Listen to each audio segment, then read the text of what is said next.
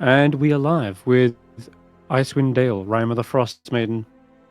Welcome back. Last session, you guys were polishing off the undead in the Dwarven Valley. Finally came face to face with the Carcassel as well. Thankfully, to the aid, you had several of the Icewind trekkers come to save the day. They bought you some time whilst you cleared out the swirling bone swarm that was inside the forges. And ultimately, whilst being victorious, it seems Akar Kessel still managed to get away by teleporting right at the last second, taunting that this will not be the last day. You have seen Akar Kessel. Now, new legend has been born. Smashface, the dwarf, has just been cleaving his way through the enemies, and now you're left with the hardest choice that a party can make. Who to resurrect with the single diamond that you have. Because after the combat ended, I rage quit the stream because you crit too much. But you've got all the undead before you, and the dwarves are laying there still as bone. Let me drag you to the map. Which one was it? Forge. I mean, if he ever shows up again, we can just go for full intimidation. We just you want to fight Roland again? Are you sure you want this? You have the potential to live forever. Do you want to end that here? I wasn't part of that, so I'll leave it up to you guys. Right. Well, I think the question is, do we want Smashface or the other guy? See, I can't even remember his name, which that tells you a lot, doesn't it? He was so unremarkable. Oh my god. Stokely. Here you go, Stokely Silverstream. I was going to say Stringfellow. That's an entirely different person. Yes. See, I don't even really know what was Stokely for, really. And whatever he was doing, I think Smashface could do it 10 times better and much more. So, I think he was destined to die. I think there's plans for him in the afterlife. Absolutely. And we would be ripping him away from that, and maybe whatever the plans are, we'd be, removing it. We'd ruin his afterlife if he died later than now. We'd be robbing him of eternal paradise. And I mean, wouldn't the argument then be that Smashface also got into Dwarf Valhalla and you're ripping him out of there? Yeah, but but I like this character more. has got more to offer the world. I think Stokely deserves the rest. That's what you sound like right now. But Smashface doesn't have this feeling like it was his destiny. He simply lost in battle. Yeah, he was an honorable death. But... he was targeted by an angry and vengeful god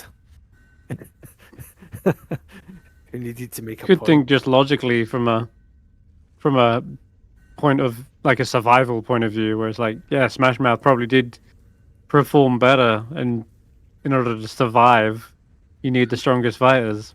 But indeed, you could also. There's one other option, and that's the really selfish option, which Snort probably suggests and says, well, "Why don't we just keep it so that if I die, then you can bring me back?" Yep. There's always that. Did you? Everybody can. I don't think Snorp can die. I think Snorp didn't die yet because the DM was gracious enough with us not to kill him. Not because I think Snorp would ascend to a higher plane and become more powerful.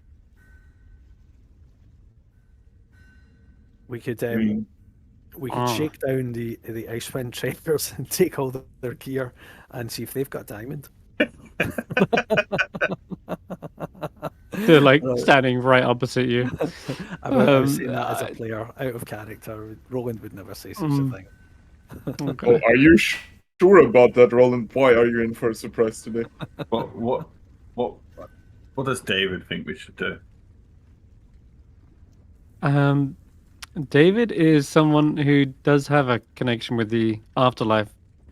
He says, I can't actually contact the spirits. Perhaps we could just ask them if they want to come back. Maybe, Yeah, let's be yelled at by Stockley one more time. I'm ready for it. Yeah, sounds good. Yeah, I think that's a very good idea. all right. Yeah. Both Hala and David kind of come over and begin some sort of seance here alongside Faith. And before long, you see him. He actually pulls out a skull, and he sort of starts whispering to it. And he's like nodding away. Whereas Hala looks like she's actually performing some sort of ritual.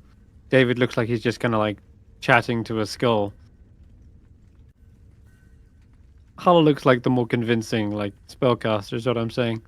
Now, before long, Smash Face's like jaw kind of opens up, and his eyes kind of flitter open. I just realized this is a revivify spell, so we have like 1 minute to decide here. I will say. Hey, Smash Face, do you want to come back to the living? I'm gonna say somebody once told me the skeletons are gonna roll me. He ain't the sharpest hammer in the shed. Not wasting time. How long is Speak with Dead anyway? Jesus, it's gonna take. Oh my god! If it's more than a minute, then. Okay, no, it's an action. But still. Smash Face says, you want me to come back? Is there more faces to smash? If so, then yeah, I'll come back. And are you Otherwise, sure are you sure you don't wish to remain there in the embrace of your grandmother?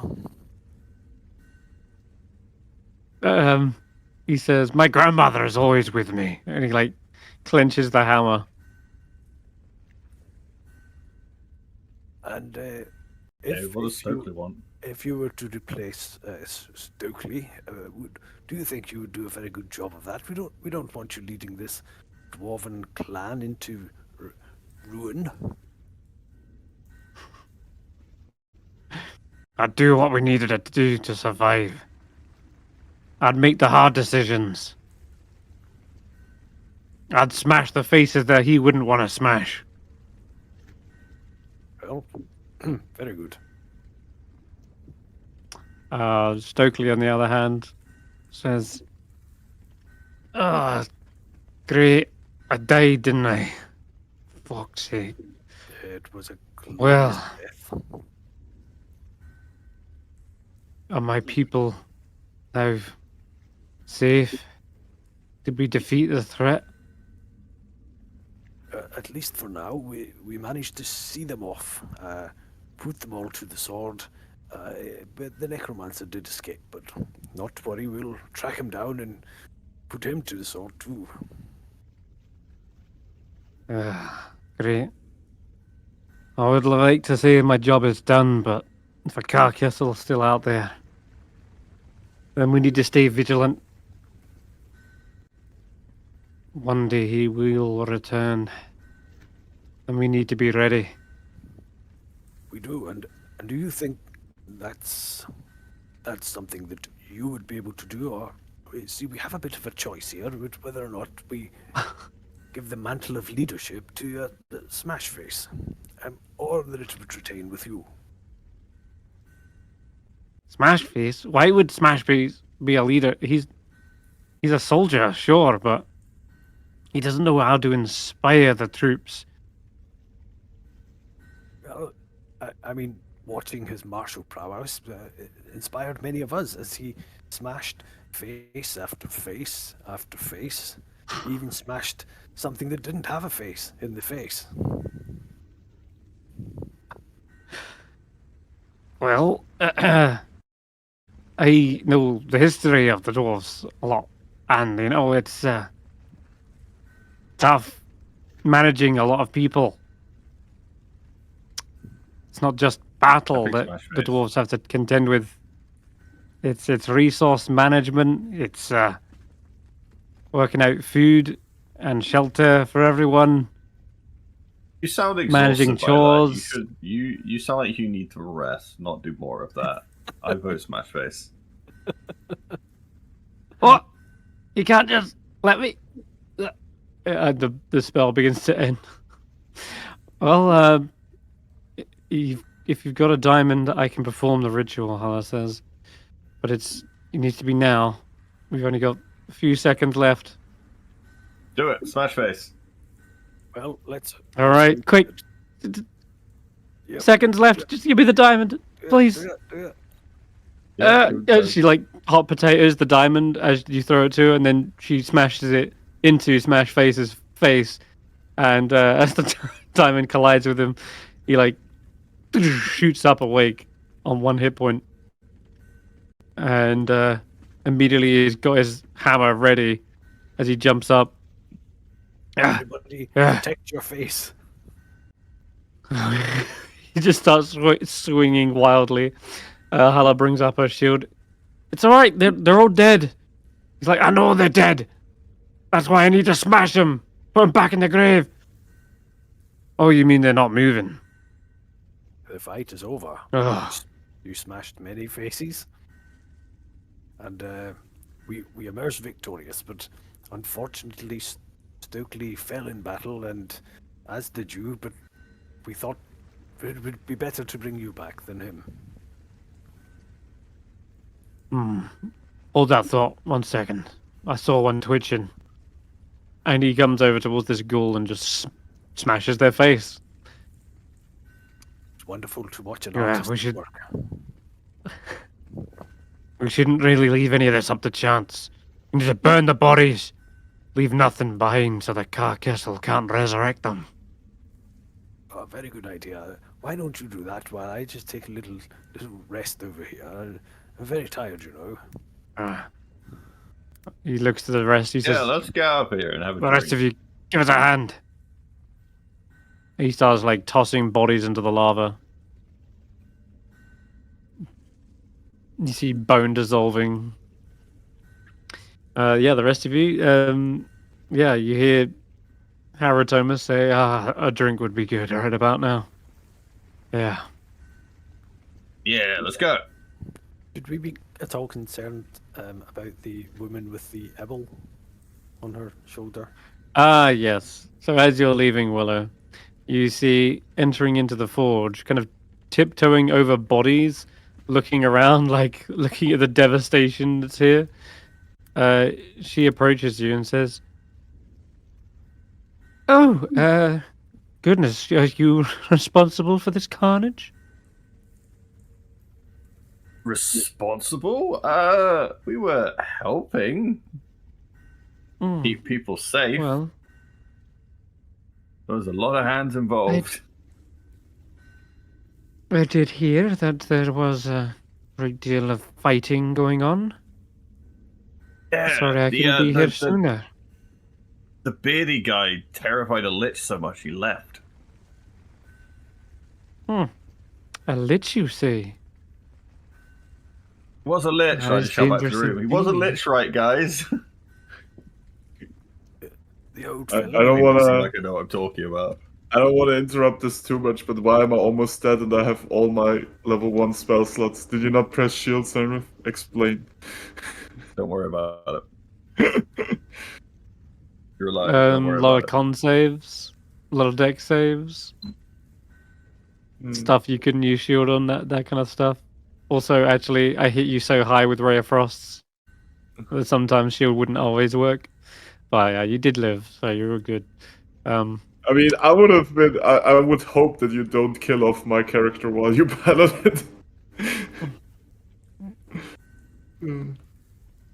No comment. All right, so Felin says, well, I'd much like to speak with you if you're able to lend me your ears at some point, but it sounds like you need a recovery period first. Let's head over to the Dwarven Valley's meadery. Me? Yes, let's go. Talk about anything you want. I start going ahead and then realize Alright. I don't know where I'm going. I'll take you there. And I think Wait, this is the east Tracker's side. going to be doing something while. Yeah, he will, but he says he wants a long rest first. He ain't just trekking out into the mountains on this elf. Yeah, you can head back through here. There's a good place to stop for a drink actually. Yeah, this way, everyone. There's a couple of dwarves who should not be alive. So Roland, unnecessarily mounted, ever vigilant, ready to strike at any moment. All right, take your first left. You'll see this is the. Why is everybody in that room still alive? Don't worry about it. Speed. Are we going sleeping? Was there any loot? Mm-hmm. You guys do Is loot? is there varieties or just one kind of meat? Are we supposed to go in there? Why is everything in there full of zombies? Oh, never mind, they're gone.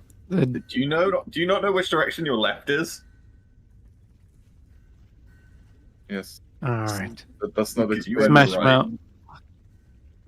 Smash face starts pouring some ales, meads. He's got these big tankards here. Obviously, we'll all a seat. Here you go. Nice foaming mug of the finest dwarven ale. Yes. Get your laughing face round that. And to a victory. Well earned. And he starts chugging. Oh, I chug with him. yeah. I try to keep up, and then I choke on my drink a little bit because I'm not as good at him. I mean, you Does can him. make it a con throw if you want. Maybe you beat him. Yeah, go on, make a con save. Nice. Oh, wow, I rolled low. Well, he's just back from the dead. Oh, apparently I didn't. I There's did another right. reason they call me. Another reason they call me Smash Face is because I get absolutely smashed, and my face usually hits the table, and he just slams down. I mean, he's just got up from one hit point. He's just got back from death, and he just starts chugging ale. He's probably going to go back unconscious, but he's snoring away. The others, the Icewind trekkers, also raise a glass and cheers your victory.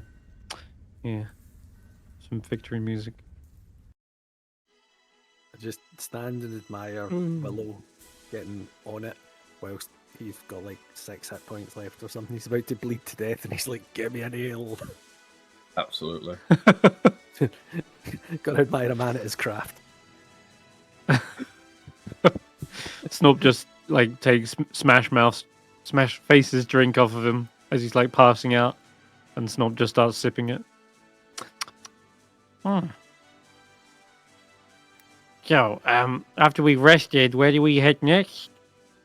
Oh, that's right. Villain wanted to talk. Yeah, I'll drag her on. Should we say that Stef would have been collecting up any of the Shardolin fragments? Yes. Putting them in Knot? Yes. I Yes, just have a lot I of will have Chardonnay in my bag. There Great was wizard needs tons, a tons shovel. of it in the last session, exploding everywhere and doing all sorts of things in the middle of the fight, but it means there'll be hundreds of it lying all over, which I imagine. I'm gonna be real honest with you. I stopped keeping track of like the specific amounts. I just entered in like a ton because it just keeps getting more. I don't think it's a specified amount of Charlene that we need or are looking for, so don't worry about it. I more say it, not to keep track of how much you've got, but to keep track that there is not tons of it lying around everywhere we go. We don't just leave it. So it's more like you've hoovered it up and it's not there for the taking of the other groups that are after it. So you're just kind of sweeping it all up, I'm assuming. I mean, how much was Last session? How much was this? Last session there were so many weapons. Every weapon that basically exploded seemed to let loose a magical surge that had unpredictable wild effects. Now, you could probably replicate it very easily, just simply by smashing the shardlin over your knee or throwing it against a hard surface, but We don't want to do that. you can also... No, but you could, if you wanted to do something in a pinch, like randomly create an explosive effect, or some of them included like teleporting 60 feet. Some of them included resurrecting. So they are like wild magic surges in a jar, basically. So Well, something to at least bear in mind. Maybe Stef will return with a lot of hand grenades. Unholy hand grenades. Oh no. All right. Anyway, They are all in your bag of holding, though, so you're good. You After you've had a do moment something. to... Oh, go on. No, Roland wanted to do something he messaged me about during the day. Okay. it wasn't so much that I was wanting to do it, but just checking if you wanted to do it. So we don't need to get into that just now. We can keep that. As I said, I'll leave it up to you. I will put that forward. It's probably the you're not gonna get the chance to do it for a long time. Yeah. Well, there's no rush to do it then. There's no need. We don't need to do that just now. The only thing Roland would want to do is speak probably to Ashanti, having noticed her being a cleric user, and I think, is she a shield user as well? That's Hala. Was that Hala is the cleric and shield user.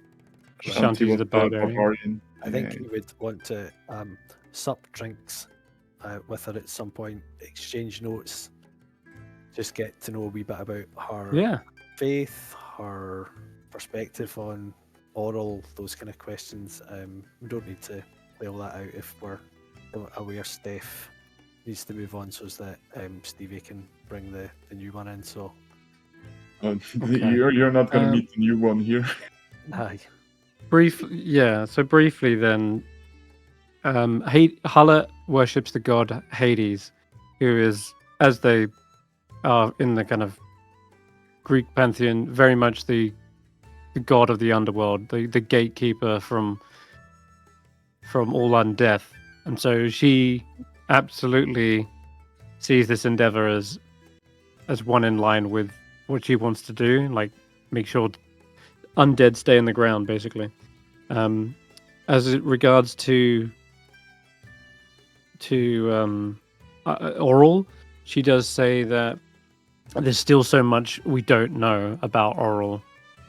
That said, what she's doing to the land, enforcing this freezing cold winter, is clearly like an unnatural state of things, and Hala wants to maintain a balance. But more so than anything, she puts her own kind of wants and desires aside and tries to do whatever's best for her faith, basically. Like, she tries to be a loyal and devout follower of Hades, and if there's undead, they need to be put back in the grave.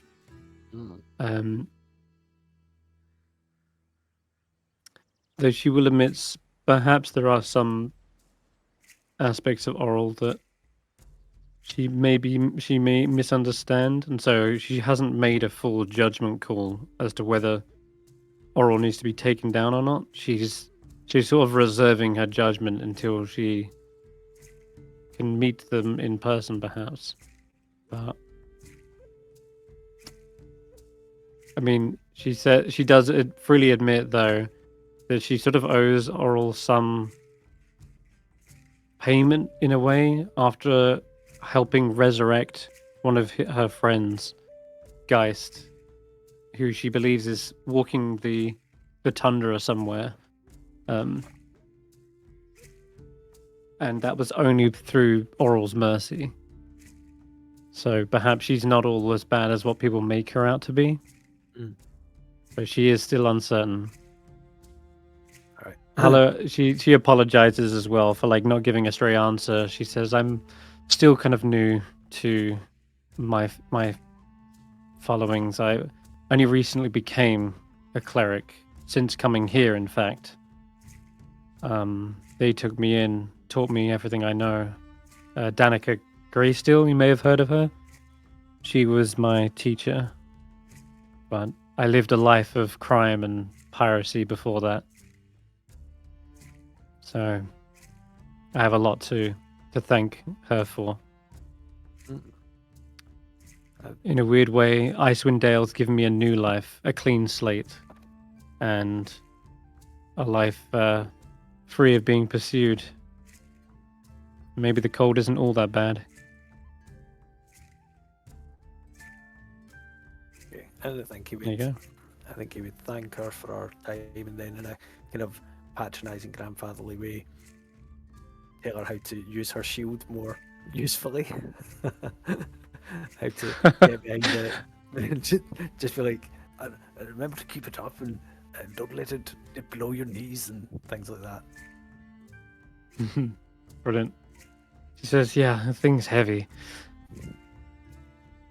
She says, I do have one of these, though, that I tend to use. And she puts away the shield and pulls out like this long spike. And it looks like a hammer and nail that you can like hammer into someone, like a stake. And yeah, it has this kind of sheen to the point. It's very well crafted with like dwarven runes down the side. I wonder if I've got art for it. Hold on. A weapon. Yeah, a weapon. It's called Spiker and Striker.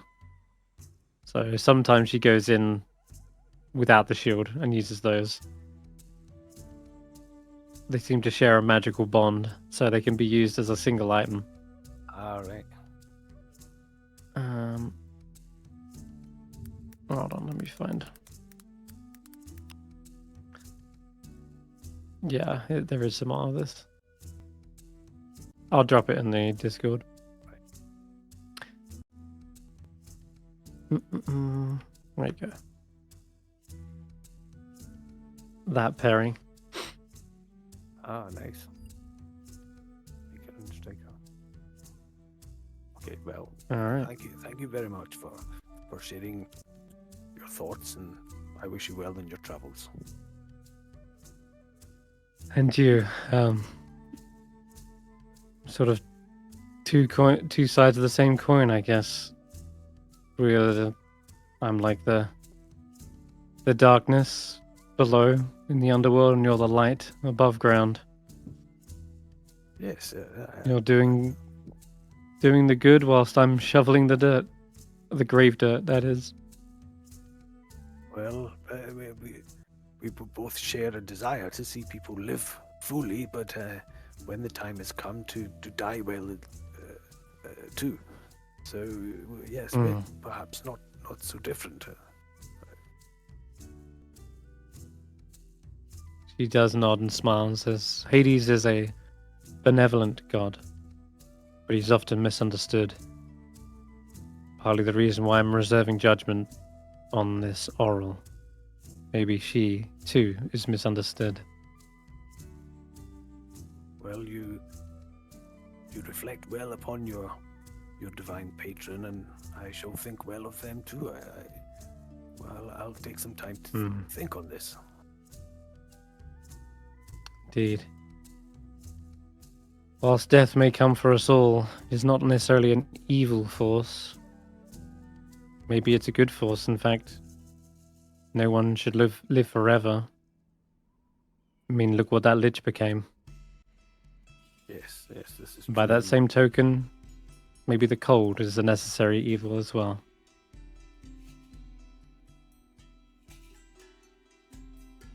In reason. Hmm. Just because the cold can be good doesn't mean that too much cold is good. Yeah, I guess you're right. Extremes in any regard are bad. Which is why I'm leaning towards maybe trying to restore the balance, but without trying to come to blows with the goddess. I would think that would be a little bit out of my wheelhouse. God killing Unless it, you're extremely handsome like me, I say as I pull out the rat and gulp it down. Oh. And me. Yeah. Smoke These says. guys seem to have handled it okay from what I heard. Well, they Wait, got back you here You alive. fought a god? I didn't, You but these guys fought did. Oral? No, it wasn't really.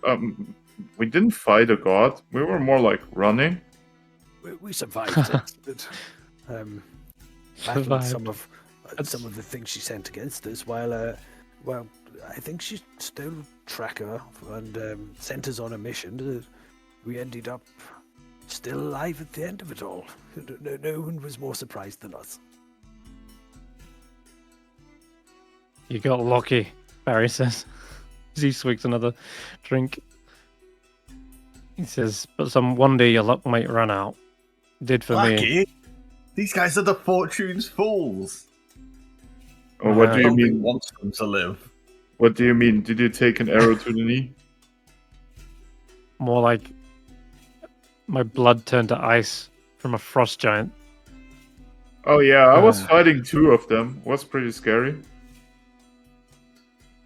Oh, great. You're going to rub that one in as well, are you?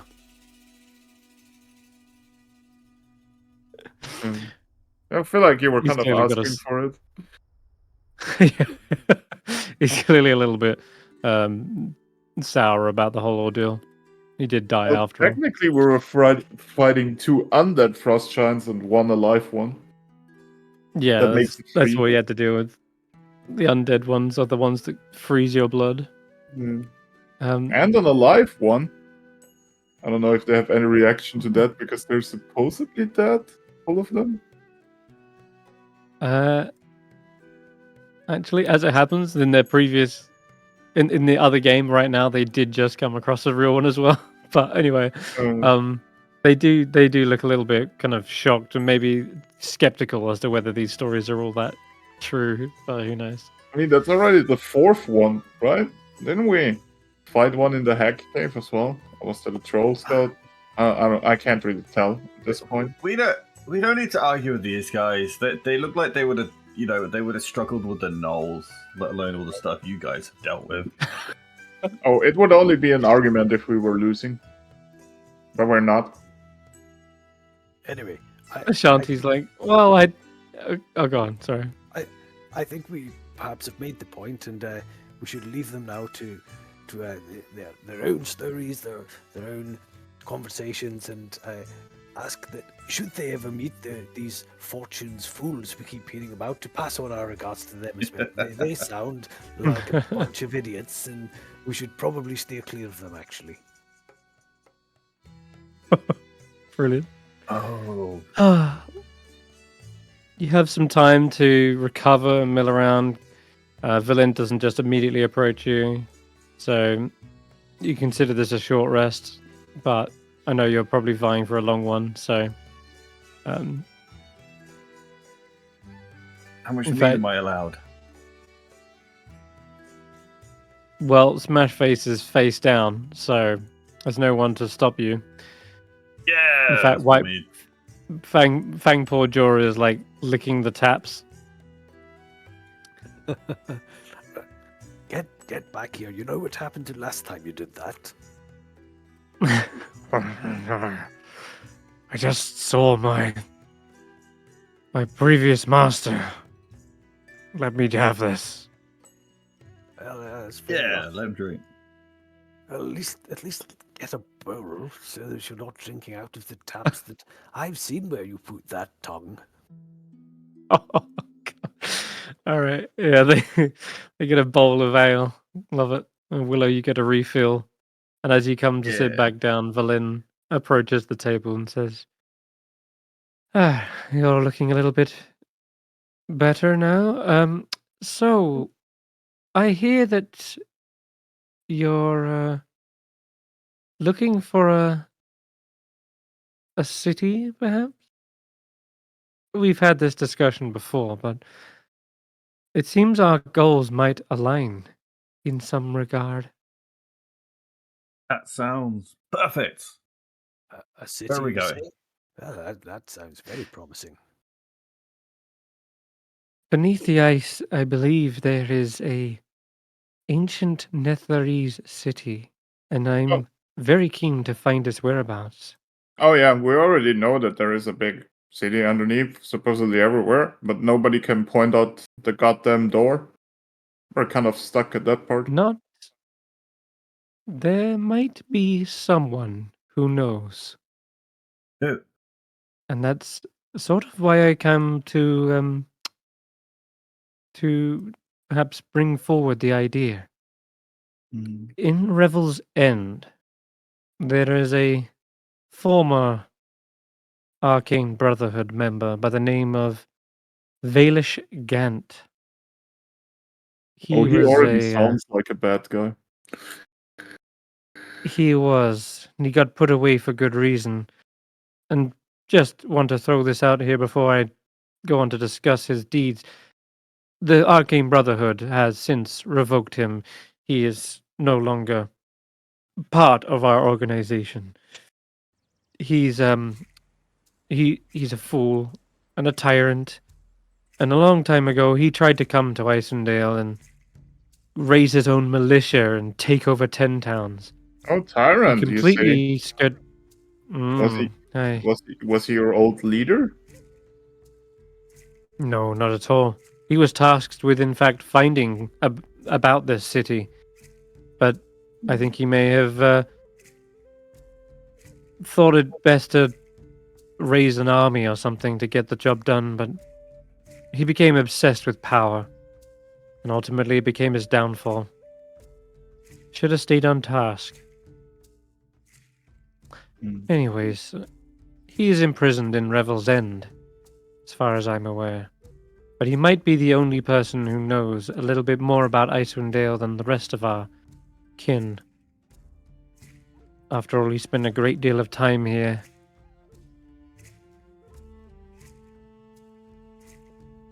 The only issue is, I doubt he'll be giving over this information willingly, especially if he stands to gain something. But it might be our only lead in finding the entrance. Keeping his head should be a pretty big motivation. I see. Well, as adept as I am in necromancy, there's no way to necessarily force an answer out of him. Yeah.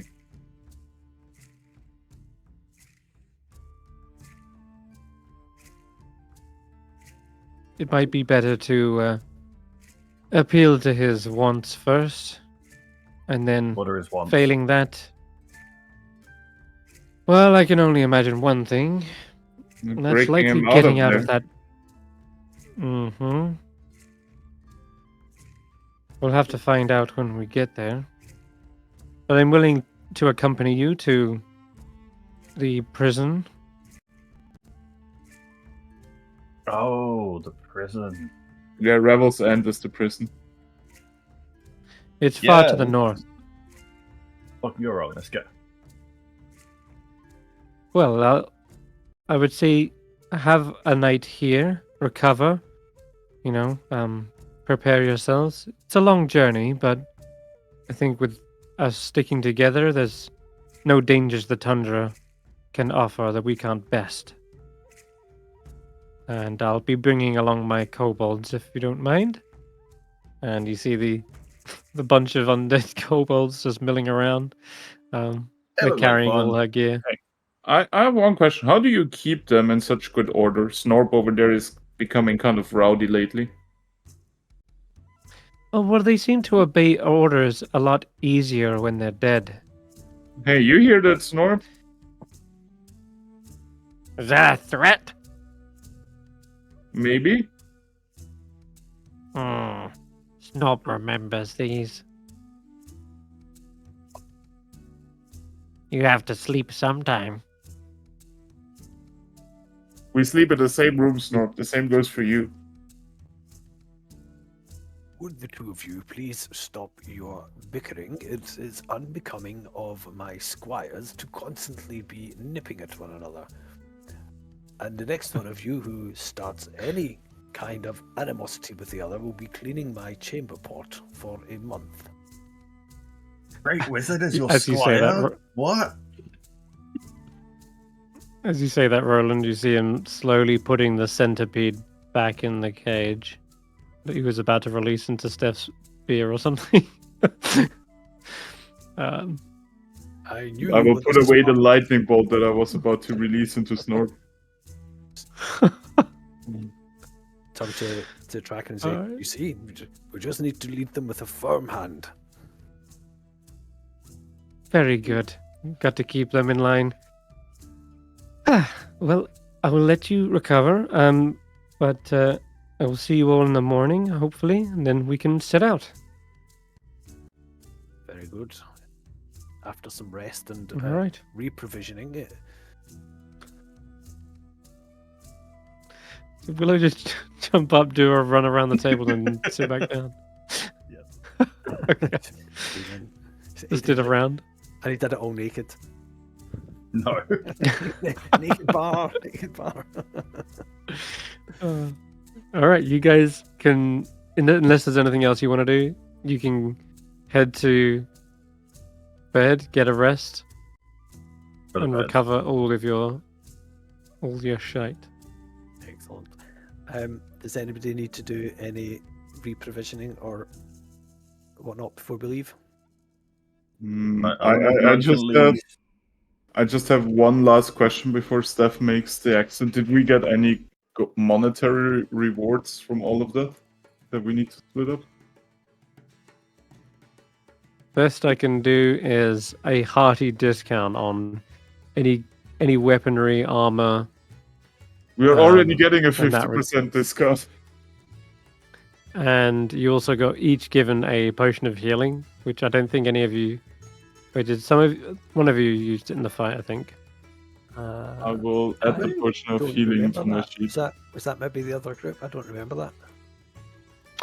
Okay, well, if you don't remember, then I'm telling you now. Yeah. You I have see a potion of healing.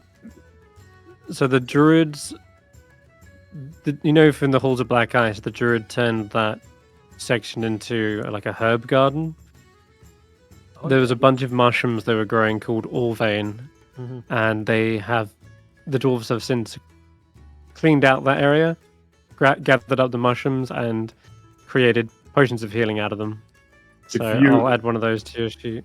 If it means anything to you, Senrith, I clearly remember you saying that about the mushrooms. Okay. Yep. Then Thank you. I've added one to your sheet. Can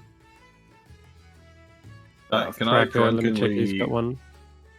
drunkenly sneak into someone's private quarters and claim their bed for the night? Yeah, certainly can. This looks like a good bed. Just don't turn into a cat again. Oh no. What do we get up to this night?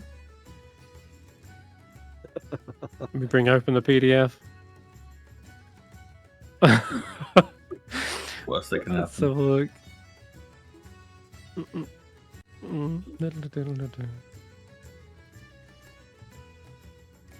Where is it? Do you actually have an exit plan for me, or are we just improving? No, we'll get to that in the morning. But Okay. let's have a look. Xanathars, okay. Carousing.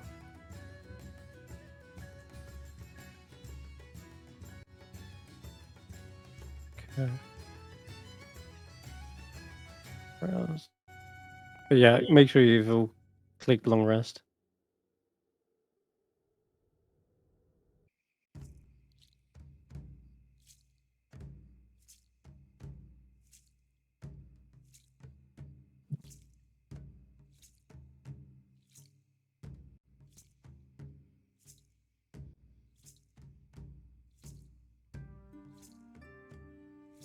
Damn it, how do you spell carousing?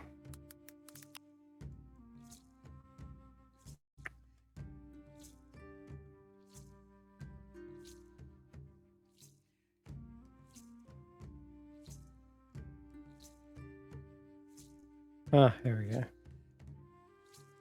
All right.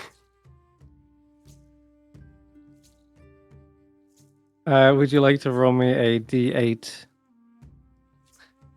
8. Okay. 5.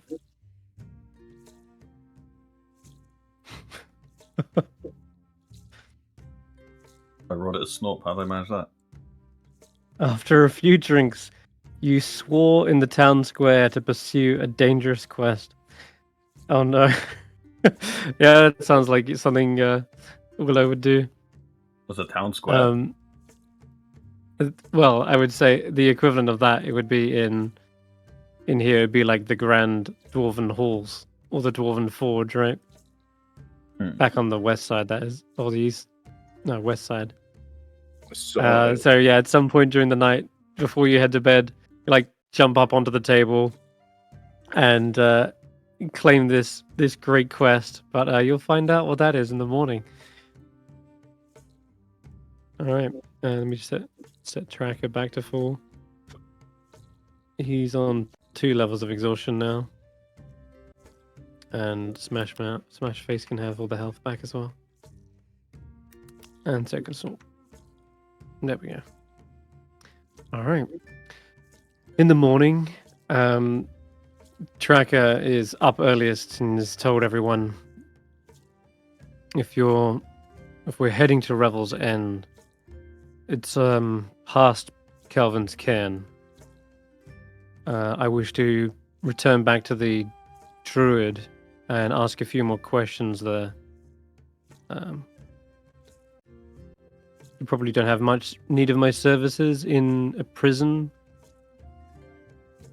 There's a druid? Let's go meet the druid. I think you want to talk to him alone. Yeah, she's the one who gave us the runes, and he requests the return of all the runes that she gave you guys. Yeah. The rune of preservation and that. Yeah, you hand them over. He says, I won't divert you or want to slow you down climbing a mountain. So I'm gonna go ahead, get a head start, and climb up. If you're still at Revel's End by the time I'm done, I'll catch up to you. Well, safe travels, Tracker, and mind how you go. Don't die. All right. Bye-bye, big cat. He gives a nod. See him setting out with his backpack in tow, and yeah, heads out into the flurry of snow. Put his shirt on or some clothes on. I get cold just looking at him when he walks about. Taps off. Or do you want to give him a hug as well? I do not. He can look after himself. He'll be fine.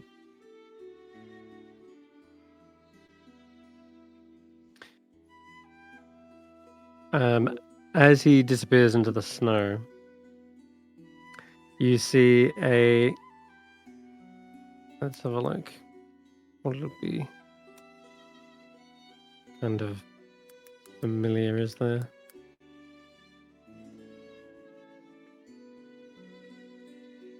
Octopus owl. We'll say that you see a bat flies in and comes to rest hanging just above your table as you're having breakfast in the morning.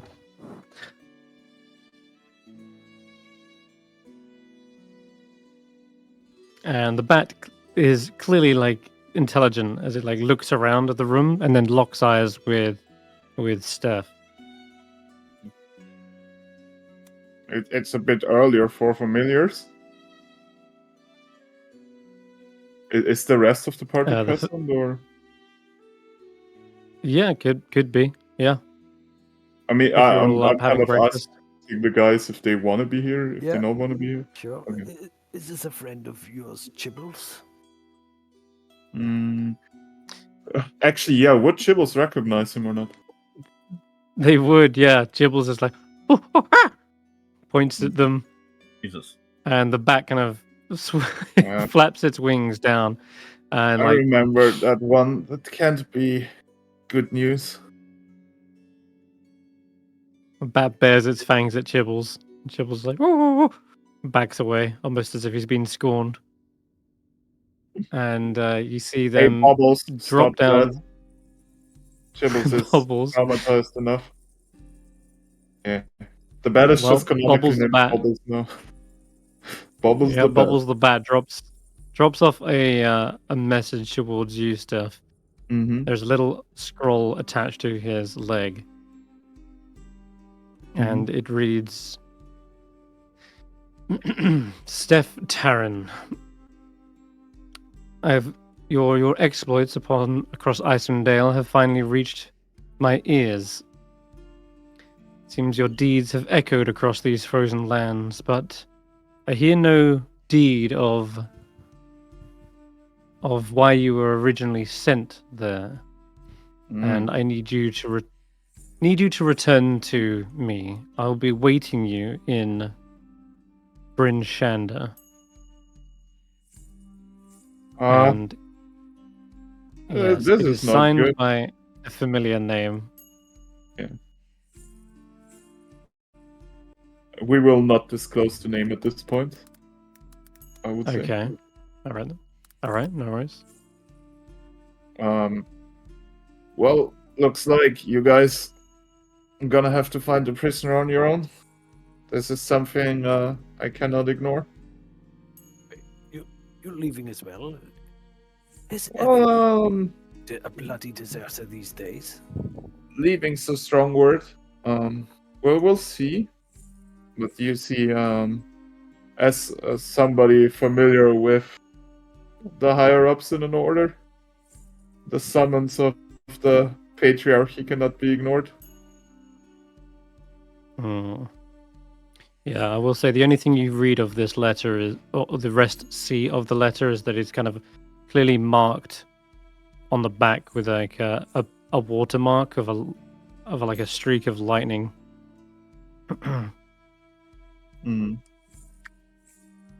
Well, yes, indeed. You'd better go and do what your superiors are asking you then. Well, how hard can it be, Roland? You just have to get this guy, post his bail, get him out of there. Yes, He'll manage without us. Will you be contributing any of the finances towards that, Steph, or is I'm sorry, I really have to go now. Bye. Yeah. In just like that, Steph gets up in a hurry. It looks like this letter is something of a very important detail.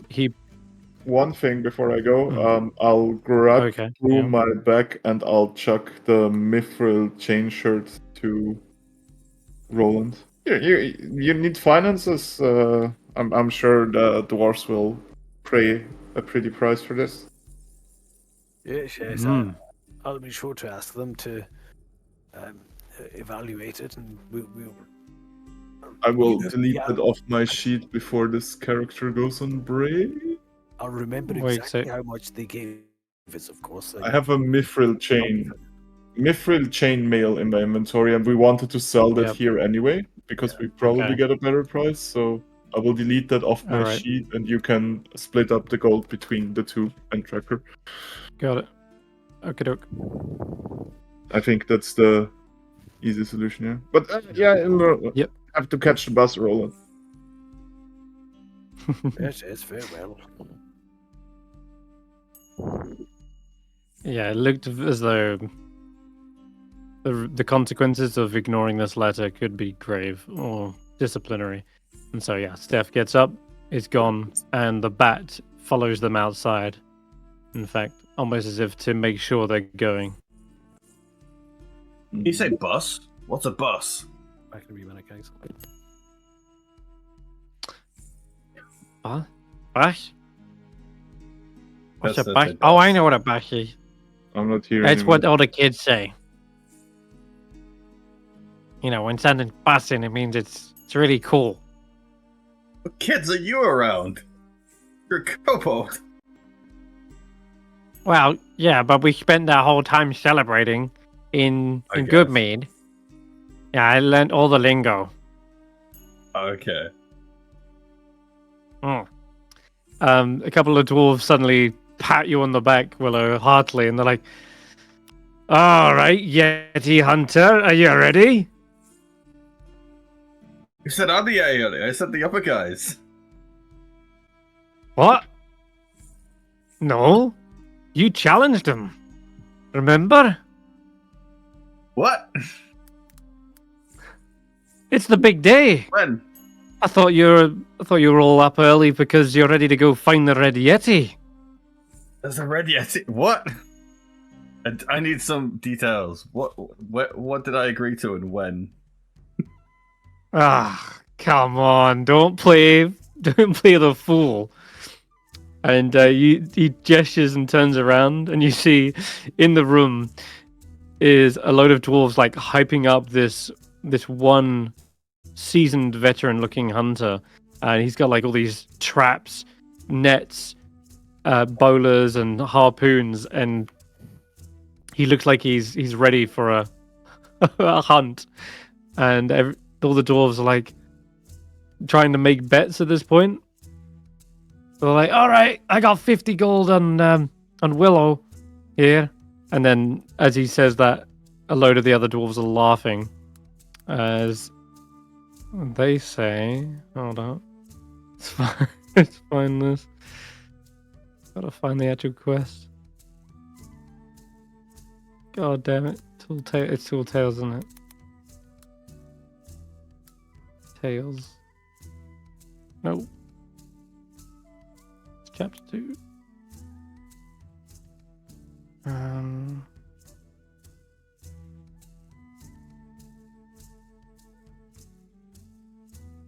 Tall Tales.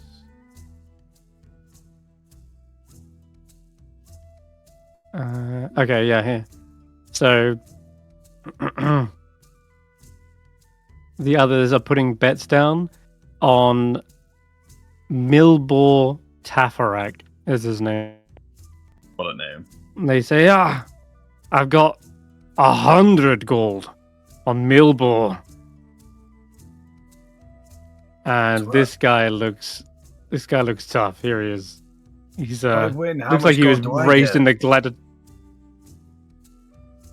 He steps up towards you and says, "You won't win." Wait a minute. I'm sorry. I think I must have dozed off for a minute. What the devil is happening? It's some boring tough guy. You know, it's like, what do I get if I win? You won't be winning. Don't even entertain that notion. You might answer my question, Roland. Apparently, I agreed to find a red yeti. Have you seen any yetis around? I don't even. Don't tell these guys. I don't know what a yeti is. You might as well hand the 300 gold over now. That's the bet you made. Okay, that sounds good. You better not run and hide. I intend to come collect. Do you even have 300 gold, Willow? Yeah, sure, why not? How long do we have? Like, when do I need to be back here? It's not a time limit. It's the first to find the Red Yeti. A beast so terrifying and cruel that its fur is stained red with the blood of its kills. How do I find you to tell you that you've lost? That won't be necessary. But if you do find it first, well, is there anything you want me to put on your tombstone as it rips you limb from limb? I can bring your body back with the head of the beast. Any family I need to deliver your corpse to? I don't have a family per se. Shame. Then I'll just be taking the gold from your corpse. A man that would never turn down the drink. Let's go find it. Make sure you're carrying the. Make sure you're carrying the 300. Yep. Hey, Roland. How good is your dog's nose?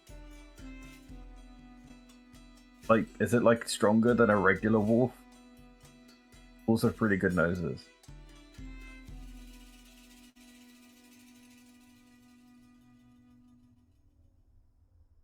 You see, in the corner, White Fang has laid down with their like paws up in the air after having drunk so much.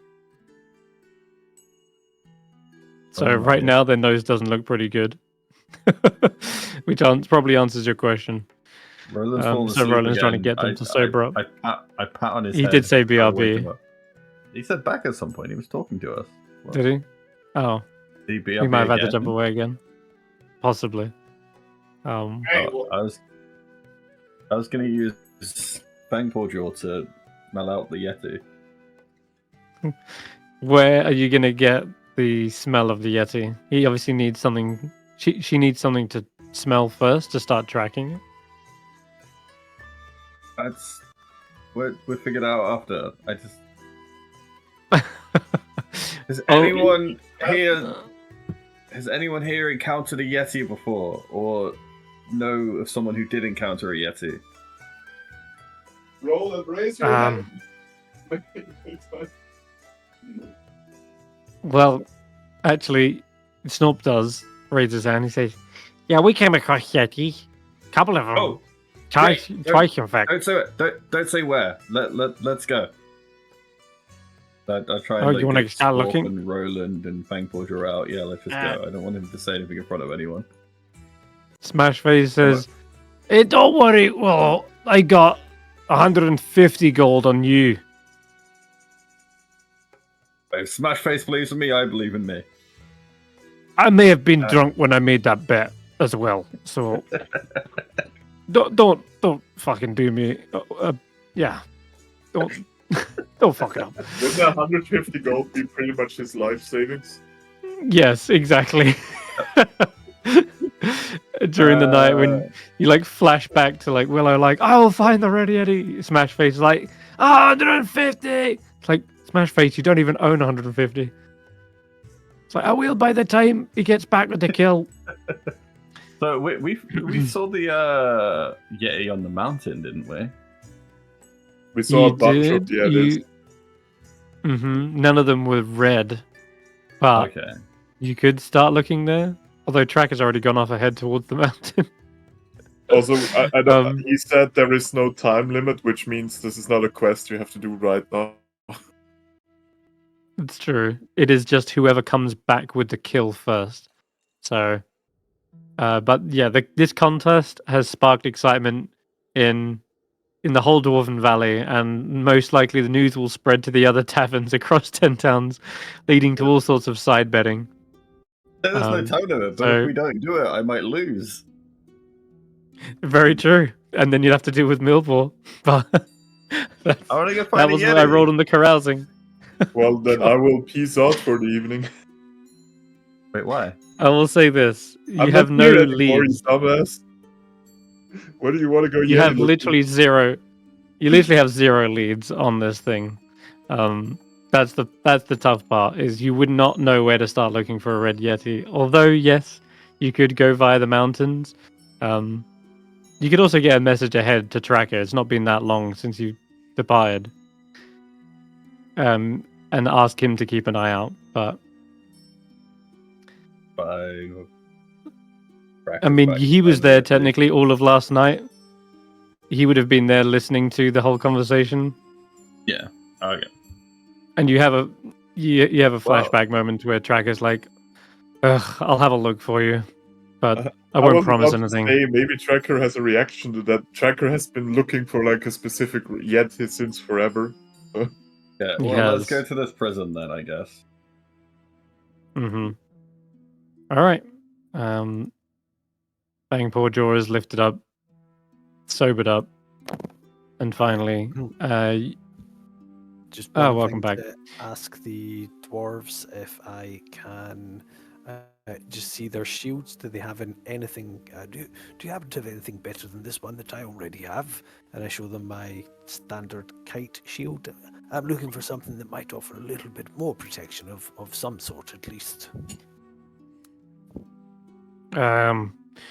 Not necessarily more protection.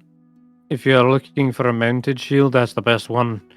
Unless you're talking about magical enchanted shields, in which case think you're out of luck there. Very good then. That's all I needed to know. Thank you very much. And oh, one last thing. In the course of our adventures, we've come across some armor and these dragon scales. I wonder if they might be of any interest to you. And I show I've got 5 ancient dragon scales. We'll probably make very good crossbow bolts or arrowheads or something. And the mithril chain. This is something well suited to your skills in the mines and the forge. Where did you get these dragon scales from? They were from the Frost Giant Lodge statues in the Frost ahead? Giant Lodge. Yeah. Yeah, okay. So being they were just like the heads, it wasn't that many scales. It's not like you strip down a whole corpse. Yeah, I think I've But got they kind of look at him. Give me a persuasion check for the scales. Okay. Because they say, it's not bad. There's not normally much we can do with that little scales, apart from like a decorative use. If we wanted to make an armor, we'd need a lot, and how often do we come across dragons? Not very often, but if we ever find some matching pairs of scales, maybe we could make a full set eventually. So it's a long-term investment kind of deal here. Best I can do for you is 25 gold. I think that would be very useful. I could put it to better use. They're just clutching up the bottom of my bag. I thought maybe we could make some arrows from them one day, but do you know, the money would be more useful at this point. All right. And as for the chainmail, that's in pretty good nick. I'll say that together with the scales, we can give you 463 2 gold. I'm just gonna divide that real quick. Right. But it's this 462 gold. Smash Face is the one negotiating with you, it seems. So if you want to divide that between you guys, you can. Okay. I'll add that to tracker sheet. Did The 4 of anybody you. else? Did anyone else collect dragon scales? I can't remember if we all took a few. I don't remember. Oh, Roki would be away with his anyway. Stevie, do you remember? Remember what? Sorry? Did you collect any dragon scales from the Black Lodge? Not the Black Lodge. I do, in fact, have them, but I'm no longer there. Ah, okay. Well, Well, so even if the others had them, they're gone. Tracker doesn't have any on his sheet, and he's rather meticulous with that. So Yep. I'm going to add 115 to Tracker anyway. Okay. Everyone else, go ahead, add that as well. 115? Yeah. At 115 gold. Wait, are you dividing it by 4? Or what am I missing? That's divided by 4. Divided by 3. I've already divided by 4. Okay, whatever. 115 gold, you said, so 4... Yeah. 4, 6, 3. 6, 3.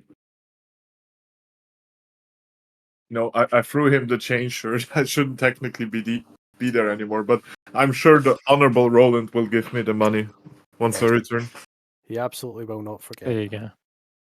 Oh, you will forget. But... All right. Let's go to the map then. Sorry, it's only lore accurate if you forget, Roland. Indeed. Roland's now the oldest character in the pie. Also the oldest person. He was always the oldest character in the party. I'm actually... Yeah, I'm talking about the character that's been in the party for the longest. I'm just Mm, noticing well, that's God. only 150 away from getting full plate. That's quite cheery. If we get it from the dwarfs Ooh. at that half price, so anyway, Mm. sort that All another right. time. With Yeah. filled in. She's got a whole kobold dog sled ready to go. They pull the sled. They are the dogs. And you see she's just sat on the back. Oh, right. Are you ready to set out? Yes, Is your I believe we are, and Wolffang Beard Paw Jaw Face is ready. I think, having drank a little bit more water.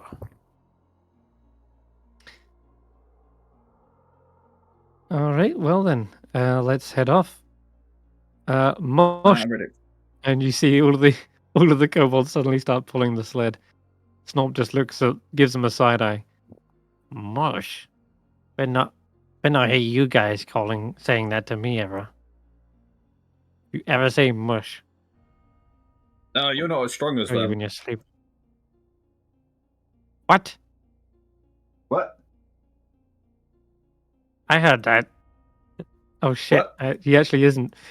He says I make up for it with ingenuity. Yeah. It's like watching the debate between intellectual giants. It's really quite inspiring. What? What? Which is what? It's really cold out here. It numbs the ears. It is going to take quite a long time to get here, like a full day, I reckon. There's a harsh tundra between you and Revel's End. You got to cross the frozen river at some point as well. But as I've said before, I think most of you are fine in terms of the cold at this point. But I'll check in with the weather anyway, just in case it's not a sleet storm. It was a blizzard. It's been a long time since then. But it's a light snow, Yeah, so you're fine. At some point the weather thing was showing up in the dwarf's place. Screenshot of Yeah, it. that's when I can drag it as a tile onto the map.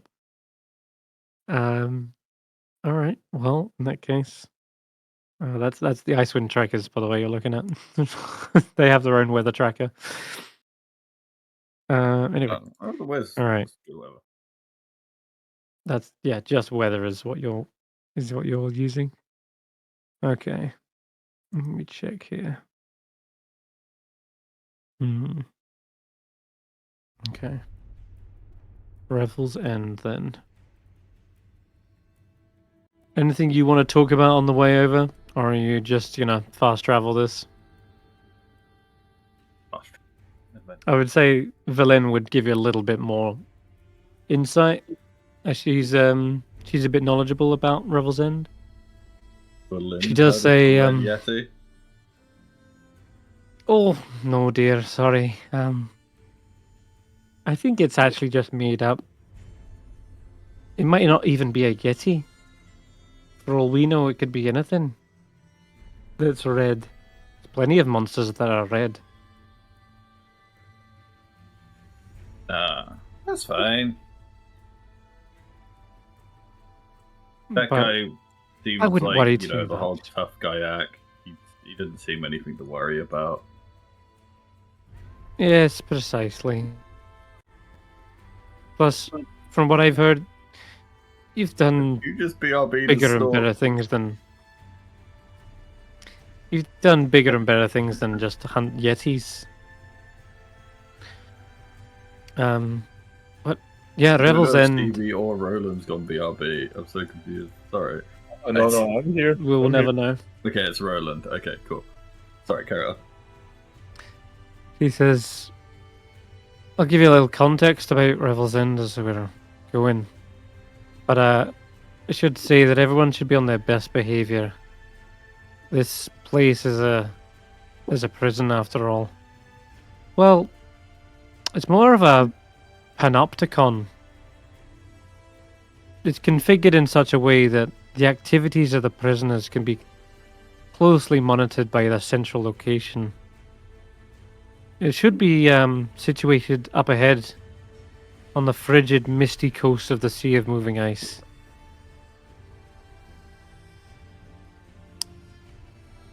But yeah, we'll probably be introduced to the Lord's Alliance there.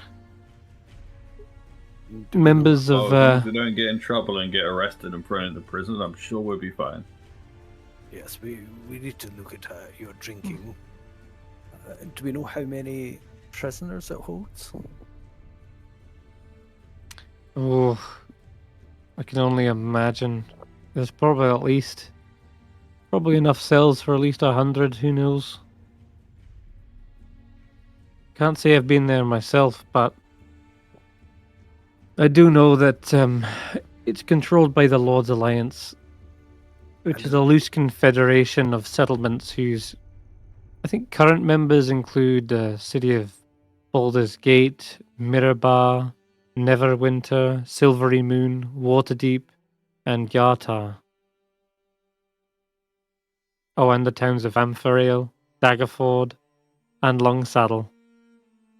Oh, and the dwarven stronghold of Mithril. I mean, this everyone. This is like the biggest prison in all of the Sword Coast. And probably the one with the fiercest incarceration rate as well. And what kind of things would the prisoners be held there for? Incarceration of the most serious offenders.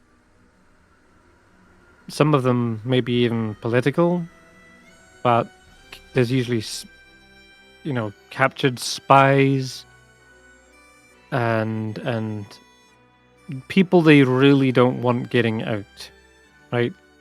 People who don't want people who want to be locked up and away and forgotten about.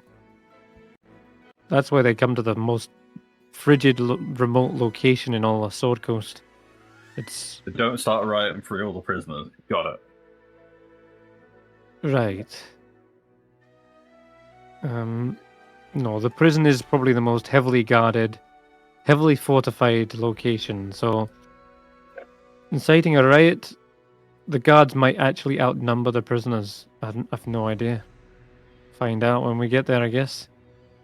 Who pays to feed all the prisoners? Since the weather's got worse and food's more difficult to come by in Icewindale. Well, how expensive it that is- place has gone up and up. It is attached to a massive dock. They might have some icebreakers that have been able to cross the Sea of Moving Ice. But I don't imagine trade is an all-time high. It is probably rare when they get supplies, but I have known ships to come in and out. So it's one of the only ways to get into Icewindale these days.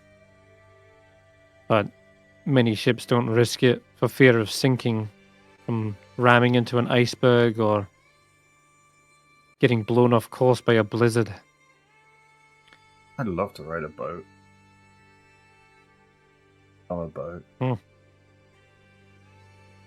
You wouldn't want to in these temperatures. Keeping warm on a boat is also dangerous. You'll light a fire somehow.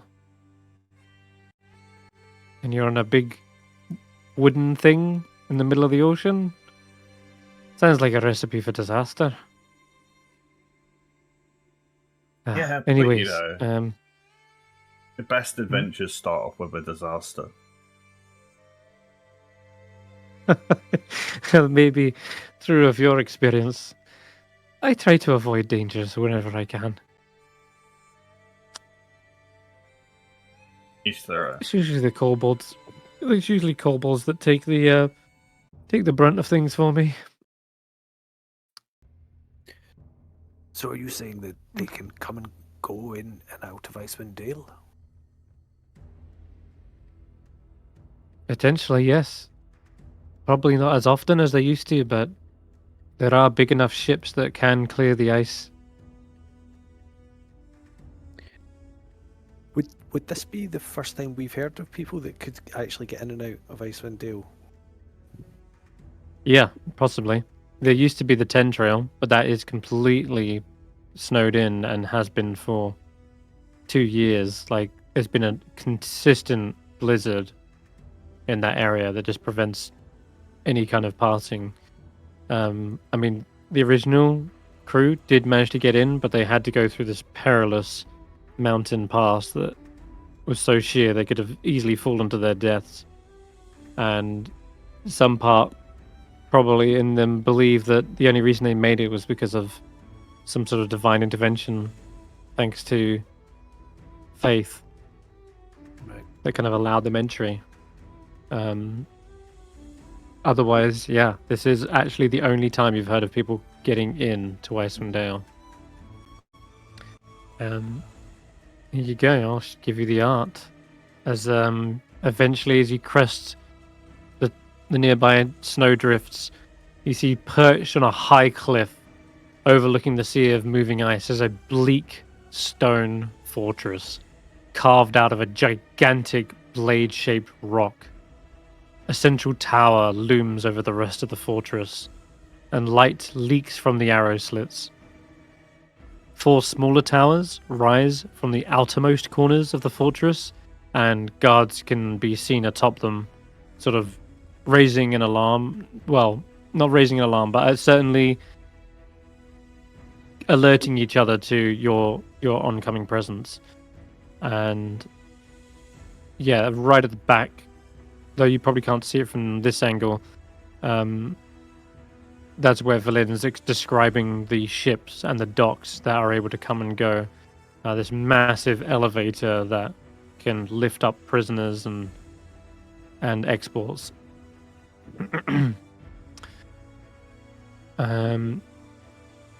So, yeah, there are many guards on watch in cold weather clothing stationed atop the towers, and does appear as though they're kind of starting to hail you as you're approaching within earshot. Imagine stealing that And- boat. What an adventure that would be.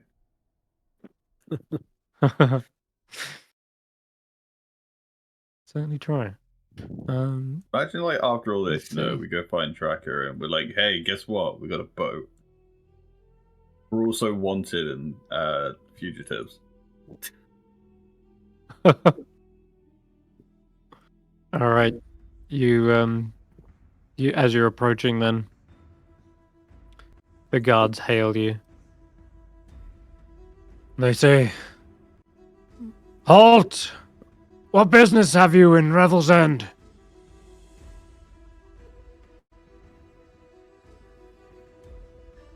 But will you talk Valine or are we supposed to talk? Oh, you can do the talking. I don't mind. But for now, we'd love to seek some shelter. Oh, yeah. We also want to visit a prisoner as well. We allow visits. And she starts. Visits? No idea who would want to visit this scum. Well, Apparently us. yes, we believe that one of your guests here may have information that would be useful and of benefit to the whole region.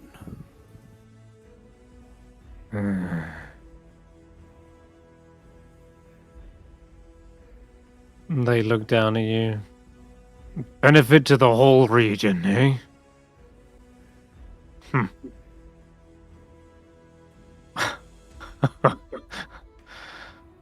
Go ahead and give me a persuasion check, Roland.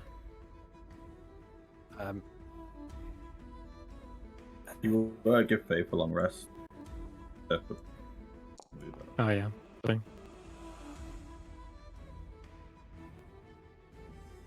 There we go. Sorry, I've been quiet, guys. All right. So Guy 17, and they go, I can't imagine what grand revelations the prisoners here have got about anything that would help Icewindale. But I've heard crazier things. If you wish to deposit your mounts inside this stable, and he points down, no animals are allowed inside. That includes that monkey. There you go. Deleted. You want to tell the big wolf guy he's not allowed in, you can tell him yourself. Oh, I'm sure she could do with a little bit of rest after all her carousing last night. I'm not an animal. No, but they don't know that, and that might be to our advantage later. You know what? I miss Tracker so much, it feels like he's right here. I said no animals. Poof. Tracker disappears. So does Juniper. All right. The prison guards come down and start to escort your axe beaks into this stable here. Is there a reason I cannot see? Is it dark? You should be down here. Oh, there you all are. You sit up in the darkness, far away. You know, I've been moving the screen about for ages going, I can't see a bloody thing. I think I'm becoming the character. Your mounts. Let's check. We got Beaky. I forget who else we have. Becky. I'll just put a couple of axe beaks in here. Fangpaw Jaw does not look pleased about being stuffed in with the other chickens. Just keep an eye But- on them. How does he react if I try to open this door? Like, okay, let's It go is. in. You can try. I will. It's locked. Why is it locked? I thought you were letting us in. Mm-hmm. But we're also not idiots. Do I look like an idiot to Just 'cause you? I'm going to go and manhandle Willow and say, let's try not to provoke anybody. We don't know what we could be facing here. And I'll say to the guy, forgive my squire. He's a little bit recalcitrant. I provoking? He's what? I was having a laugh. What I mean is, he's a bit of a pain in the codpiece. Oh, yeah.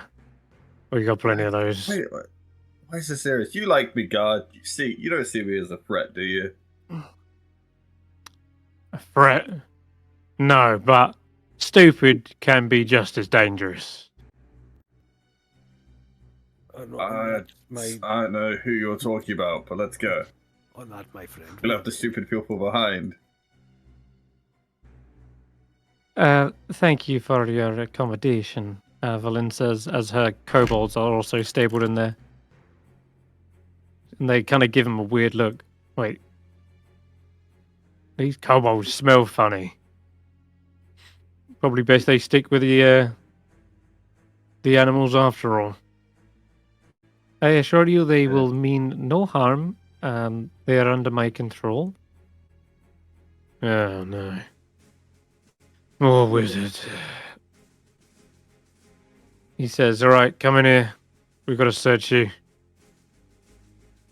Oh, is there anything that we're not supposed to have on us?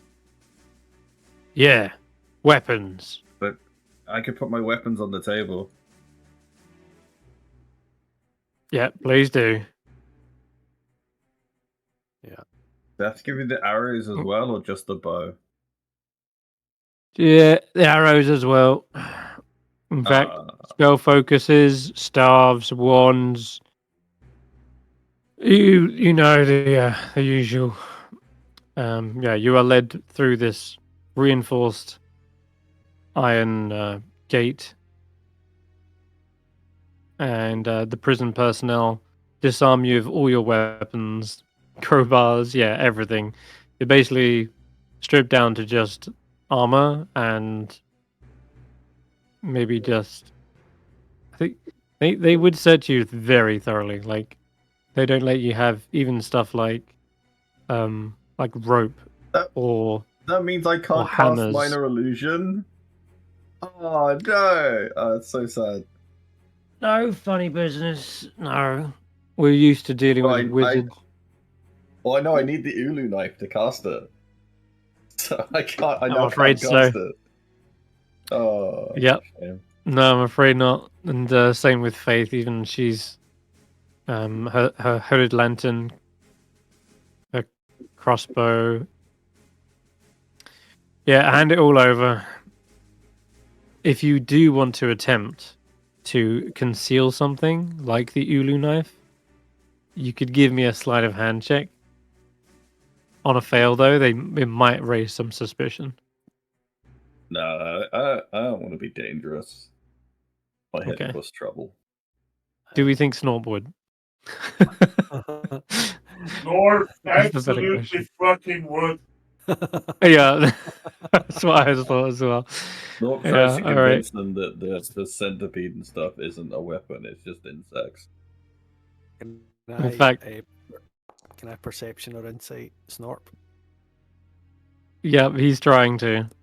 He's like, he's trying to like hide some centipedes. He's trying to hide like his little inventions, like his glue bomb, his snap trap. It's no use though. They're all too like ramshackle, and you see the other guards are like, wait, aren't you supposed to be in the stable? He's like, no, I'm. He's with the me and the beardy guy. He's not one of Belane's. How would you describe them? Assistants, helpers, groupies. Yes, assistance. And if you're coming in, then you gotta hand it over. And what over? Oh, give him your weapons. Snort sort of relinquishes and says, Let him keep the centipede, Fine. though. It's his pet. He's gonna get grumpy if he can't pet his pet centipede. I said no animals inside.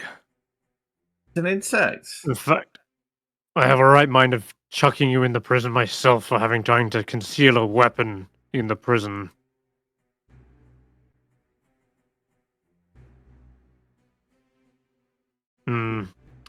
I don't trust this one. You can stay in the stables as well. Ah, man. Don't get bitten and turn He's into a dragged- zombie. He's dragged back to the... Yeah, yuck. I'm gonna stay with the stupid undead ones.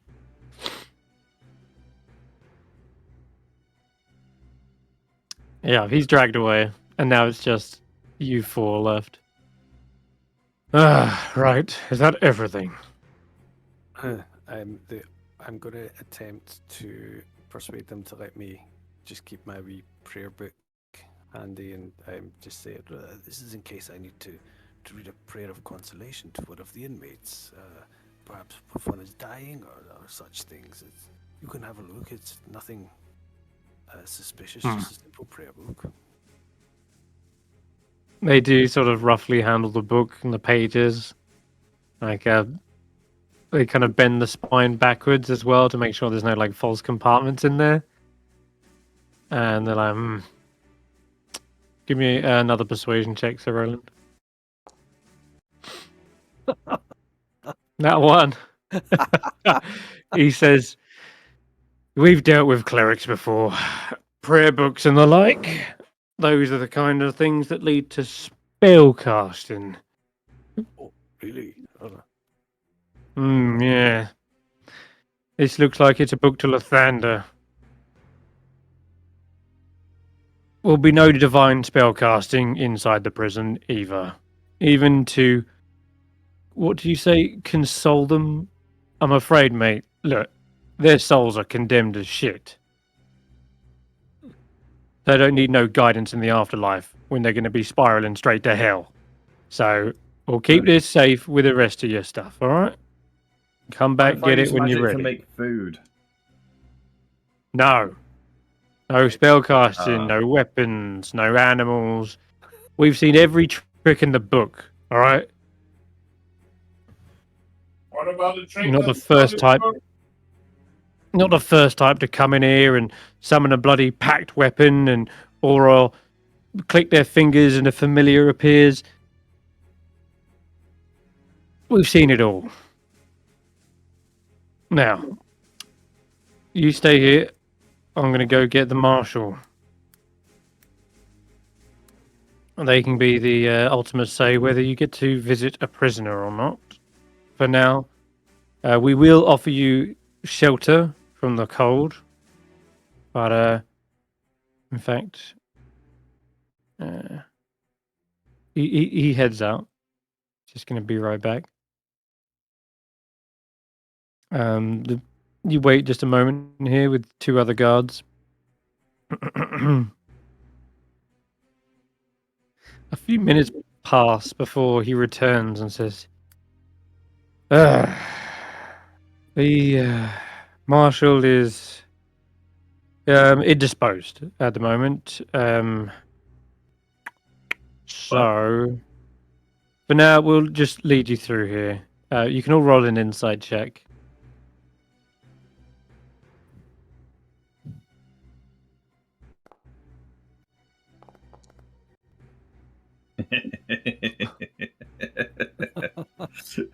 Oh dear. Let me roll for faith as well. Insight is actually... Hey, there we go. Okay. She's going to raise an eyebrow, but she'll keep that information to herself until you're in a private moment. In the meantime, he says, yeah, she's a very busy woman. So, like I've said before, you're welcome to come in, shelter. There's a warm meal. Please follow me. And you'll be escorted to the there's another kitchen. door. Mm-hmm. See this door? Evelyn, are you joining us? Oh, very well. Yes. She starts following you. And you are also escorted from behind as well. So there's 2 guards that kind of like follow you in. They close and lock the door behind them. They say, all right, there's warm meals in the kitchen, or you can grab yourselves a plate here. Privy is through there. Beds as well are down here. And you'll have to await the marshal's when she's not busy. When she's not busy, we can discuss which visitor, which prisoner you want to visit. All right. So, all right. Yeah. Stay warm. You see, there's other guards as well here. I'm not going to drag them all onto the map, but there's at least like 24 other guards here that are off duty. They're not wearing like their armor, or they're not like armed with weapons. They're just here to like enjoy a meal and the such. But you can perhaps find a table that's maybe towards the end that hasn't got as many guards like situated on it. And so I'll just drag you over here. Oh, I tried to drag myself at the same time you did. I see 2 of me. And Faith says, That was fixed it. he seemed to be a little bit dodgy about what the marshal was up to. Look. She looks over her shoulder. He looks almost a bit disappointed. I don't know, like, or peeved. About? Like, about the marshal. Oh. You saw him roll. Didn't you see him like roll his eyes and like sigh and shake his head when he said she was indisposed? Do you know, sir? Doesn't just mean drunk? Well, Well, that's the word we use when we're speaking about you, Willow. He's indisposed again. And it immediately makes me think she's bloody drunk. I also You're noticed... saying we should investigate? How do we investigate this? Well, you're the brains of the outfit, Willow. What would you suggest? I don't know. We can't use spells or anything. Wish I could just like turn into a rat and sneak in there. Give me a stealth check, Willow, as you're saying this, just to keep your voice down.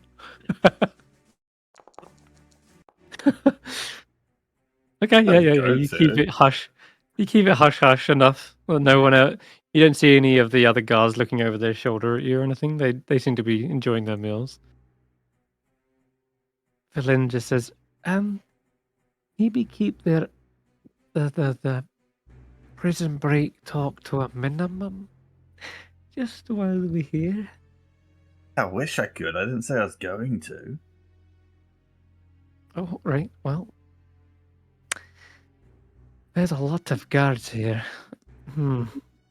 She does lean over to one of the guards and say, if you don't mind me asking, as I'm just curious, just how many guards operate Revel's End as a whole?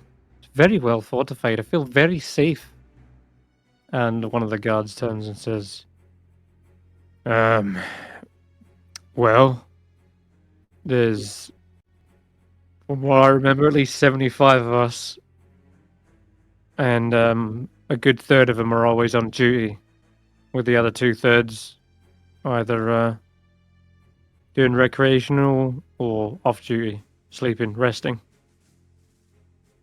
Oh, very good, very good. That's amazing. And you feed them all? Especially during the winter, that must be very harsh. Yeah, well, we get imports. Big ship comes and delivers it. That's why you're eating the good stuff. And he does gesture. There's like, good like meat, like legs of lamb. There's like cabbages, carrots, like the vegetables you have not seen grown in Icewindale for the longest of times. But yeah, it's plenty of good produce. There's more in the kitchen where that came from too. So, we just ask them what's going on, or if they know what's going on. Maybe they need help. Maybe we could help. For a place like this, could pay a pretty penny if they have issues that guards can't help with, but we can.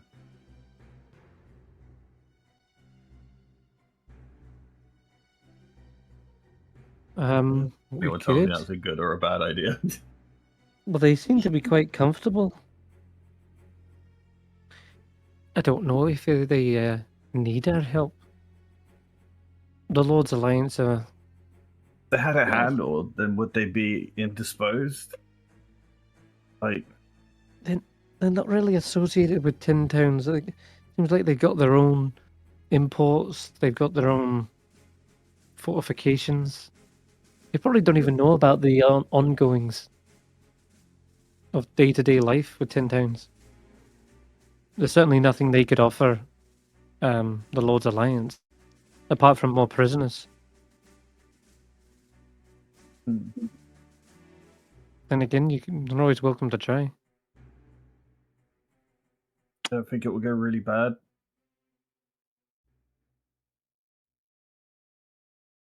What was the name of the person that they said was indisposed?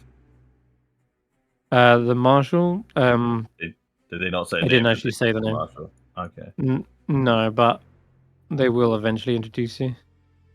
But could I tap a guard on the shoulder, but like, hey, excuse me, is the marshal okay? The marshal? Yeah. What do you mean? Someone said they were indisposed, and apparently they had a look about them. I'm just, we're known to help people as we pass our way through. Well, if you were from the 10 Towns, you would have heard of us, but I don't think you guys have. I was just wondering what's going on. I don't want to sneak around to find out and get in trouble. The warden isn't sick or ill, if that's what you're wondering. Why are they Warden, indisposed? I'd imagine this place runs like a dream with guards like you around. What could be the issue? he's trying to compliment him. Yeah, give me a persuasion check. I'll see if he wants to open up about it. It's accidentally clicked advantage. Okay, what's the first roll? 5, plus 5, so 10. He says, it's really not my place to say. I certainly wouldn't want to. You can if you have a spell casting focus. Oh, I don't know. So okay, I didn't do that then. Actually, it's only visual and it's verbal and somatic. Yeah, Not yeah. So material. I can just be like, put my hand on the shoulder and say, "Are you sure?" I think I rolled a 4 on the first one, didn't I? Or I deleted it. I think what was it? So I rolled a Was 4 it a 4? before I deleted it. Yeah. Okay, so 14. He says, "Look, I don't want to get into trouble by besmirching the warden's reputation, but yeah, she's been known to have these, what do you call them, bouts, these sort of phases, once or twice a day. It's not the end of the world. It's only usually an hour or two, but occasionally she has this sort of vice for ale and spirits. It comes and goes, though. It's not like a consistent, or it is a consistent problem, but it's he shrugs. I don't really know much more than that, I'll be honest. But it's not my place to say, because she's the warden. She can do what she likes, right? I mean, if the place keeps running, I guess they can do what they like. Yeah. Exactly. So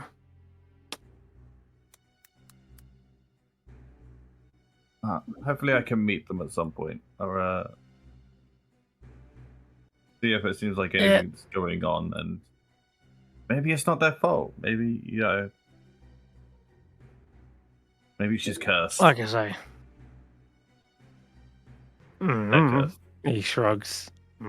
He doesn't seem to know fully what's going on, but he turns back and he says, "But it only lasts an hour or two. You'll probably be able to see her within the next hour." So you will have to wait that period exactly before eventually a meeting is organized. Well, what do you see? You do see a guard come back. And he says, and he does happen to have a bottle in his hand, and he says, "Right, yes, the warden will see you. There is an office that I will have to take you to. So if you'd like to follow me, 1 second. He has to go into the kitchen though, and you see him go over towards a cabinet, and he seems to deposit the spirit on a wine rack. It looks really fancy. Wasn't looking. He says, "Well, you have to come through here actually to get to it." Ah. Yeah, you might as well come through. Ooh. Willow, keep your hands to yourself and your eyes to yourself. Don't want any trouble that you might bring us with your foolishness. I mean, those carrots look really good. Like, Have you ever seen carrots like that look so perfectly grown? Don't try and distract me. I'm not taking my eyes off you for a second, boy. What do you think I'm gonna do? When have I been in trouble? You are going to steal that wine and drink When it. have I stolen anything? Not taking my eyes off you. I see all and know all.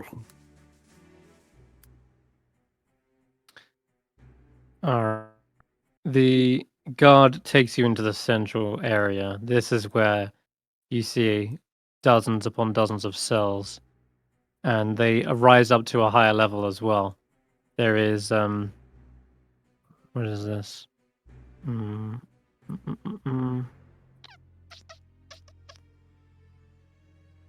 Fucking 16. Okay, hold up. Yeah. Ooh. So this is the panopticon. It's a massive chamber. Yeah, rising several stories up, and you see the grey, dull stone is a miserable looking place. You see the guards are just as miserable as some of the occupants within them.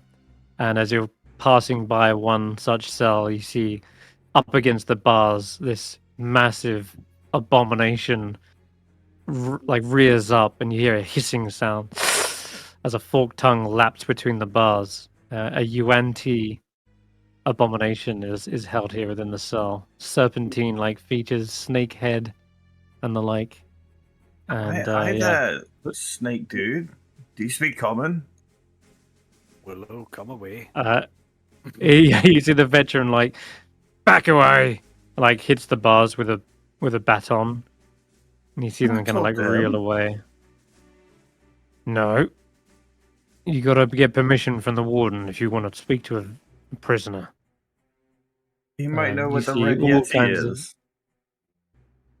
The what? The Red Yeti. I'm on an adventure to find a Red Yeti after this. Oh, you sound daft. Right. Roland's going to put his hand on Willow's shoulder and say, "Come aside a minute, boy. There's something you need to understand here. At the moment, we are in a very, very high security prison. And if you continue to run your mouth the way you have been, you may find yourself on the other side of those bars for a very, very long time. We can't afford to get ourselves into trouble because your curiosity has gone and started something again. Now please try and wind yourself in just a little bit before Who's that? in trouble." Oh my god. You see staggering a little bit out of the central surveillance hub, which is this hexagonal room in the middle. It's a tower that spans the entire height of the prison, connecting to the other floors. She's sort of trying to clear her head. You sort of see her shaking something off. Sighs, and then you see the guards sort of say, Warden Marthinus, we were just escorting these visitors to the visiting office. She says, right, yes, I'll be right there. Just give me a moment. Of course, this way. And he gestures down a long hallway. And heads into this office here. And you see the warden does follow after. But all the while she sort of like steadies herself against the wall as she finally steps inside. And steps around to the other side of the table and says, "Right, greetings. I am Warden Marthanus. It's not often we get visitors, so you'll have to forgive the wait. That doesn't mean we have any less work to do. Lord's Alliance can be a tricky business." It's an honor to be given any time at all. I'm Willow. Hi, nice to meet you. Can I shake your hand? Yes, of course. And she leans forward. You do, Willow, more than anyone, would definitely smell the scent of alcohol on her. And and she shakes your hand, and then she sort of like wipes a bit of sweat from her brow, and like tries to tidy herself up a bit before sitting down. Please take a seat. I absolutely. medicine or insight check her. Yep, you can give me medicine as well. Willow, you can do the same. Just I used all my good rolls last week. He did apparently. Faith, not much better. Been. Willow, yeah, you've been through many a hangover before. You know it when you see it. Though the way that it was described earlier is like having these kind of phases in and out. She looks like she kind of maybe is putting up with what condition she's under, and it's supposed to be during like the middle of the day. You're not normally you're gonna drink towards the evening, but I'm sure that wouldn't stop Willow. But yeah, it seems like she's just to you with a 16. You gather that she has just had a massive swig, probably downed half that bottle. I mean, you saw the bottle being put on the wine rack; it was like nearly empty, and you probably would have polished that off yourself anyway. You gather that someone in this condition has probably drunk a lot very, very quickly in a short amount of time. And now they're trying to sober up. Is there any way to help someone sober up? I don't think there is there? Removing poisons. Like alcohol counts as a poison. Like that. I can do that, but I think Sir Roland's none the wiser of what's gone wrong. So, but he would say, "Are you okay, young one? You seem a little frail, as if just emerging from a long battle or a hard day or something. I can't quite put my finger on it." Yes, a battle is a good way to put it.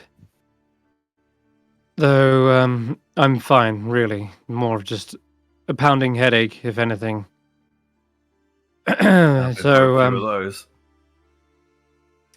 Yes, yes, but yes. yours are caused by drinking too much wine. This fine person here is probably in service to our superiors that's causing her this.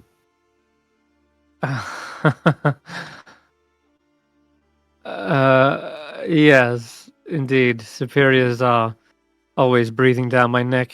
So, do you really not see, interact with anyone from the 10 towns? You completely isolated up here? You just take in prisoners? Not completely isolated. No, we have occasional ships come in, and there are prisoners offloaded. But for the time being, we don't really have a need to interact with anyone. This is a place where people come to be locked up and forgotten. Isolation is exactly what we excel in. Oh, what about your off hours? What about your personal life? Just the Off guards and the prisoners? hours? Okay, you can all roll an inside check on when you say off hours. That could not be more apt. Okay, yeah. So Roland and Willow, you definitely pick up on something when she seems to have like a longing expression for the idea of off hours, as if it's something that she's not had in a very long time. She sort of wistfully repeats it. Off hours. I wish. You not have off hours? You have no one to delegate to or work with? It's just you and those below you? My off hours are not quite the same as others. And she seems to try and dab several like stains you can see on her like red gambeson. She's got like bits of like like damp like spillages perhaps, where someone's been like drinking in a raucous kind of revelry and spilt loads of drink. You can see it all down their art if you hover over their token. You should visit the 10 towns sometimes. We had this festival recently down at Goodmead.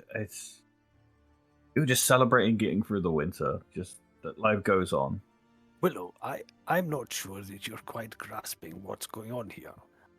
But I wonder if you've ever heard the story of how ancient druids would speak secrets into the stones of buildings, and if you listen to them carefully enough and for long enough, without speaking at all, not a single word, you may hear them whisper their secrets. For example, the stones on this floor. What? What? I've got enough whispering in my head. Thank you very much. So, anyway, I'm sure you didn't come here on some sort of welfare check. What is it you want? We wanted to go visit someone, didn't we? But he might be useful to us. What was the name? Oh yes, a Veilish Gant. She says, ugh. Him. Hmm. And what is the line of questioning for prisoner 237? I'll be very honest with you. We have taken vows to serve the people of this whole region and to do everything we can in our power to ensure that this eternal winter is lifted. We believe that this prisoner may have information that we need that will aid us in our endeavors, though we can't be more specific than that until we've spoken to them. We earnestly wish to speak to them simply to assist us, and then we would be on our way. Roll me a persuasion check, Roland.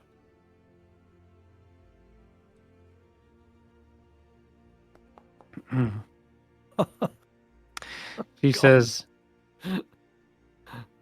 Prisoner 237 is a master manipulator. He will say anything to get himself into a better position. He's lied, wormed his way to the top, and then fallen from said lofty height. He's locked away because he is very, very good at tricking people. Anything he has to say to you will not be helpful to you. It'll be in a service to himself. I can assure you that. Of that, we have absolutely no doubt that you are completely accurate in everything you say. You know your prisoners, you know your prison. But in the service to my church and my God, I have learned a powerful spell for interrogations and questionings. And if I were permitted to use this, we could extract the information that we needed that would guide us on our way and, as I say, hopefully help the entire region, help ships get in with supplies and help crops grow and fishing to boom again. Magic, you say? A simple prayer that would compel him to speak truthfully.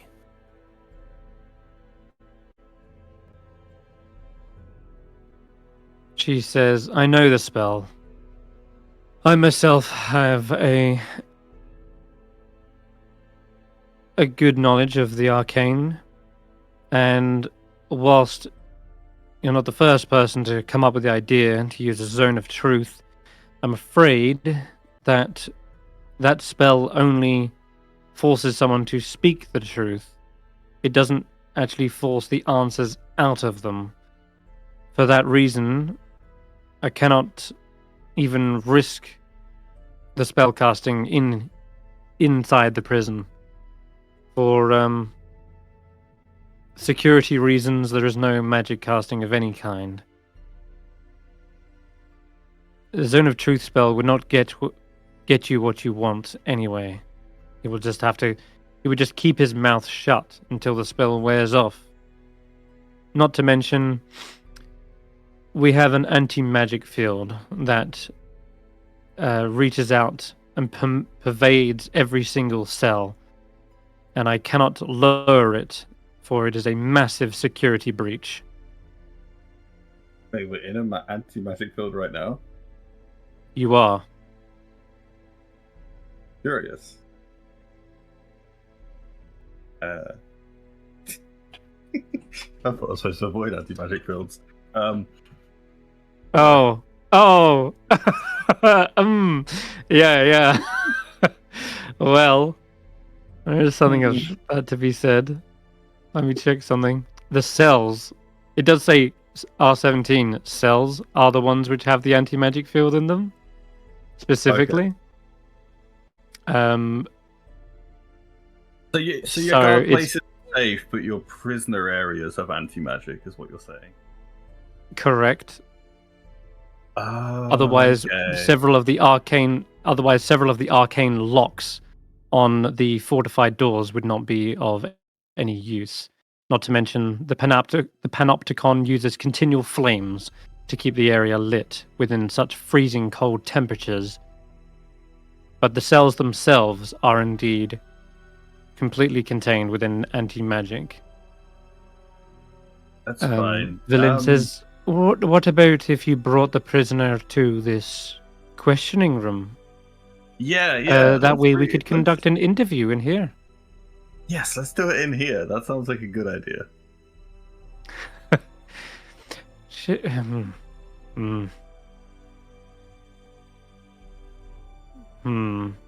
She looks at all of you.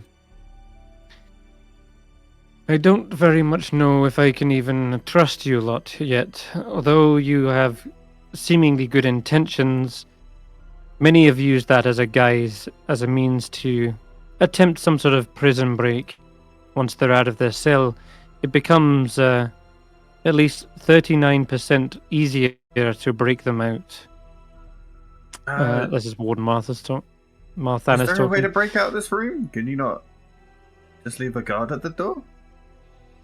Guards can be overpowered, doors can be kicked in. Prison bars are much sturdier. Anti-magic, even more fail-safe than that. Look, it is nothing personal against you guys. These are simply strict protocols that I must... Oh, God. I need a bucket. Oh, God.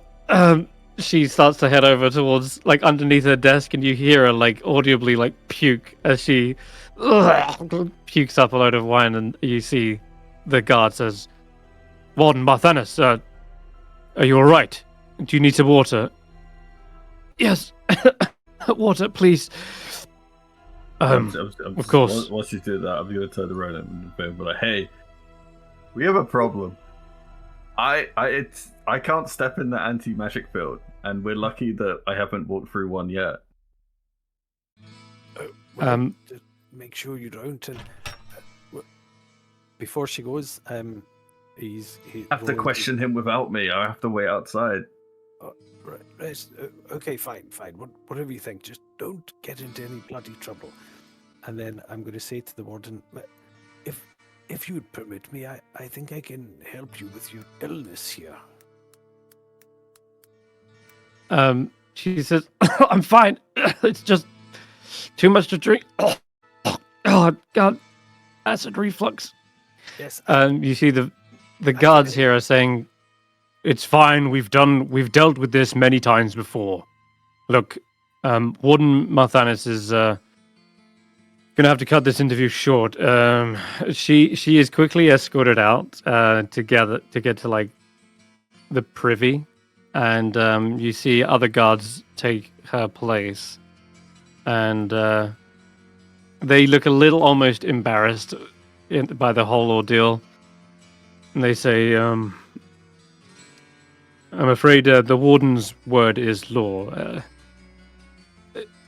Perhaps she will feel a little bit better in an hour's time or so if you're still around. But for now, the least I can offer you is perhaps a tour, just so that we can kill some time. Well, we would be very grateful, and we would like to have one last conversation with the warden at least before we depart. Of course. Apologies for the warden's state. She gets like this every now and again. It's... The pressures of duty sometimes take its toll upon the spirit. I'm sure you're familiar yourself. It's...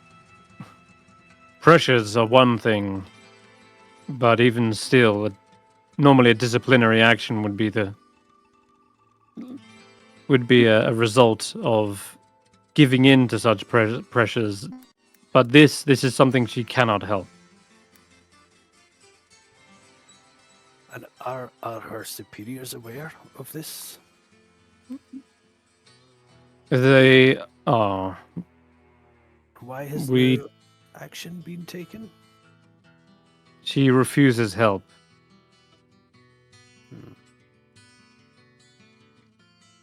And is there no one else that could assume her duties to allow her time to recover? I'm afraid this is sort of a permanent thing. It comes and goes every now and again. Though, she'll be alright in an hour or two.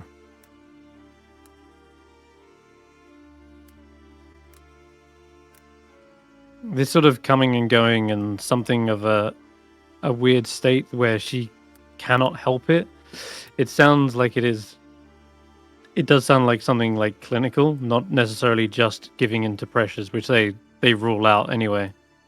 Because they literally just told you. It's nothing to do with like giving into pressure. It's something she cannot control, apparently. Which is curious to Valin. It's like, Having maybe it heard- really is some sort of curse. Yeah, having heard that more description, could Roland do a medicine check to see if that would... This is less medicine, more religion. So you can roll a religion check. Because Willow's medicine check simply revealed that they have consumed a great deal of alcohol in a short amount of time. That's the only medical condition she is under. Religion for 13. It sounds as though it reminds you of what Glint has to put up with in Goodmead.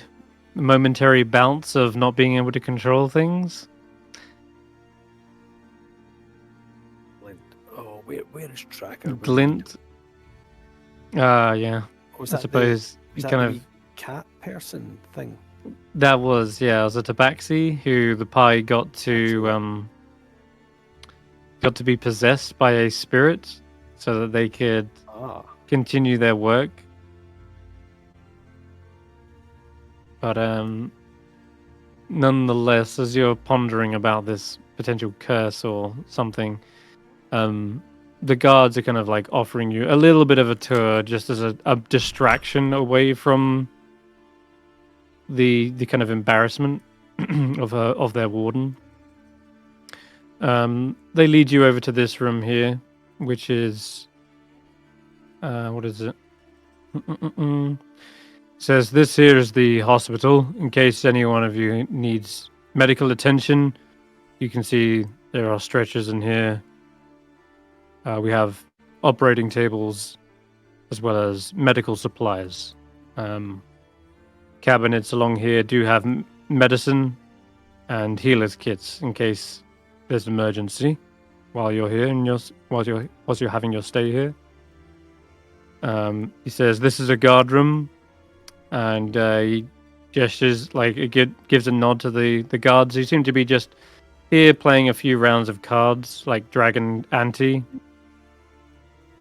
He says, "Men," and they say, "Lieutenant." And he says, "And back here are the docks. This is how we get supplies in and out of the prison here. And watch your step here as well. There's a great fall. Some near. Let's check how high it is. Yes, there's a 160-foot fall. So be wary. And yeah, you see a sturdy wooden scaffolding clinging to the high cliff, separating the prison from the pier, way, way down below. And a wooden crane is controlled in this little area here. And as it happens, you can actually see the crane. Yes, there is. And in fact, all the way down, you see there is in fact a ship as well. And they are offloading figures. And there looks to be like a chain gang heading onto the elevator right now. And you see these individuals are of green complexion. And a man is kind of pulling on the chain so fiercely, like that you see several of the orcs kind of like being pulled too far forward and like nearly tripping down off the docks into the freezing cold water. And you can hear the man shouting from down there, like, "Go on, you greenskin fucks! Get a hurry on!" And then stepping off of the boat right at the very back, you see another armored knight, except his helmet has been fashioned into that of a horned bull. And they too are kind of gesturing, like hurrying these orcs along to get towards the elevator. And the guard who's kind of giving you this little tour says, if you wait here a moment, I need to see to this business. And he heads into the crane room and starts like basically operating a winch, where you see the entire thing being lifted up, and this chain gang as well as the guards are being lifted up. And before long, you see the orcs arrive at the top. And you see the front guardsman say, "I apologize for the smell. These orcs have been rolling around in the mud and probably living in a house made of dung. You might need to hose them down before you get them a cell. Or we could just push them off this cliff into the waters. Nice splash would do them some good." What's the name And of so the guy? the- Kane? Sir Kane. He says, "Sir Kane, that will not be necessary. There's so many." Yes. Well, they're the last remaining refugees from an operation. They were mostly just the remnants of a resistance faction. Don't worry, we've mopped up the shit, so to speak. Refugees? But this is a prison. Well, they were resisting. Might I elaborate, Sir Kane? Well, Oh, yes. we are doing the holy work of the Morning Lord. You see, those savages were disrupting the trade between the chapels. We couldn't let that go on, so they are criminals. Wait, Oh. did I hear you correctly there, sir? I'm sorry, I didn't catch your name. Did I hear you say you were carrying out the work of the Morning Lord? Yes. Wait a second. I know that armor. Kane, I don't believe it. This is Roland. Wait, what? I know Do you not remember me, you old fool? Well, I guess the years have not been kind to you. I'm Loin. I was your squire when I was young. Sir Loins? But I've never met a Sir Loins in my life. No. Kane, what are you doing here? We thought the orcs got you. I'm afraid I'm very, very confused here. Are you saying that we've served together in the ranks, and We served together. You've taught me the sword, old fool. but I don't use the sword. My Yes, name's- the bloody spear of the fender, piercing 1,000 throats. We've heard it all. Oh, you've heard of me, huh? That doesn't really surprise me. I was very senior rank in my day. If I could tell you the story, In your rank, you were a general. a general. Did they Oh, Roland? did they hit you over the head with a they must have done horrible things to you. You know, I think Sir Kane, Sir Kane, come over here right quickly. Yes. Wait. Yeah, you're alive. First of all, it's good to see you in such good health, Sir Roland. But and it'd be an General honor to Roland. finish off these orcs for you. The ones that did this to you. The ones that clearly hit your head. I think the only I can ones- slit their throats for you right now if you want. You'll do no such thing without proper trial and due process. In service of the Trial due process was. What's this? What's wrong with you, Roland? I've seen you run them off cliffs for breathing in the wrong direction. So Roland at that point would be sort of scanning his eyes towards his companions, seeing if they kind of heard that, I suppose. Yeah, they're right in earshot. We've all had to do things that we ought not have done, I suppose, but there's a chance I'll tell you who else is in earshot. The orcs. And they seem to be looking towards you. And they are also kind of like with looks of some recognition as well. And then at the point at which Loin is saying these things, they also kind of narrow their eyes and grit their tusks. Mm. What were you in your past, Well- Roland? Oh, Uh, now you're just you wandering were? around Icewindale? What you were past life? What are you talking about? This is Roland, the bloody spear. He's killed hundreds. Master of and his commander. enemies. He was one of the Yeah, highest the ranking executioner. generals in the army of the Thunder. I think that I've heard about your deeds, Your sir. brain. I think one of you has had too many hits to the head. This is not me who you speak of, but yeah, yes, I do The remember. Roland I know has been fighting off gods and liches and giants. It's not taking on lonely individuals and men.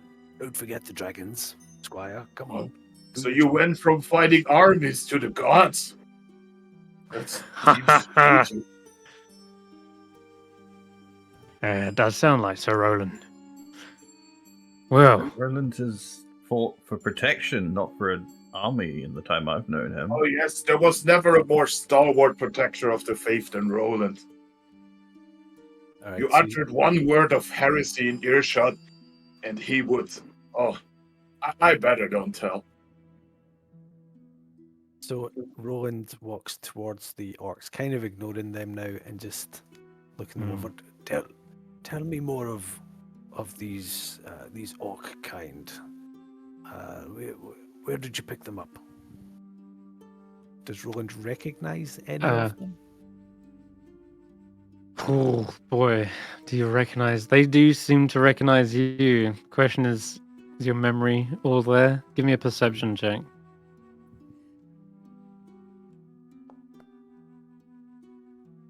Oh, in this moment, there is an air of clarity, almost as if seeing their faces, their tribal tattoos, piercings, and trinkets, even as they said, the smell, as though they are straight from their tribe, straight from those rolling hills. You smell like fresh soil and earth, the smell of clean grass, and you smell the leathers You remember the tanning racks and the great outdoors.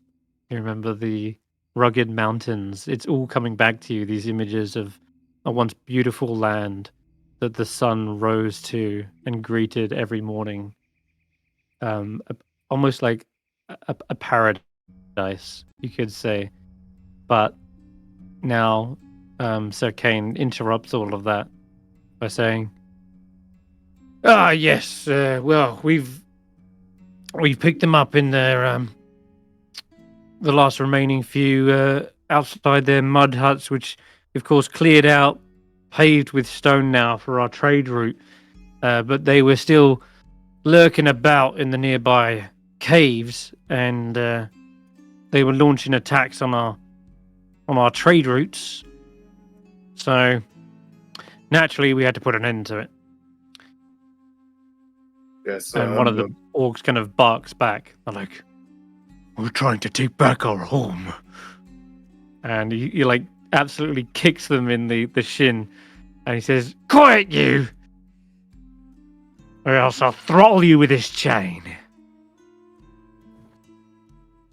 No, You see the orc kind of like double over.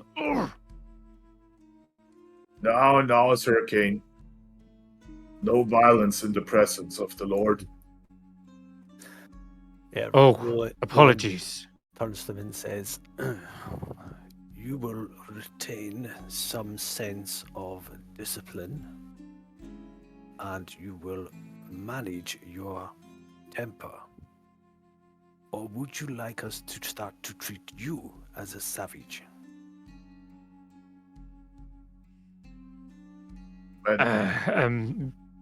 Apologies, Sir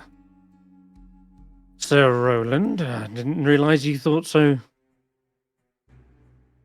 compassionately about these criminals. What I demand to see in all of the ranks is order and temperance. Kane, don't worry about it. He'd never show mercy to them. They killed his wife after all. Faith's eyes go wide. They did what?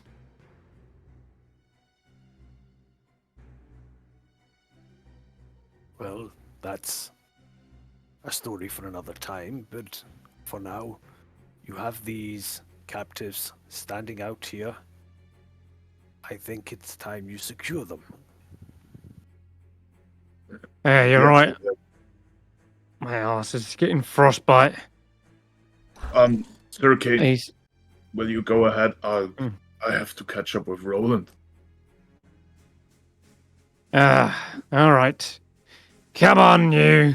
And he pulls the chain once again. The orcs are escorted inside, where they are processed as prisoners.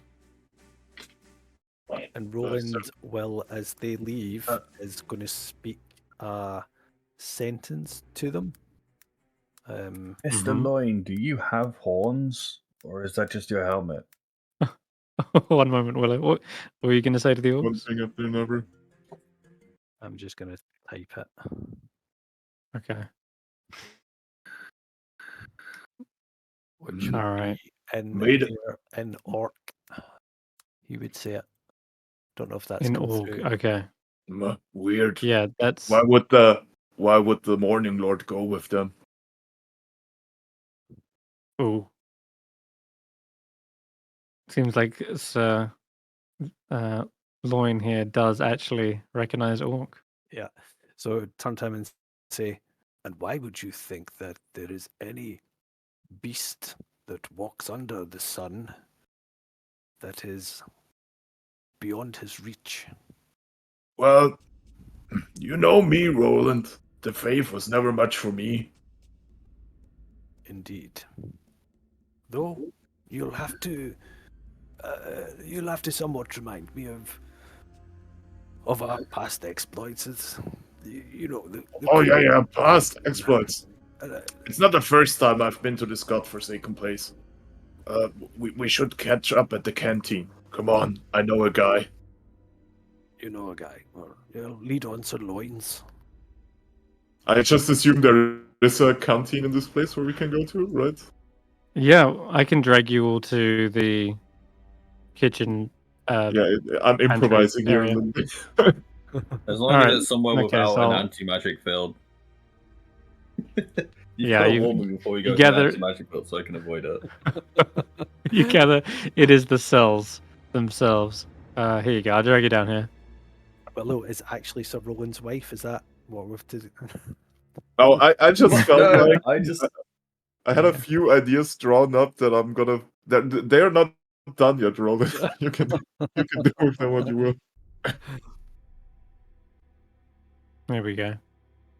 So you come into the rec room. Henry, and I'll scream over to this guy. Like obviously recognizing. What do you do us the favor and give us some privacy? He looks around the room. There are possibly about another 20 guards in this room. They're just off duty, I only see non-combatant. two of them, so Yeah, these ones are on duty. Yeah, but if you want some privacy, you could. Says if you want privacy, you can use one of the rooms, one of the guest rooms. Oh yeah. Thank you. Yeah. Wait, is there tables in there somewhere?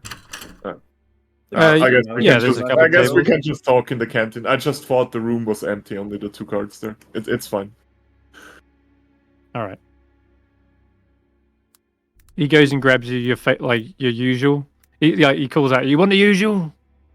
Yeah. And the strongest aid you have for Roland. Used to be big on that. He comes back. What is Sirloin's favorite? As he puts it on the table for you. Buttermilk beer. Nice. There you go.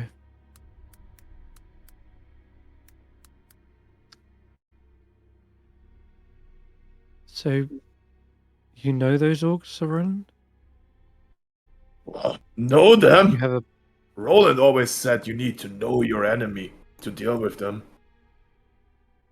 And I sorry for your loss, Sir Roland. Fixing my eyes in Sirloin's, I say, yes, that appears to be true. Now, Roland, might you introduce me to your new squires, companions? What are they? Serfs?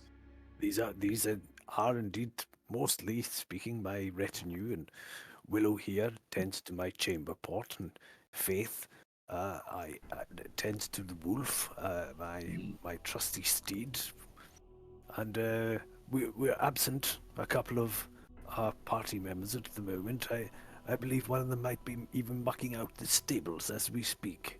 Mm-hmm. No, I do this Sir while Roland drunk. I don't saved my remember life. doing any of this. So, Possibly. I see. And I am for Lynn Harper. We're on a joint expedition. Expedition. Are there more savages in this tales to clear out? Can't say I'm much familiar with the place. It seems every day that we spend time here, we meet another savage, and another. And I'm sure they fell to your spear.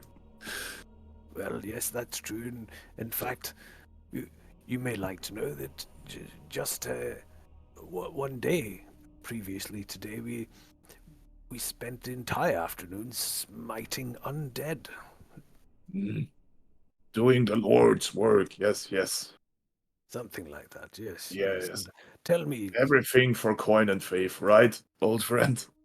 well, certainly for our faith, if there's not much coin to be had here this far north. Yes. Sorry, Thiefling, what was your name? Faith. Oh, fitting name for a companion of Roland. Yes. My you meant faith to is ask me in a something? different god. A different god? Oh, Well, Hmm? can't say multiple I can. gods. Yeah, and I will look at her I guess, rope and see all the symbols hanging from it, right? Yeah, that's right. Well, it's certainly curious that Roland condones this, but you know, Well, I'm with the I've church been learning because from him. I am with the church because it pays well and keeps my family safe. Oh, yes, sorry, you meant to ask me where I know him from. I trained under him. Roland used to be one of the greatest generals of the Church of Lavender before he went missing 30 years ago. That's a long time. Oh, you It's can say incredible. that. Almost Roland. 30 years.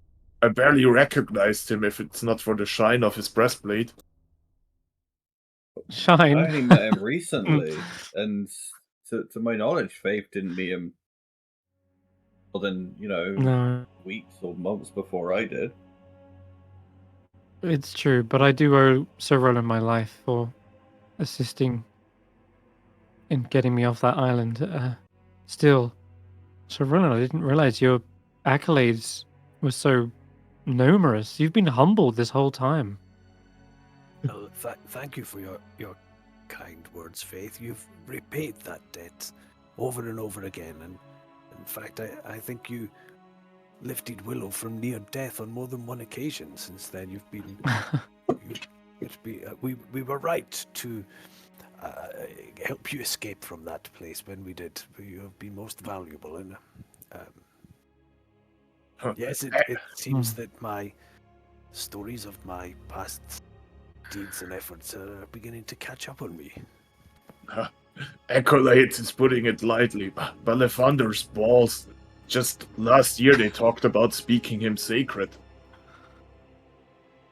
What This happened in man, the 30 years? this man, well, A saint? priests bickering, clerics mumbling, and takes a while till they need a new mascot. So, Lloyd, Saint Roland, perhaps. what brings you this far anyway? Why are you here? Well, prisoner escape. We're finally nearing the end. We've wiped out dozens of orc tribes. Despite you killing hundreds of them, there were still hundreds left. We actually, as far as we know from the reports, they got you. You went on an expedition and you never came back. The only thing we found was your horse. Very good. I had wondered if it wanted to. Anyway, that's not important now. And you say that you've destroyed hundreds of tribes. There may be a few stragglers left, but those we brought in, those were the last warriors we could find. Well, those who surrendered anyway. That kind of expedition must have been very expensive, enormous. Who was leading on it?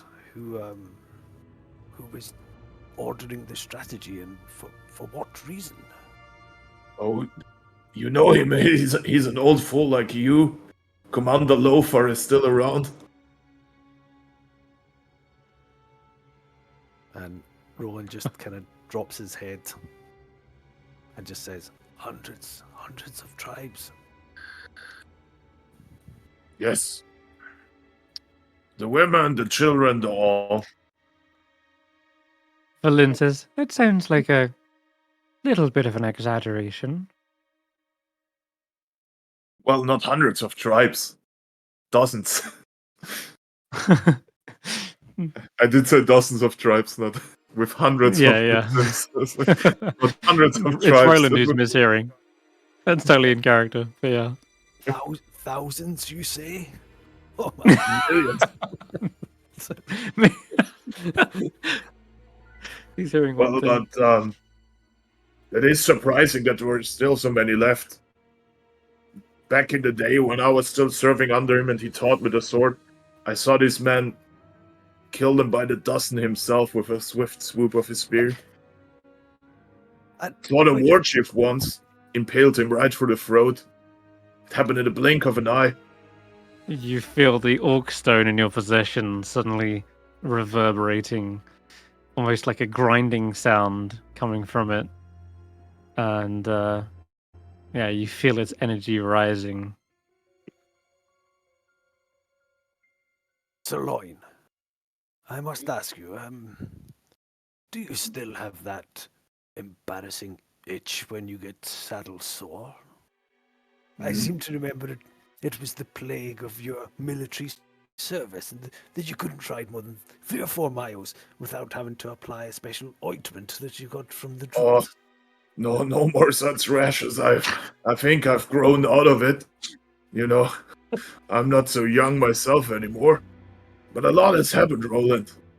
I got a son. Named him after you. He's serving in the church right now. With that distraction, has the orc stone started Yeah, to calm down? it simmers down. Yeah, I think that was a good strategy. Yeah, you feel the orc stone sort of like simmering down and stops shaking. You see, when I was young, the savages kidnapped me. Roland was the one who saved me. Got me into the church. Said I could get revenge there. And serve the good Lord. Must say I never took much to the faith. But the coin. Yeah, the coin and the ale. Nothing better than a buttermilk beer. No, take a sip through like an iron straw. Yeah. Through the nostril hole. Yeah. Yeah. Well, 2 lines of butterbeer. Oh my god. That looks so weird. well, it's only natural that it didn't recognize me right away. You see, the itch is gone, but one of the war chiefs took half my face. So I'm wearing this now. Yes, we've sustained many casualties, I imagine, and on both sides. Well, we won at the end. That's all that matters, right? Yes. They are a footnote soon to be forgotten, and the water deep will pay us ransomly for keeping the trade route safe, and all is well in the faith. You know the politics. Indeed, all too well, and I must say, often it was the politics that made me wonder if we had strayed somewhat from our Lord's path. But as you say, if the coin is good and the beer is flowing, what can be said to be wrong about what we're doing? Is that right, Sirloins? Yes. But you've had many questions from me. What are you doing here? How did you survive? Why did you never come back? Well, if you must know, I found myself called onto a different path by an authority higher than politicians and high clerics, an authority higher even than money or anything that can be set in this world. I was drawn by the Morning Lord himself, like a long shadow across lands that I didn't recognize, and eventually found myself here, in a roundabout kind of way, and I do his work here now. You've been here for 30 years? I've been here for as long Similar. as the Morning Lord has required me to be here, and before that I was casting shadows where he made me walk. Well, and I too felt a similar calling. Feels like we share that in common, Sir Roland. Felt like my goddess had called me to Icewindale as well. Well, you see, this is getting me curious. I know it's been a long time, Roland, but I remember you doing some gruesome things to people that worshipped others. Doesn't sound like you, Sir Roland. No. I don't worship anyone.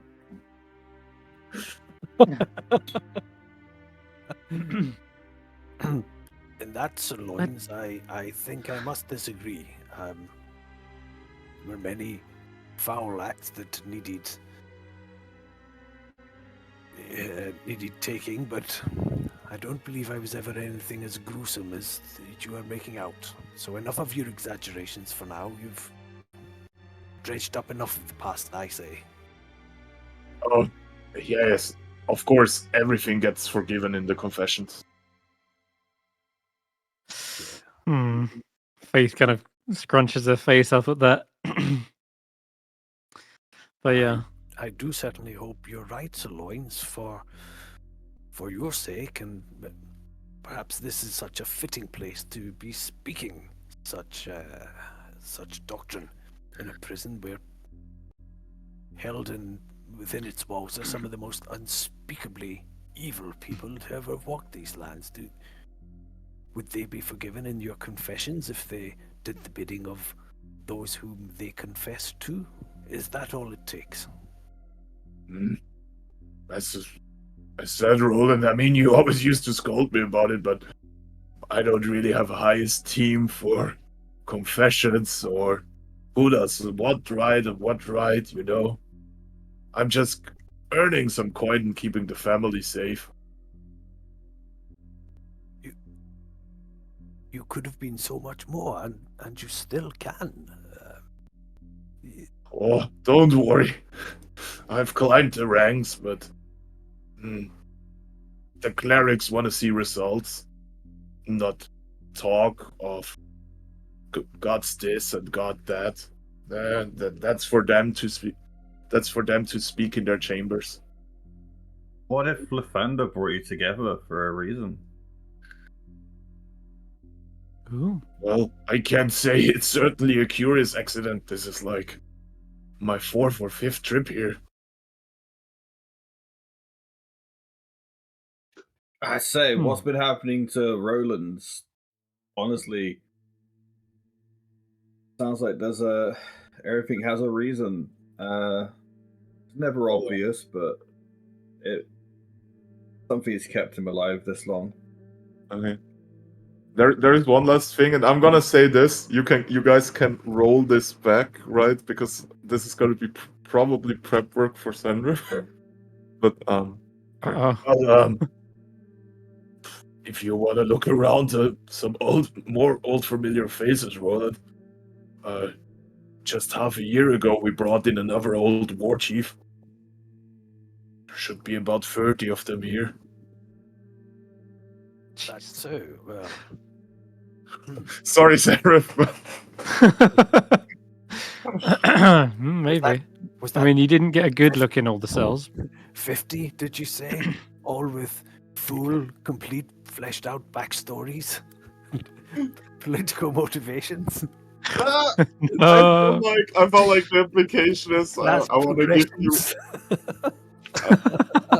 You can make of that what you will, but maybe you want to break out more than one person from you. Each of them with a completely different accent. Oh no. There are definitely many more incarcerated beings you saw up there. Probably orcs as well as UNT, yeah. I don't know if we have time to go visit everyone. We had business to attend to. Indeed, Valin says. If you're done talking about the past, perhaps we'll move on to the future, which lies buried beneath the ice. There is ancient secrets ready to be unearthed. But to find them, we need to speak with a certain prisoner here. And I think we're going to have some trouble. The warden, she didn't like the idea of us talking to them. And that's rather disappointing, because that's our only lead. I don't suppose you have any authority here about talking to the prisoners, Sir Loin? I wouldn't say authority, but, well, half the prisoners here got delivered by the church. We have some sway in the matter. She takes our coin, and does the Lord's work, as they say. Um, I'm sure we can You- arrange something. Is Sir Kane part of the Lord's Alliance, perhaps? Does he have any seat? Mm, yes, I think they probably does, appointed yeah. him to something somewhere. Kane was always chasing for the ranks, Hmm. but the Order holds considerable say here, I would say. Some of I the don't guards are suppose even then- from the Order. Well, that's very fortunate. I think it would be a great favor if you could try and sway the warden to allow us just a wee time with one of the prisoners. Everything, It's everything for Roland. I swore this man a blood oath. He saved my She life. smiles. She gives a smile towards you, Sir Roland. So I'll give the kind of nod that a superior officer would give, just like a kind of go and do it. So like not even a word, just a nod of Make it so. make it so. Hmm. All right then. The warden did look a little bit haggard, so I'm sure she needs some rest. Uh, We've been traveling all day as well to get here,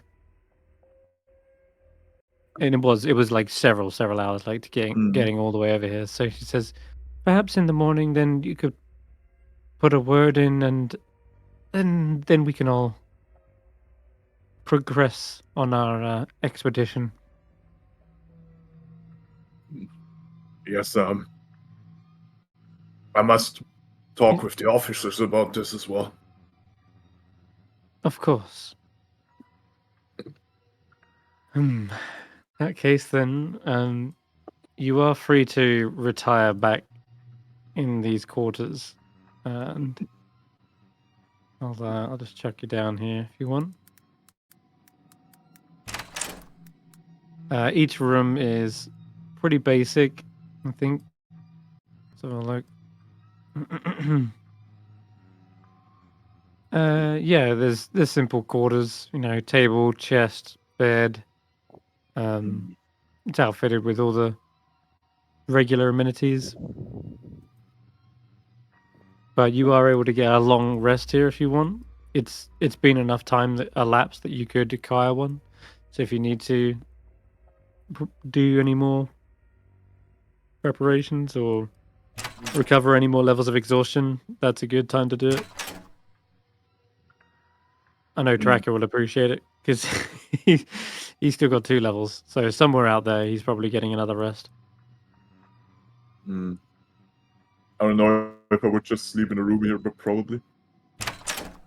Yeah, I imagine Sir Kane as well arrives at some point after saying, so all the prisoners have been processed. They've barely got enough room for them all. But maybe they should cook some up like the pigs they are. I wonder what orc meat even tastes like. Probably Can't tastes like, say. bacon or Can't say I ever Or pork, wanted maybe. to find out. You know that I don't eat meat. Oh right, yeah. You kind of more like graze, don't you? Well, Yeah. enough of the jokes, you forget yourself. Well,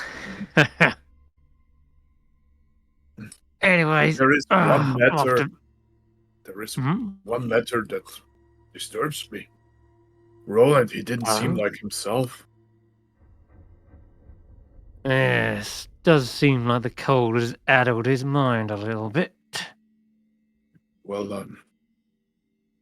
I am afraid that you will have to make the return trip alone and inform the church that Oh? Roland is still alive. Can't speak. The ill can speak him a saint if he's still walking the earth. Hmm. I'm sure Commander Yes, Lothar well. will be ecstatic to find out. He's always held him in great esteem.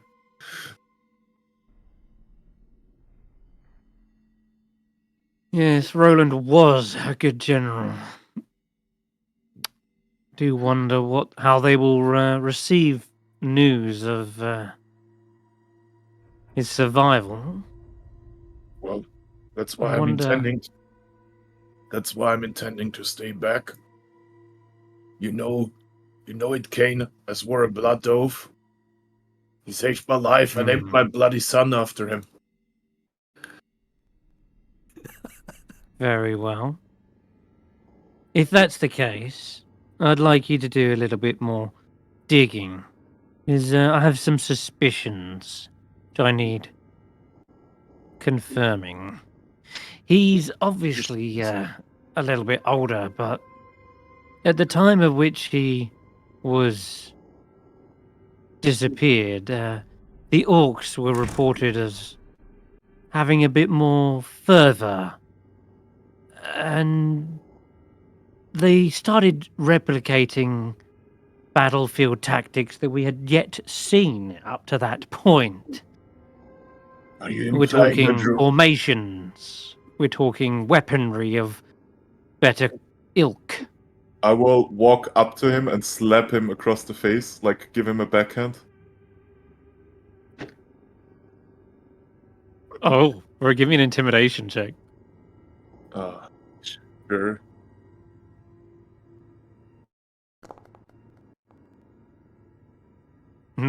Yes.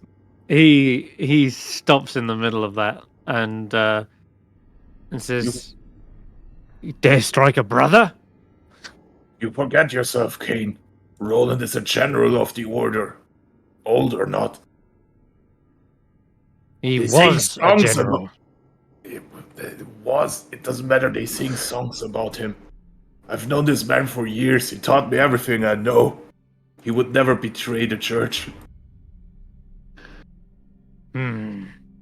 You've seen the records yourself. He slaughtered hundreds of them himself with his I've own seen the men. records. I know of his deeds. What worries me now is the man that he's become. Well, that's why I'm staying back and I'm gonna find out. And you can take your You had better. suspicions. And you can take your suspicions back with you to the Sword Coast. I will let you know that if he does turn out to be what I suspect him, there won't be any more songs singing about him. There'll be a manhunt. Maybe he should have stayed dead instead of lived to become a deserter. And with that, he closes the door. Wait, were they in the room And right walks next out. to me? Yes, I they was, I were. was about to say you guys can probably roll checks to see if you overheard that. How thick are the walls? For a prison, they're fairly thick, but Willow, Okay. you can hear the voice like mumbling. Certainly, the last sentence as well is very clear. But go ahead, give me perception checks anyway. I'll give you advantage, Willow, because you are right on the other side as well. Oh. You don't need it with an 18. That's good. That's a success. Yeah, you heard all I'll of see if that. I can roll higher. Oh, fine. Yeah, you're good. I'll roll one for Faith as well. Why not? The walls are fairly thick, but she's got some keen hearing too. Oh, Sir Kane. I was going to go see my bearded friend. Yeah, you see Sir Kane is heading out. Don't think we can trust Sir Sugarcane. So as Willow comes in, Roland gets up off his knees, having spent the entire night kneeling in prayer. So yeah, just wrangling over everything that's happened in the last 6-7 hours, whatever, so he hasn't slept. And he slowly gets up and turns to Willow. What's that you say? What? I heard the guy with the horns talking to Sir Kane, and Sir Kane seems to think you might have changed from a man of honor to a man that should have remained dead. Or I think his words were. Well, that doesn't really surprise me, I suppose. Listen, Willow, Might be in danger. I fear you may be wandering into a situation.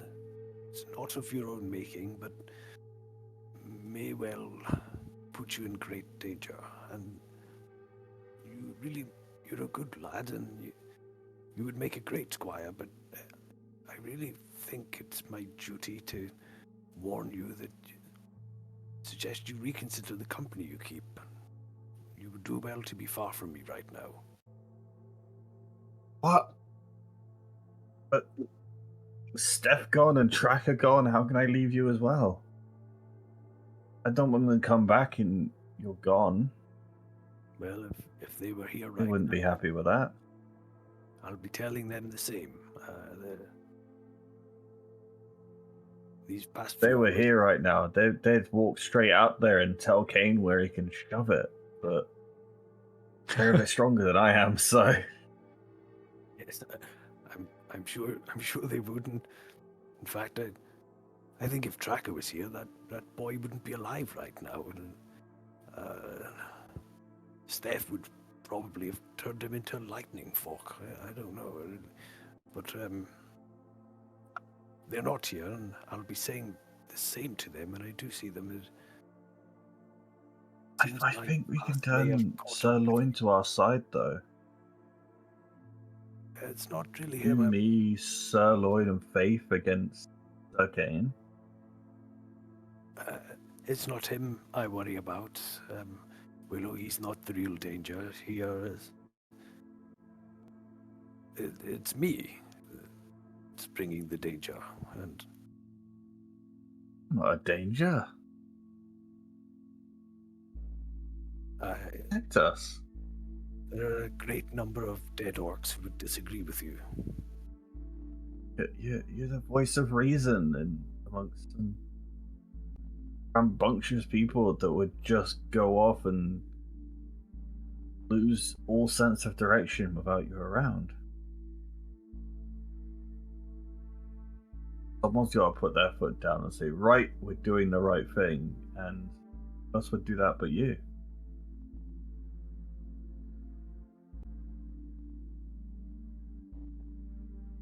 I think he would just remain silent. We've got a job to do. We've got someone to go talk to, and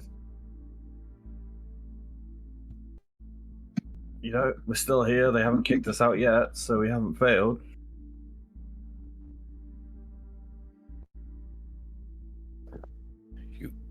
You may be right, and yes, of course you are. And he probably puts his hand over the orc stone.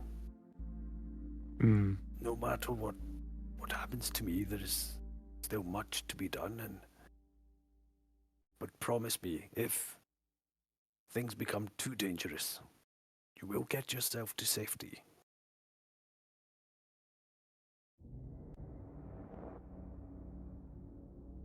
Do my best. I might whatever choice seems smart in the moment. I give a wink. Well, All I right. can always have Wolffang grab you by the arse and drag you out, so there's certainly that is an option. Where's Faith? you're coming- Where's Phelan? It's in this room here. As you're coming out of the corridor, you nearly Oh, bump God, into what is that? a feathered humanoid creature with wings outstretched, who says, "Oh, pardon me. After you." Yeah, this is a very thin corridor. My apologies. Are you a counselor as well? Oh, hello, Sir Yalton. Rare to see you here. Oh, goodness! It's one of the Lathanderan soldiers, knights. Your Sir Loin, isn't it? Yes, I remember now. What's going on? That the councillors here. Oh, it's deciding the fates of many of the warring orc tribes. I will be here alongside several other council members of the Lord's Alliance to determine their sentence. You're gonna love this, Roland. Last time I was here, they just hanged 5 of them. Well, let's hope wisdom prevails this day. I will just push past. Excuse me. Would it be possible for a general of the Knights of Lathander to be present at the sentencing? Oh, Well, it's unorthodox, but come on, you old fool. The church pays you enough. Now it's time for you to pay your respects. Roll me a persuasion check, Roland, with advantage because of Sir Loin's mention of certain bribes. Oh wow, did that turn out? Yeah, okay, 17, fantastic. He does say, there is a seat at the council. Yes, I will make sure. Is it a general of Lathander? My goodness, I've never had. It'll feel like a war table. You'll feel right at home. I must to bed. But good meeting you all. I will get word in tomorrow. And Jalton does head into the room and close it. Well, I assume the others are also out here, like Valine and Faith. And... Yes. Yeah, Villain is just getting ready for bed. Oh, are we going to bed? I thought we already woke up. Oh, okay. We can do. Yeah, we can say this is morning now. I thought it was the morning. Yeah, I thought it was the next day. We were carrying on with stuff. Yeah, let's say it is. No. Let's go with that flow instead. I just needed a nap. Yelton just comes back out again. I see you forgot your gavel again. That's the one. I'm always getting caught up. You won't believe I was late to the last one. I got flung out of a window. No, I heard about that. Yes. They say a Harper got you. Damn Harpers. You never know where they're lurking. But yes, that was a close one. Nearly crashed into the ground, but yes, I mustn't be late again for fear of the same fate. Yes. Are we just going with him, or? Oh well, I mean, if you want to start that, we can. I mean, if he's going there, Roland wanted to see the trial. I don't know if you have something prepared for it. No, not necessarily, but I can wing it. Fuck it. Let's wing it. That's one improv session. Let's go. So Willow, did you want to follow along? Sure, as long as I don't step into any anti-magic fields, I'll follow along. They are specifically the cells, but yeah, I will say, yeah, follow this guard here. Follow Jonathan. To the judgment chambers or whatever they are. That's right. Yeah, and into the central panopticon, you see there is a set of stairs that ascend upwards. I guess you will just And drag you us can drag all it. over there.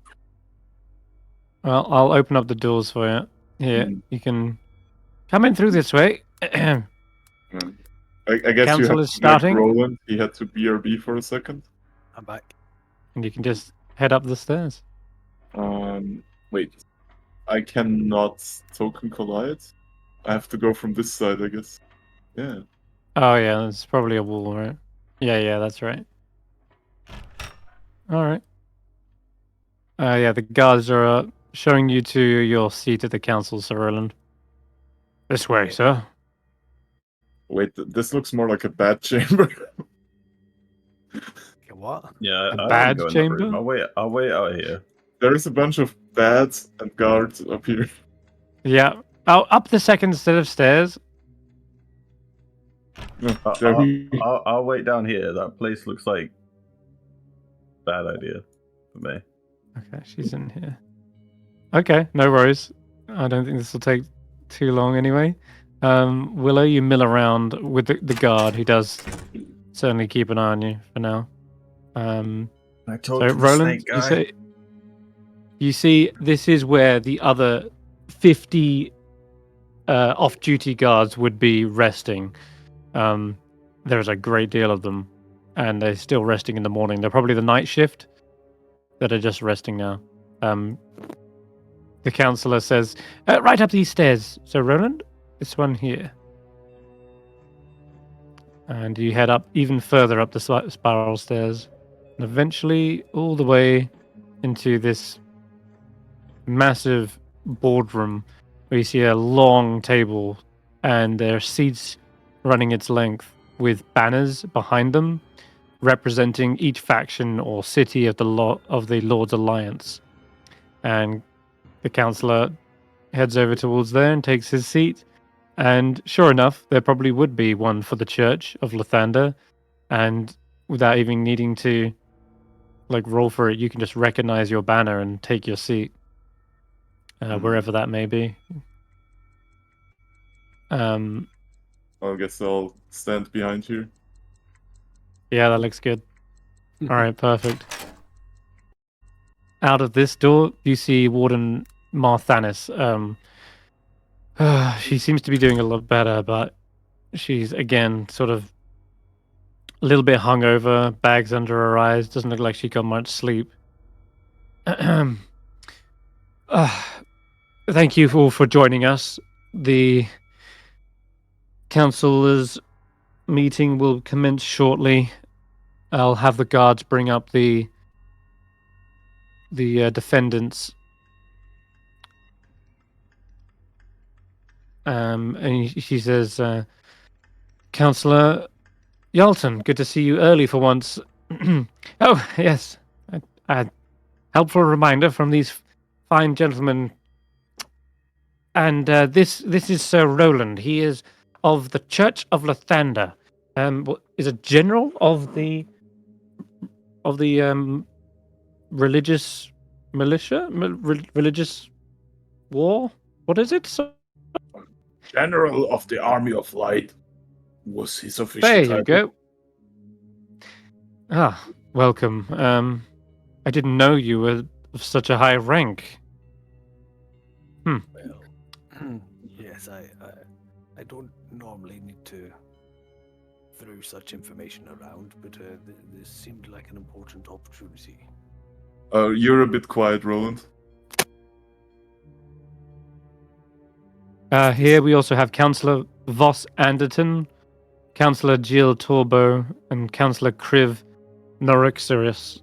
There's a Dragonborn right at the back, and she's seemingly settling in, adjusting her glasses, and straightening out some papers. Nerixius, I hope the family is well. Lothar sends his personal greetings.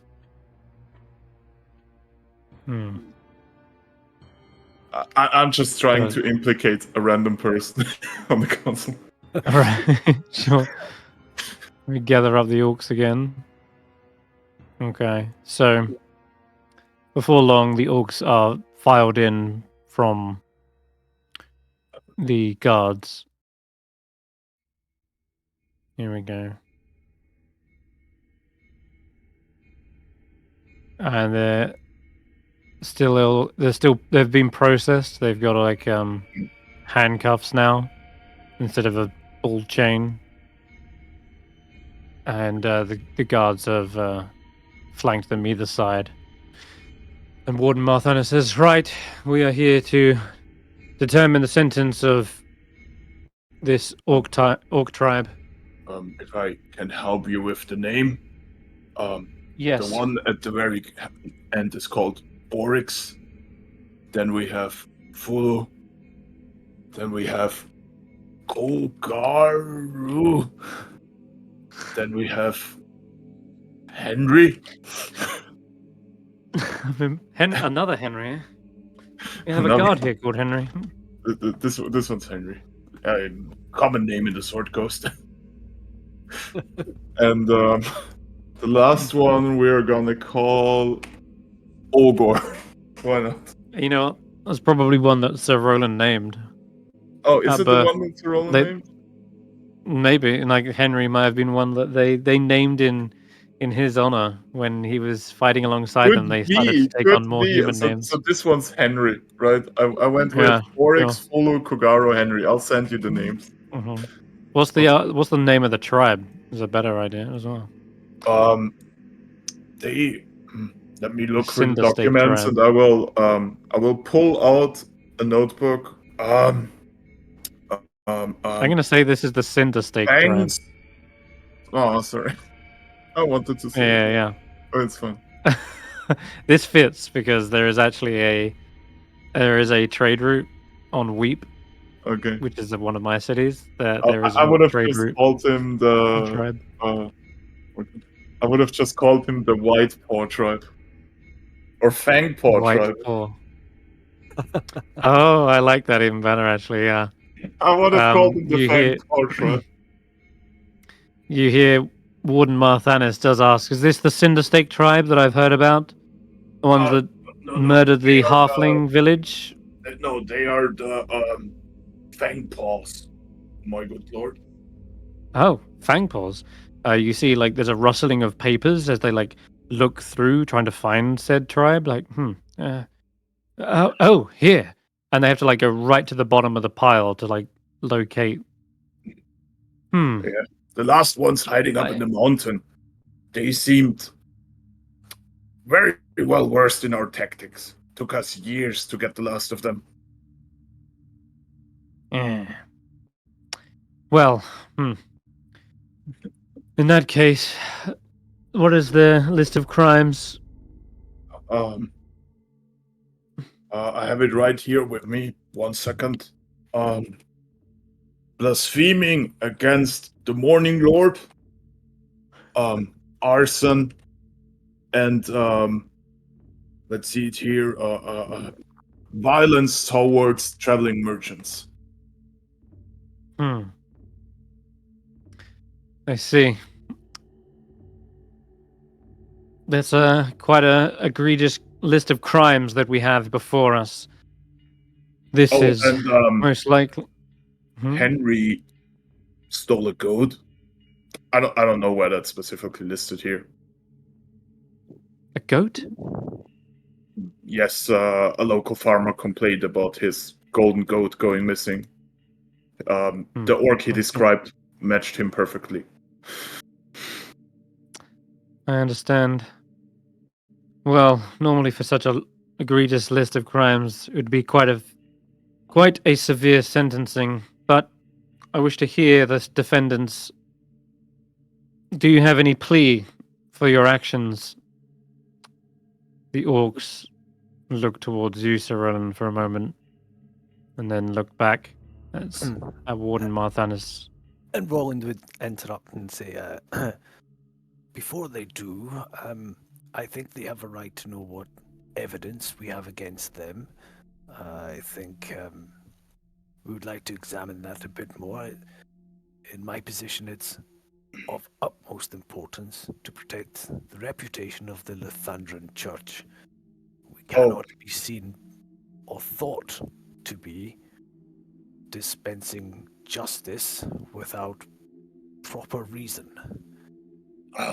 Yes, always a stickler for the protocol. Let me grab the documents, and Loin will pull out a stack of paper detailing all the evidence gathered, like written by the church and signed, Mhm. where various sightings and descriptions of that specific tribe were listed, as well Right. as confessions from the orcs. Oh, really? Okay. And at the bottom here says, we would rather die than give up all lands. We'll kill you like the others. Hmm. And in response to you, Roland, where you say like, "Let us go through the proper, means and show that we're not ourselves savages," I guess, is Councillor Voss here, and he says, "Well, excuse me, but it's a miracle in itself that they're even getting a trial. Normally, with these orcs, we just send a band of adventurers to go kill them. Why is this still? Why are we even imprisoning them? Why are we feeding them? Giving them warmth and shelter? Would they share the same sentiment if we were captured by them? They'd likely put us on a spit." Lord Was, I don't need to remind you that the orders of Sir Lothar were quite clear. The survivors were to be imprisoned here, to be made an example for everyone who affronts the church and the trade routes. Certainly see. with this tribe and these brave orcs, to kill them in battle would be what they would desire. It's far more an effective deterrent to have them in chains and to be treated like beasts. Ah, very good, very good. He leans back in his chair. The orcs look towards you and they let out like a kind of a gruff kind of grunt, and then Warden Marthana says, "You have something to say? If so, please speak up. Do we have a translator?" And then one of Yes. them says, the orc interrupts and says, "We speak your common tongue just well enough." Ah. You hear the Councillor Jill's like, "Oh, they understand." And Yes, I bet Consular you. Jill. This tribe seems very well educated on human culture. They have been settling in those lands for, 50 years now? I wonder if they can count to 5 yet. They say, "We can count, all right. We can count the number of innocents that you slaughtered in your paving for glory.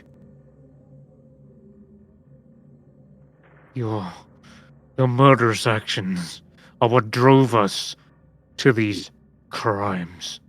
You speak We of were murder. defending our home." You speak of murder, beast, and defending your home. Look at Sir Roland over here. He killed a dozen of you himself when you raided my homestead. If it weren't for him, my head would have been lopped off by one of your war chiefs. Don't speak of peace in front of me. Peace. We never even got the option. So Sir Roland stands up and he says, Sir Loins speaks truthfully. Had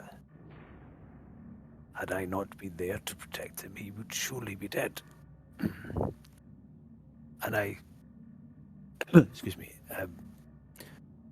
believe here we would say that such acts of protection and sacrifice are to be acknowledged. Would I be right? So then, Councillor Voss, when you asked earlier, would these orc tribes spare us? Would they feed us, clothe us? Would they protect us, shelter us, or even give us a second chance? What if the answer is yes? Yes, they would. And what if some evidence can be produced to demonstrate that yes, they would? Evidence? You must be joking around. What are you talking about? And You soon see, as the first Dragonborn word- holds up their hand, as soon as the first and word Kriv, Sir Loyal's mouth, I would just like hold up my hand and say, silence. yeah, so does the counselor as they take off their glasses and look towards you, Sir Roland.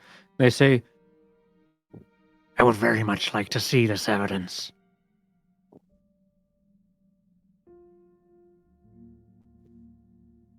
And what of the rest of you, councillors? So does Councillor Yarton, says, oh, I second this. Yes. I think it's important to hear both sides of the story, and if there is evidence to say the contrary, let's hear it. Let's see it. And Warden Marthana says, all right. If there is, please bring forward. Okay, so he walks around the table and stands alongside the orcs and speaks a word to them which says an orc and says the morning sun casts the longest shadows, which is like a kind of somber greeting for people in ill times. And then presenting himself in the middle of the room, removes his breastplate to show huge scars down his front.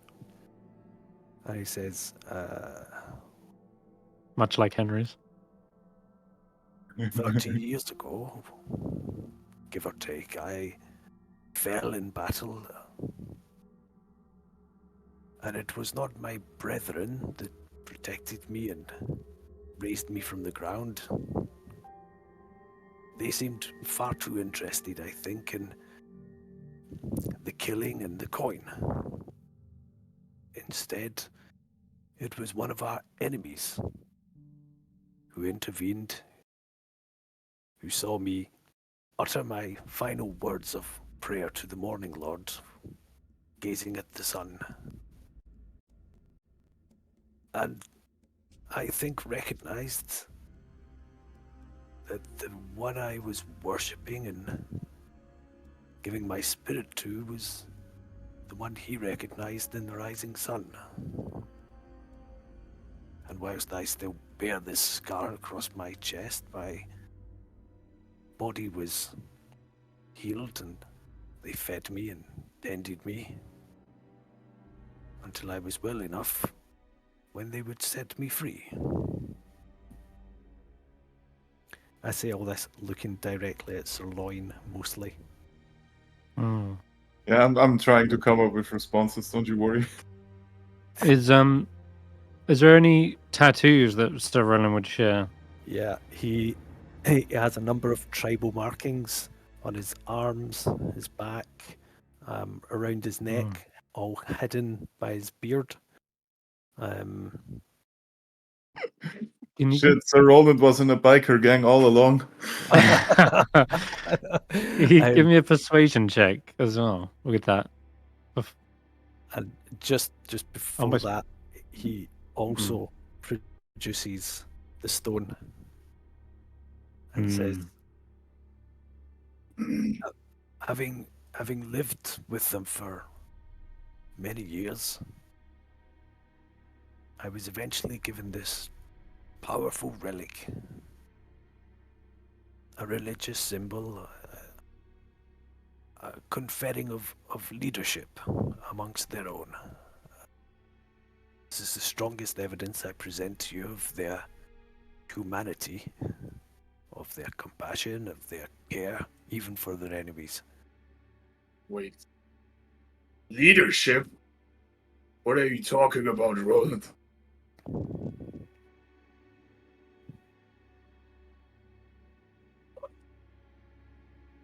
Roll me a persuasion check. Me. No, Roland.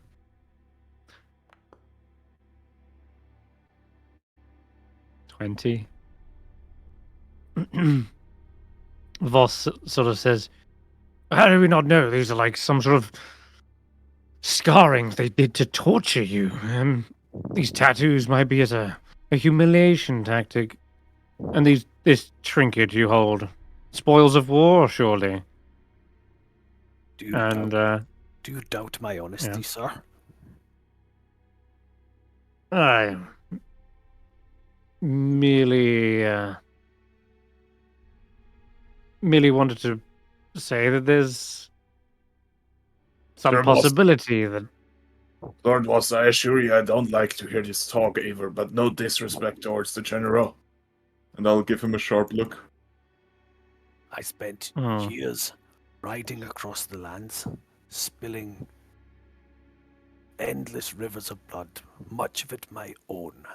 I've earned the right to be believed when I tell you that I would not be standing here if it was not for the Orcs tribe of the people in this room. Councillor Jill says, "And then those rivers of blood. Did you happen to spill any blood on the Allies' side after you were nursed back to health by these orcs?" Oh yeah, it's just, you must be joking. Roland, a chair of the church, he would never spill a brother's blood. Are you asking me if I'm a deserter?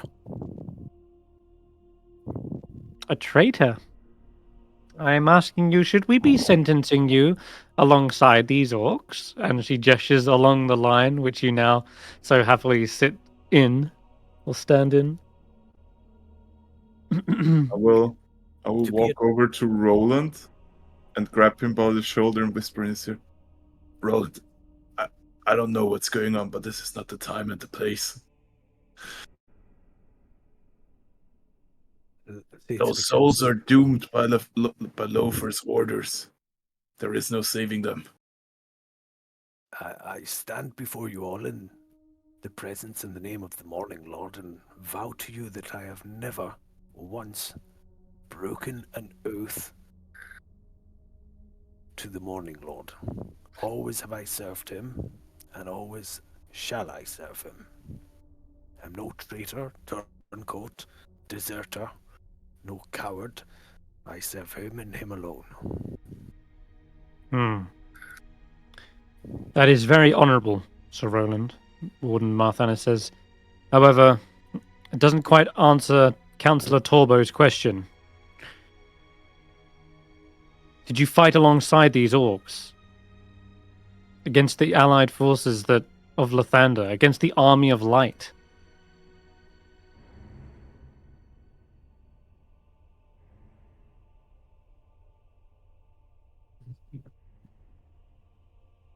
So he just weighs his words. Yeah, it's understandable you have a second to think there. We throw a lot at you this session. What would he say? He says, it doesn't answer your question because you are asking the wrong questions. You are looking at this as ones who believe that anything done in the name of the church are sanctioned by Lathander. What you're not asking is whether or not you yourselves have abandoned his light in favor of power and coin or safety and security.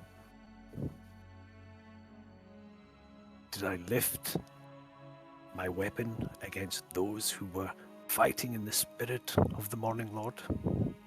No, I did not. I protected those who fought in his light.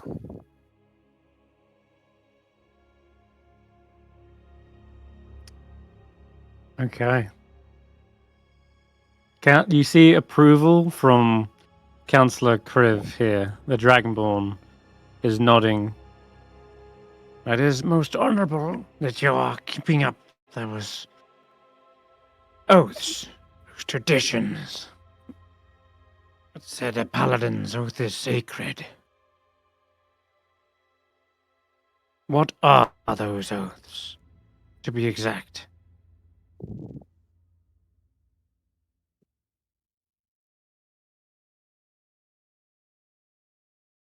And you know those oaths. They're in Yeah. in your oath of devotion right here. Yeah, I've got them here. Let my word be my promise. Act the weak, never fear to act. Let my honorable deeds be an example to all. Whether they themselves are honorable or not.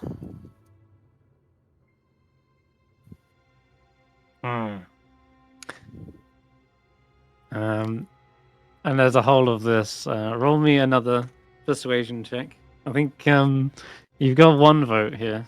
That's for sure.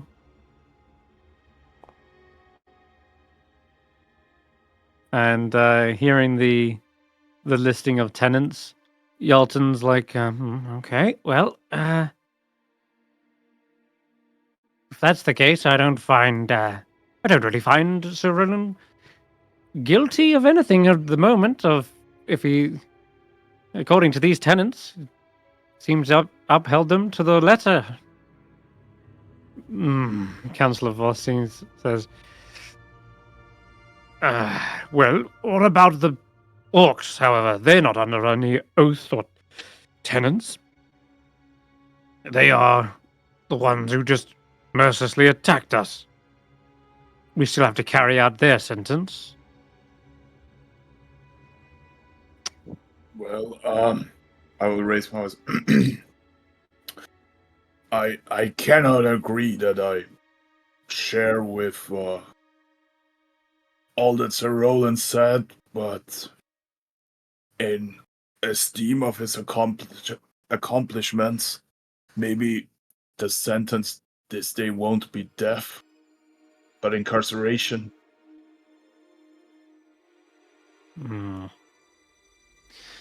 Very well. Jill says, yes, well, they're a danger to society.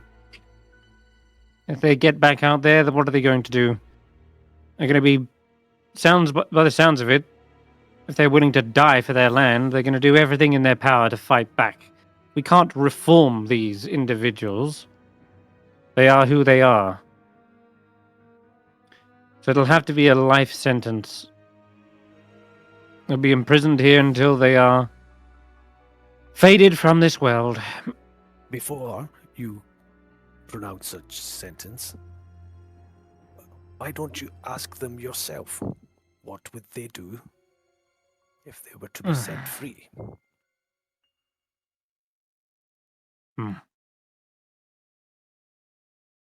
Warden gestures towards the orcs. Well then.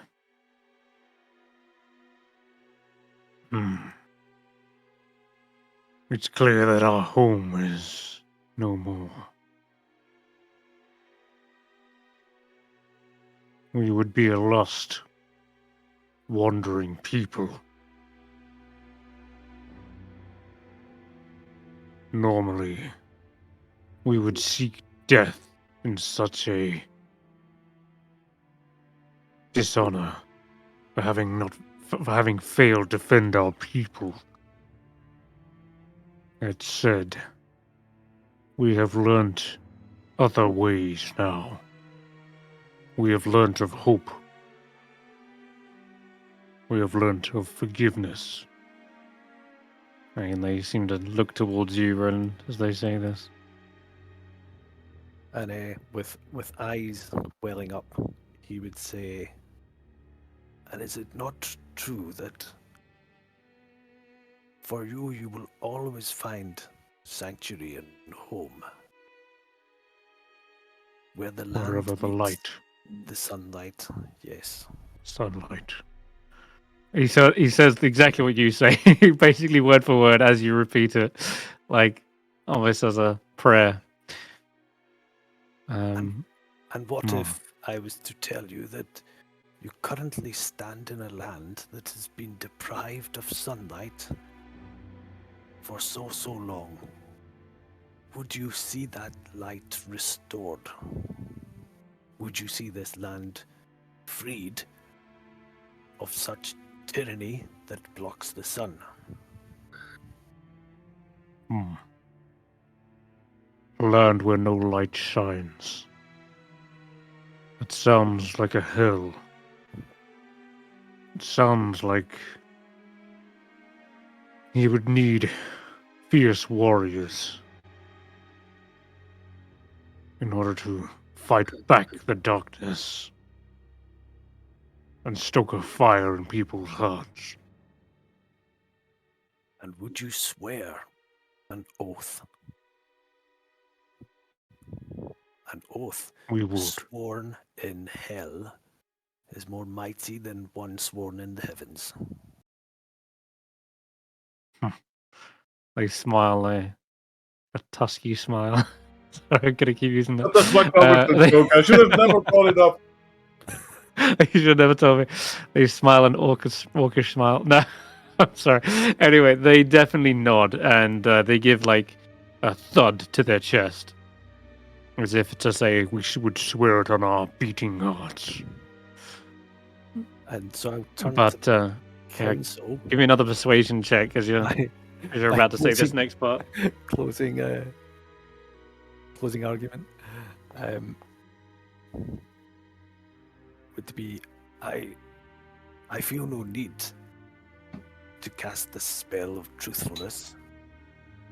I see in their hearts the same devotion and conviction that lies within mine, and I'm sure also within yours. So rather than keep them and feed them here, rather than set them free, hold them to their oath. Let them work in the lands and do all they can. You will find no fiercer warriors for the light than the ones you have standing before you now.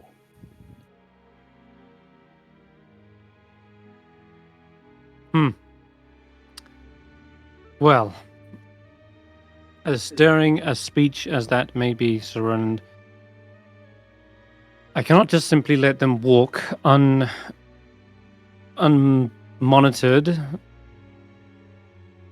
unguarded, especially with 10 towns having a history of orc raiders that have attacked them. I mean, hell, Caer Dineval and Caer Konig nearly lies in ruins thanks to orc raiders. There would be animosity towards them in an already holistic land. That said, if they do wish to prove some use and serve in some capacity, hold on, then there is potentially a use for them. But it'd have to be under the purview of Devessa Shane of the 10 Towns. Word has reached me that there is a faction of Duaga that have risen to the surface. They're collecting a artifact known as Shardlin. Obviously, they're amassing some sort of army as well. Their spies have been spotted all over 10 Towns. Rather than have them wither and rot away in our cells, of which room seems to be running out, and food as well at that rate, perhaps they can be more useful on the front lines. When the time comes, that is.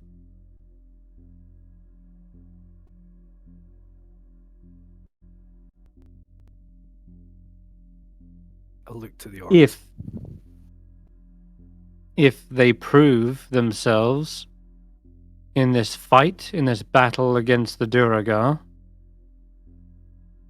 then they will have earned their freedom.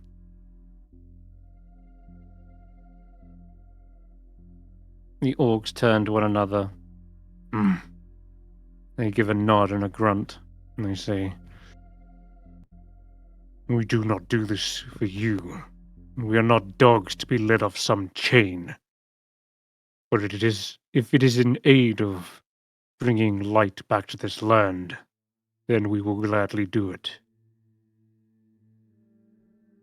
How can we be sure that you will hold true to your word? How do we not know that you will just finish us off once the fighting ends?"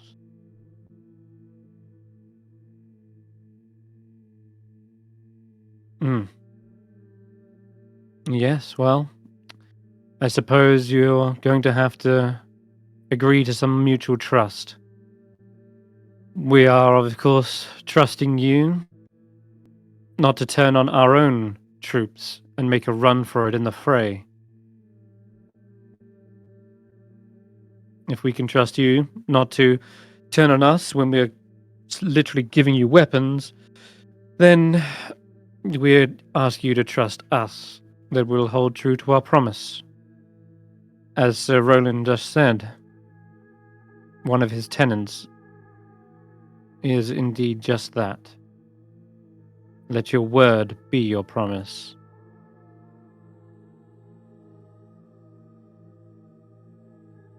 Perhaps, Roland, you wish to vouch for them in this regard? Or vouch for us, in fact? Yeah.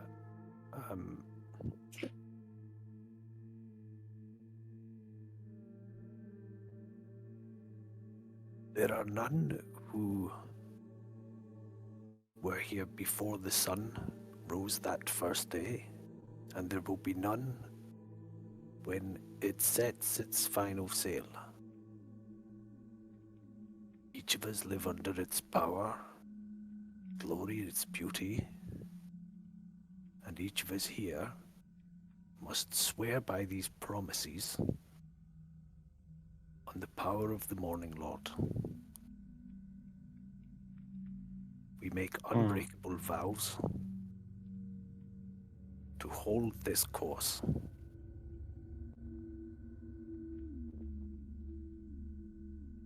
And could I cast Zone of Truth? It is always prepared, and it's verbal and somatic only.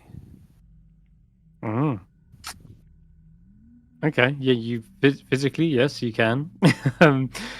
Though at the beginning of the spellcasting, the guards do suddenly like turn, almost readying their hands on their hilts. And Warden Marthanis equally pulls out her own arcane focus and immediately brings out a quick gesture, flicking her wrist, and you see it's like with a gavel in one hand as well. She slams it on the table, and your spell is stripped, nullified, and countered immediately. And she says, "I would require you to ask permission before you do such spellcasting in my council chambers." My apologies. Sir Roland? My sincere apologies for the disrespect I have shown you.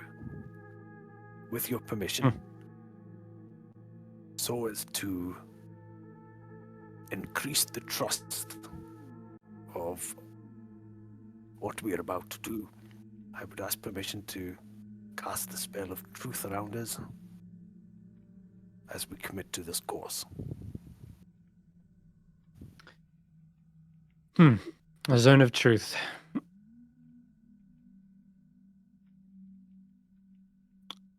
She thinks for a moment. What level is it? 2. 2. Yep, I got exactly what I needed. Very well. I will be keeping an eye on it. Right. So you And take- as you begin casting it, she does recognize the spell and does allow it. Okay.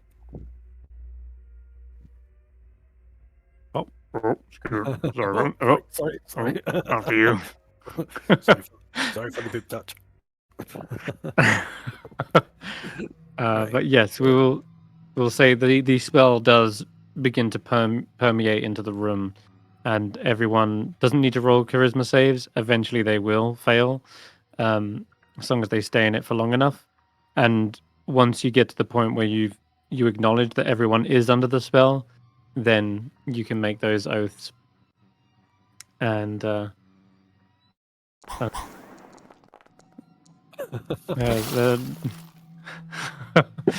there's some saves.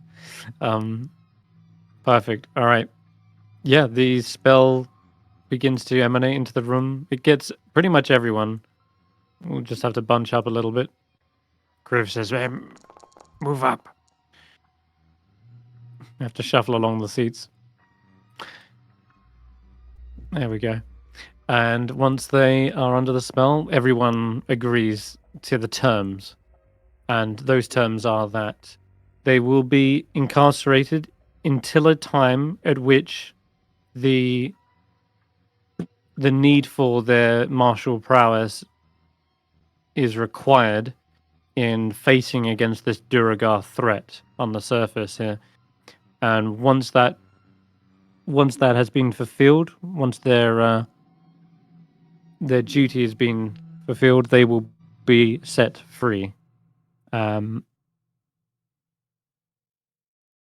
Yeah, they'll be given weapons. They'll be allowed to fight alongside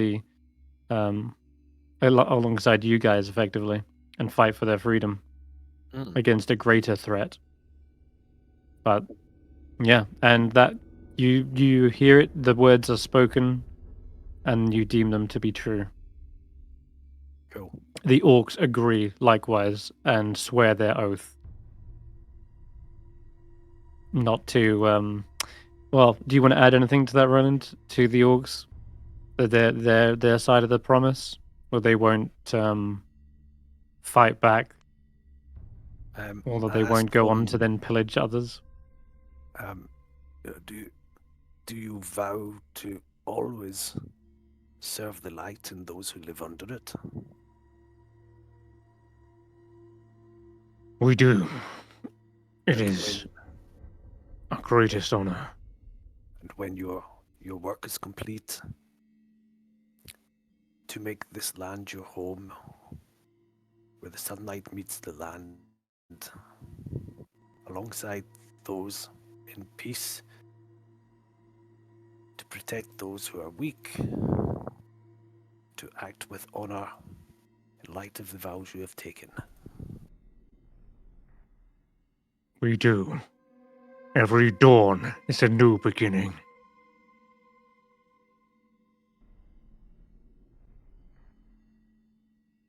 I'll turn to the warden. Their hearts are true. Their words are honest. Their vow, however, is sacred. When do we fight? When do we bash some Durgar heads in? Warden Marthanis says, that we do not know yet. We're still trying to pinpoint their fortress. But information has reached us that they are indeed somewhere out there, perhaps in the spine of the world. The large mountain range to the south. Now, she starts to twitch suddenly and goes, now that business is done and taken care of, who wants a drink? The guards look to each other like, uh-oh. Let's toast to this, shall we? And she leans down as seemingly a bottle underneath the table in a drawer. The guards are like, when did she get the... And she just uncorks it and starts swigging. And I mean swigging and swigging. And she doesn't stop until like this whiskey bottle is completely emptied. the orcs look at one another like, "Is this a traditional human custom?" Well, I really don't. I know. approve. Is Willow here? He would understand this custom more than I would. It don't look so Upstairs, outside glum. of Her the room. voice has changed. Her accent's completely changed. Sounds more like a dwarven accent. She's like, "Come on, pass it round." And she starts handing off the bottle to the orcs, and they're like, they've still got chains. They're still like handcuffs, but they each take a swig and pass it down the line. Amazing. I'll partake. Can I religion check her again? Oh, Like- if anything, it's obvious what's Right, happening here. okay. She is clearly somehow possessed and by a dwarven spirit of some sort, who is very, very alcoholic. I thought that's what was happening, like a curse or possession. Like that's what I was trying to figure out. At the start, he has the same. He said it at the Told start. me He off, has the same sickness as the cat. As Glint. Yeah. Yeah. Glint was specifically possessed. I'm just going to check remember if this could be very fortuitous. I'm going to see if there's anything in the spell description of Zone of Truth that says possessed spirits are exempt. Right, I'm going to ask. I am going to ask the warden. What? Excuse me. What's your name? Who are you really? My name? Well, you can call me Vlax. Vlax Brawn Anvil. I'll look to the other councillors. Do you know what's going on here? They sort of pinch the bridge of their nose and they're like, well, at least we managed to get the sentence in just before. No, they do know what's going on. Yes, Right. Okay. yes, we tolerate this. What the- Unfortunately, it seems as though she does have a possessive spirit. Once every day, for a few hours, the shield dwarf, known as Vlax, takes control of her. Well, that would explain. And you hear that. Yeah. Vlax says, "Oh well, it's only, you say once a day. I might take another swig or two during the night. It's partly why she wakes up so hungover. But we're good friends. Isn't that right? Isn't that right, Martha?" And she suddenly gives a thumbs up. See? We're best pals. By the gods, has anyone considered just removing all the alcohol from this building? It can't be that hard. Don't you... No. Objection. She slams the gavel down. Overruled.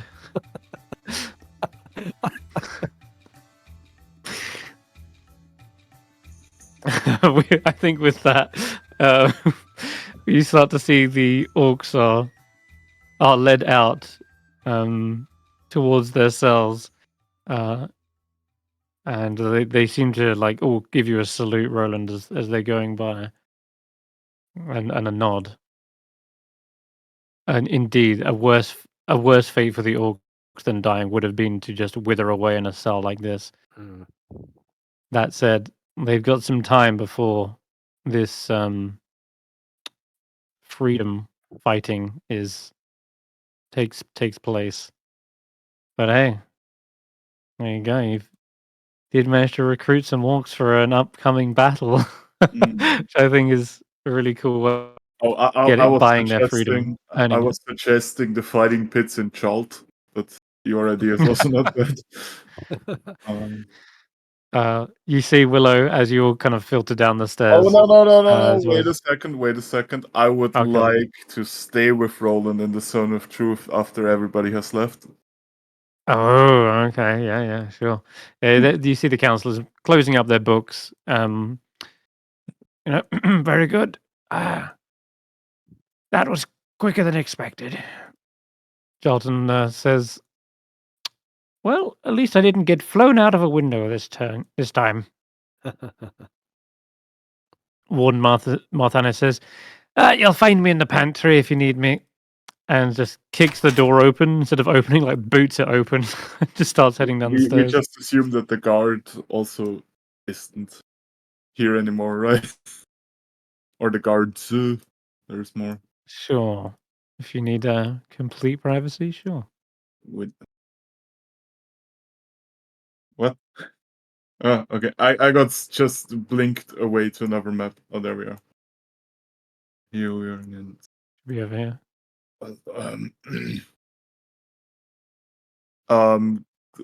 Loin is clearly like visibly agitated at this point, right? He was holding his tongue during the trial. Yeah. Roland, excuse me. What the fuck ball of thunder's balls did I just watch? And I assume that the Soon of Trove also affects him, right? It can, yeah. It Yeah, can. I assume he would have. I would assume he would have auto failed to make sure he's also. That was fulfilling my his oath. assumption as well, that he auto failed it. Mm-hmm. Roland, you know I swore an oath to you, but tell me the truth. Did you betray the order? Okay, so he's briefly considering dropping the Zone of Truth, but just leave it up. The truth. The truth is, you made a mistake swearing an oath to me when you should have sworn an oath to the Morning Lord. You've become lost, but that doesn't mean that the sun will not reach you and warm your heart once more. But you tell me. Enough, Roland, enough of the gospel. I'm asking you if you allied with the orcs and went behind our backs. I went behind no one's back. Everything I do is in the light. Nothing is done in shadow. Nothing is hidden. And in serving the Morning Lord, I was drawn to be amongst the weak. Those who were being driven from their lands. Those who were being burned and murdered. God's this oaths that you know as well as I do that Lothar does not give a rat's ass about the Holy Scripture. You know as well as I do that I don't give a rat's ass about what they think. Well, this is all odd to me. I never heard you talking such disrespect about your older brother. Oh my god, the Lord drops. Oh shit. What? Dudes, what? Nicely played. Loins, do you know why I obey Lathander? Why I am so devoted? Look, there is a time and a place for this, but not a word of this to Cain. He was already suspicious of you. If the church gets wind of this, they are after your head. And if they know that I warned you, they will be after my family as well. You said you were seeking audience with the warden here. I can arrange that for you, but you need to leave this place as soon as possible. Thank you.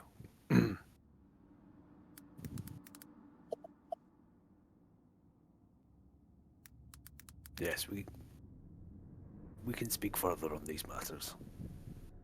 I will have to gather my thoughts.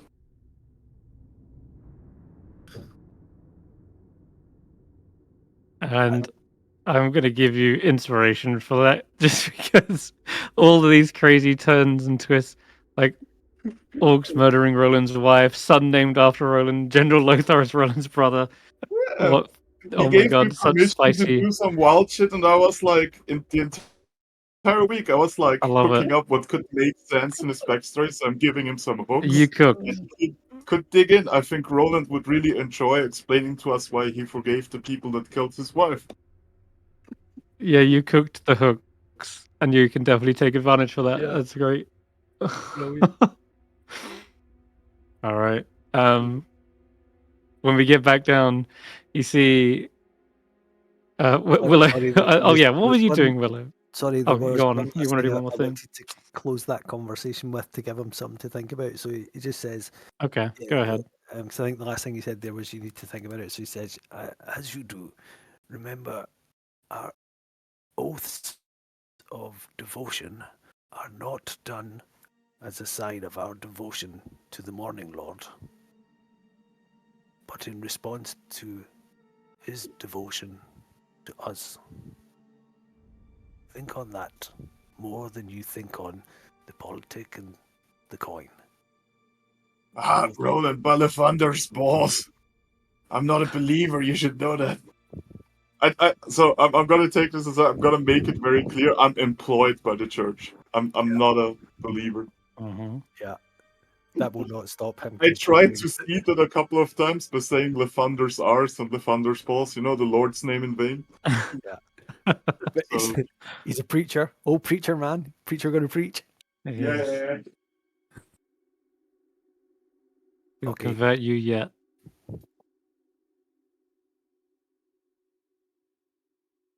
All right. Yeah, I got bored and started having a staring contest with this person who won't give up. Yeah, sorry, Rogan. Yeah. Sorry. I figured I'd get told off if I talked to them. Yeah. Sorry, that took longer than I thought it would. You hear one of the guards saying, "Careful. This one's a drow assassin. He's known for making a few shivs out of splinters. So just keep your distance, all right?" He does indeed Gonna just do is stab me.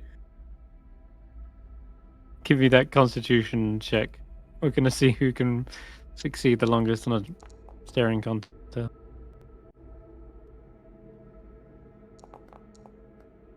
You see the shock of white hair staring back at you for the longest time, but this flickering light behind you is too bright for the drow's sensitive eyes, and he kind of like blinks and pulls away and into the shadows of the room.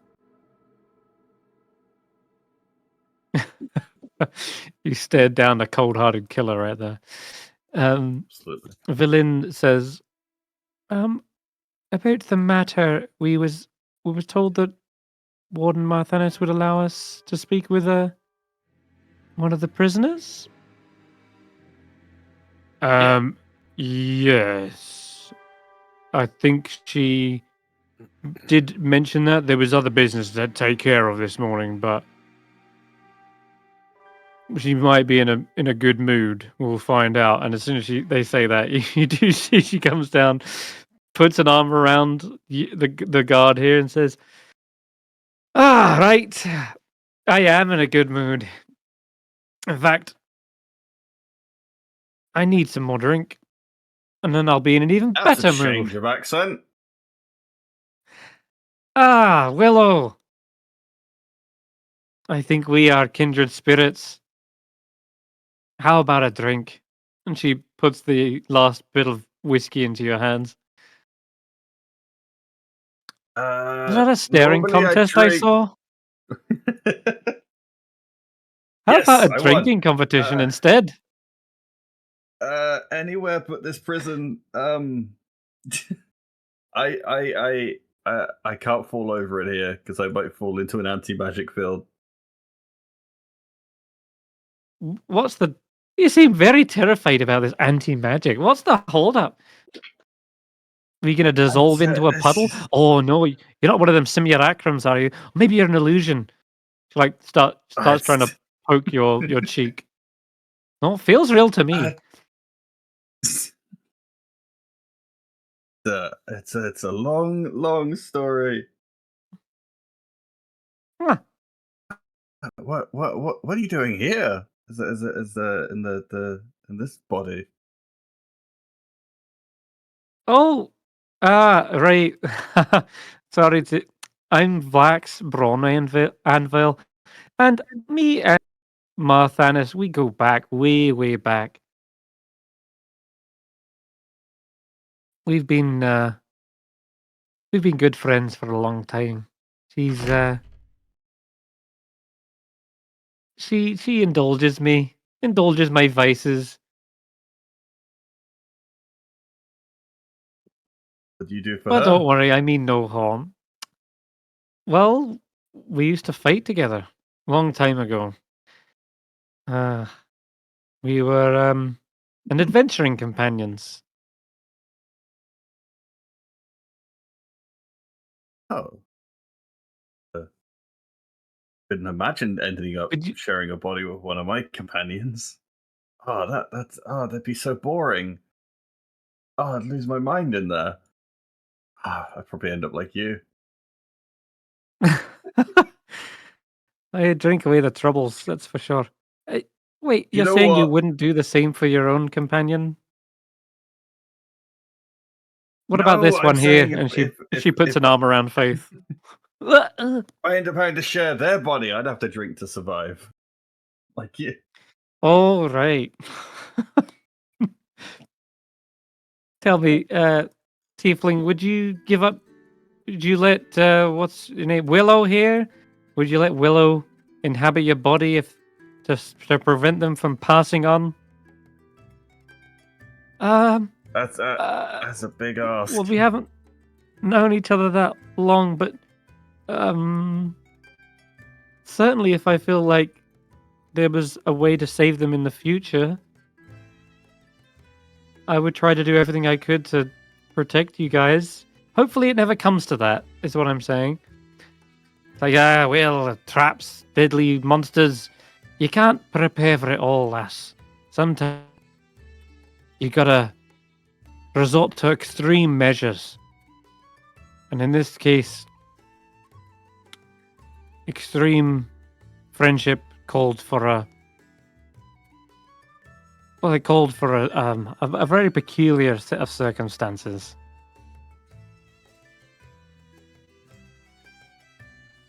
Well, And now, known time for for a some short extreme time, percentage of alcohol. Sorry, go on. maybe not sure it's what time, but we've seen big changes already. That's I've picked a dangerous group to be around, but it's stories I wouldn't have without. Mm. I think You I think these people are something special. Do you know what I mean? Mm. They're going somewhere, and I need to see where they're going. I get you. I think you're doing the right thing then. Forming friendships, bonding through dangers and hardships. That's how the unbreakable spirits are created. I don't think without that friendship I would have been able to inhabit Marthanis' body. There wouldn't have been a strong enough connection. You've probably seen dangers I've never thought of. Any advice on what's out there? Aye, don't fall down to necrotic damage. Yeah, necrotic damage will Okay. usually kill you. It's the worst type. It either turns you to dust or saps your spirit out of your body. Oh yeah, disintegration's one of the worst ways to go. Don't hit 0 from force damage either. Anything else, you'll probably be fine. I mean, that's how I lost my body. Behold of eye right to the face. Perhaps we There should wasn't even find bones one left. of those revivify gems before something bad happens. Ugh. That wouldn't work on a pile of ash, but you're more welcome to try. What did I say earlier? Oh, that's right. Drinking competition. Come with me. As long as we're far away from the anti-magic builds, let's go. She swaggers off down this hall, and let's say like there's an empty open cell here, and she like jokingly like nearly pushes you towards it. Just No. get in. She pulls you with her shoulder all the way towards the what is it? Why we're doing Pantry this? again. Have you ever heard of a red yeti? Win a lot of gold. The red yeti.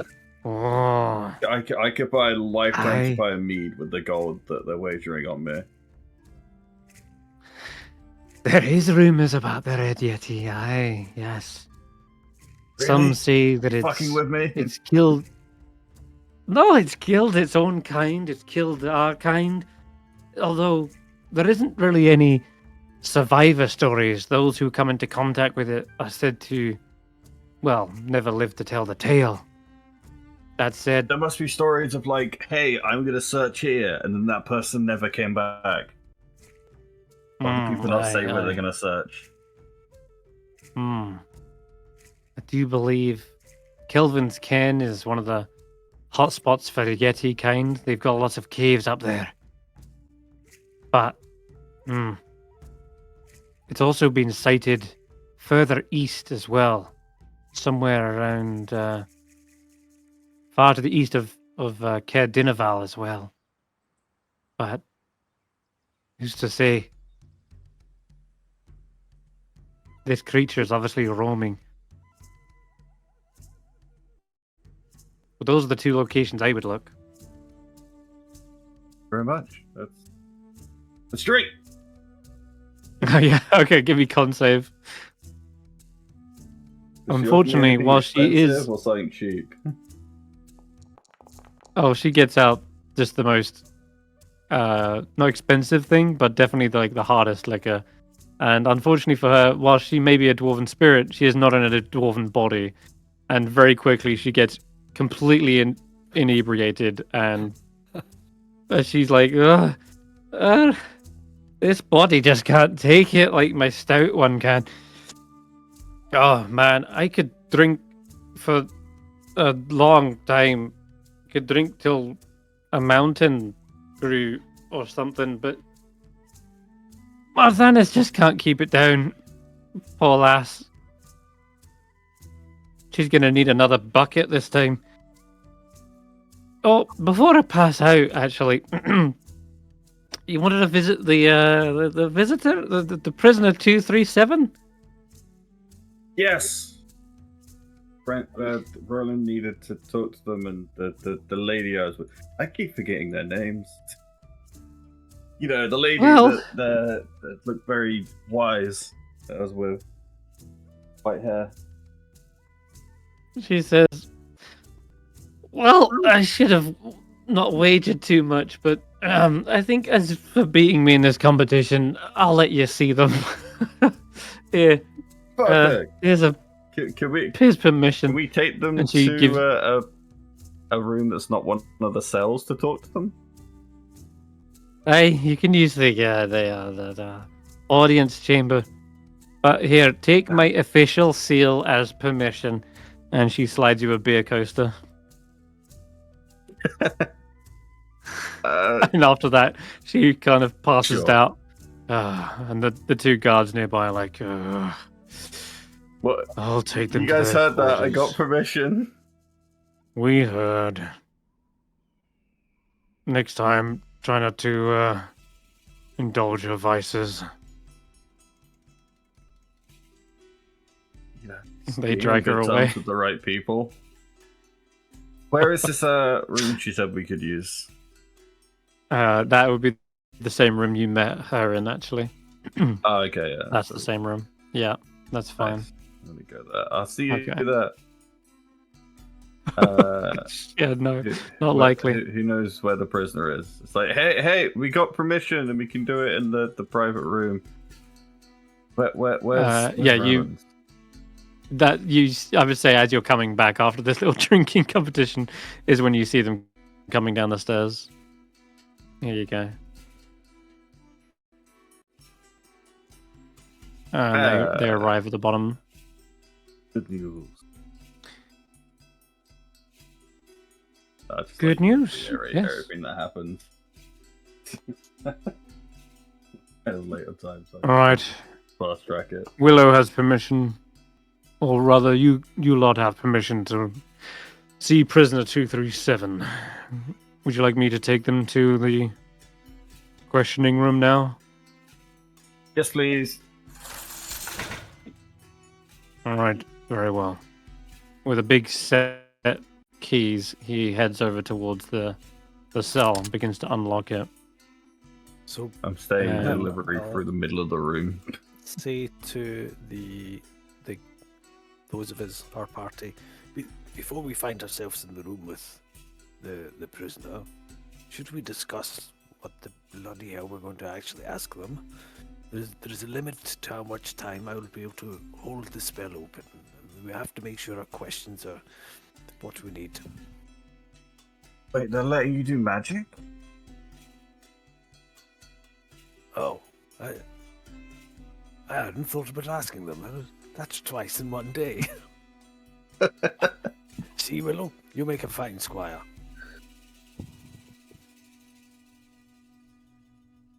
Villain, do you have any suggestions of what we have to ask?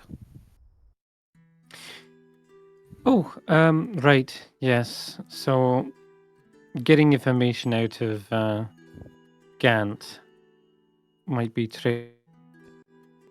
Though I am concerned what the warden said, that he would see anything to save his own skin. We will need to verify his truth somehow, but I don't know how.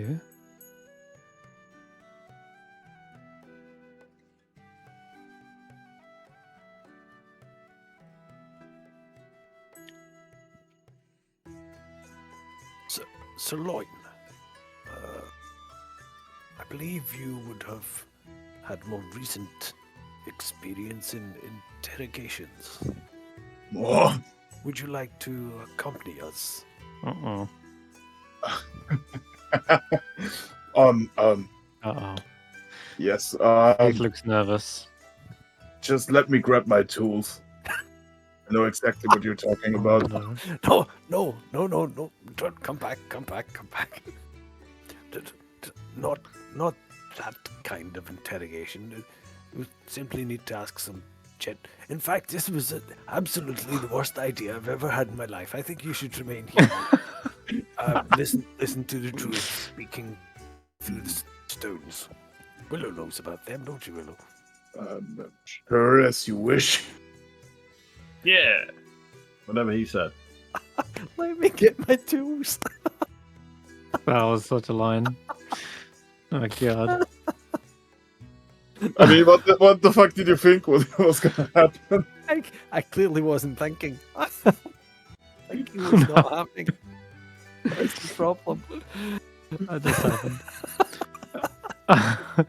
It's probably like as this prisoner's being brought out, he hears this conversation. There's already a awkward stare coming from him. All right, so Wait, is as that the this prisoner, prisoner the is one being with brought the out, dwarf? no, that's prisoner 13. Away from the bars, and he kind of clangs them. He's like, and she's like, no harm, no foul. I can't eavesdrop a little? I don't trust you, prisoner 13. Get back to the... whatever it was you were doing. What, shitting in this bucket?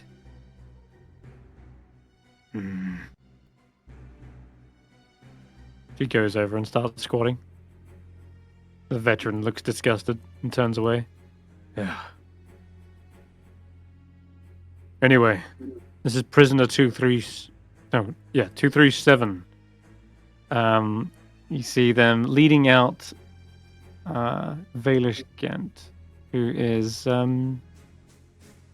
looks like a kind of a pompous looking man. He's got a double chin, he's got like short brown hair, kind of discerning eyes and a long large nose here. He's got these big sideburns as well. They've kind of clearly overgrown in his time. And he's still got his cloak though. He was allowed to have his cloak the whole time by the looks. It's like a budget Damn, outfit. that's a man hiding his receding hairline if I've ever seen one. It's kind of falling down the side of his head.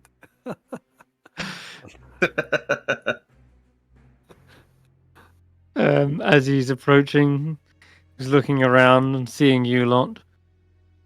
And says, "Oh, you didn't get me flowers or anything, villain?" Villain says, "You're lucky you're not pushing up flowers, Vailish. And I'm guessing you're not here to buy my freedom, no?" "No. Perhaps we can buy some information." "And what good is gold gonna do me in here?" "I don't know. Maybe you can stuff it down your throat so we don't have to listen to you." And he says, "Ha! Just see me to the room already." The prisoner is escorted all the way over. "You coming?" he says mockingly as he turns his head round. "Oh, this one's gonna be a handful already, I can tell," Valin says. Here's the deal. You tell us what you know, or I start singing. Let me get my tools. Fucking Lou. Honestly, T-shirts are Uh-huh. getting printed in my head right now. There we go. So, 2 guards enter into the room, shut the door behind, and lock it, and stay posted either side. In fact, yeah, either side of the door there. And you have free reign to question him. He says, "All right, I'll give you 10 minutes. Starting from now." And Vailish says, "Just enough time to learn about all your tragic backstories. You look like you've seen some shit in your time." He looks towards you, Sir Roland. Well,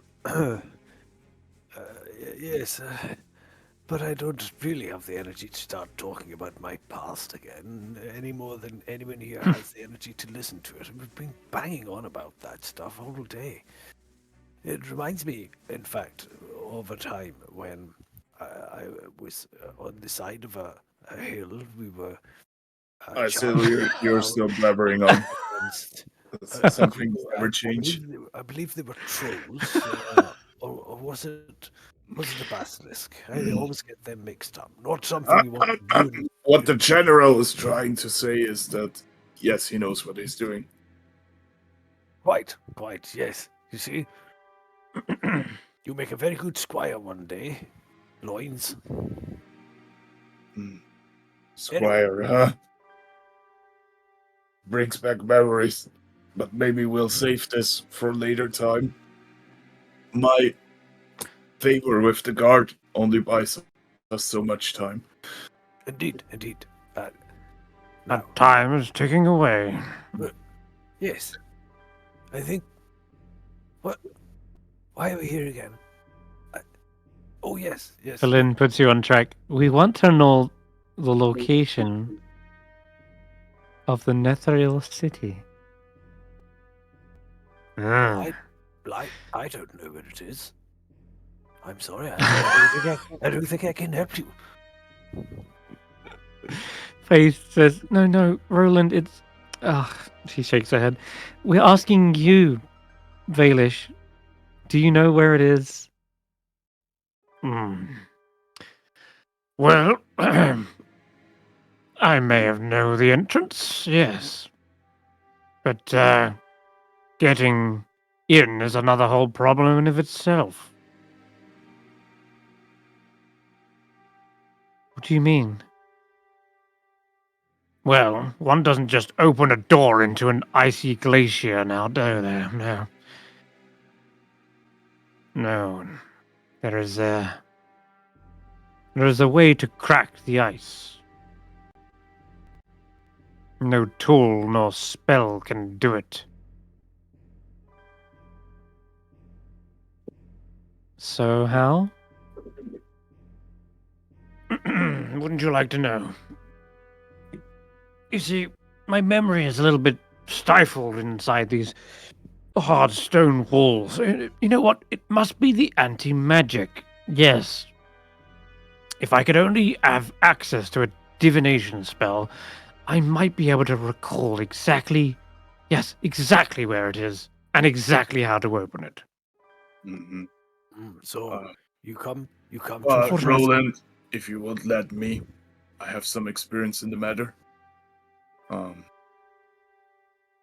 Is he in chains? He's handcuffed. Yeah. I will go over to him and uncuff him. You don't have the keys. Can I ask for the keys and uncuff him? To what end? The guard questions. Oh, you're gonna love this one. Interrogation techniques. My favorite.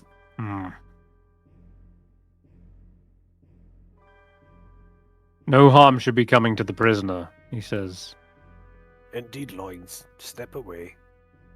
There's no call for that. You guys are no fun. Anyway, prisoner, you come to us asking for a divination spell, do you? Well, let me ask you. What's it worth to you? Why should we?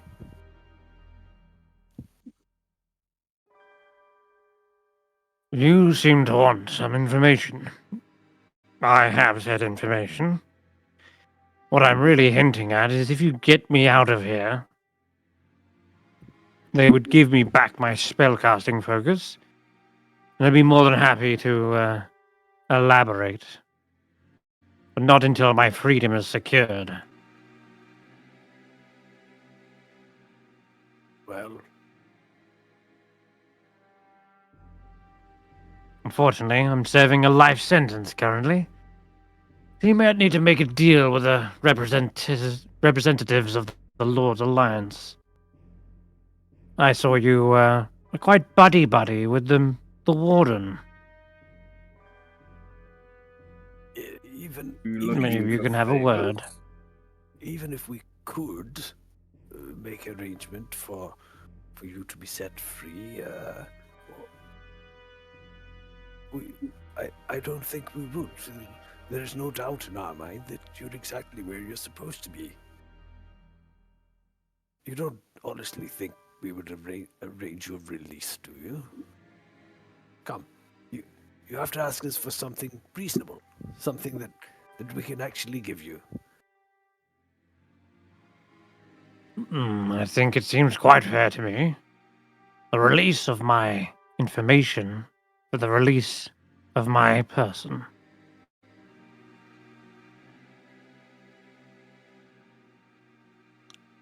There are many ways that the soul of a creature can be free. Have you ever considered opening your heart to the warming light of the sun?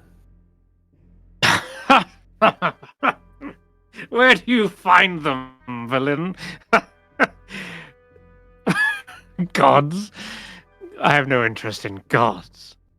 Well, Only surpassing them.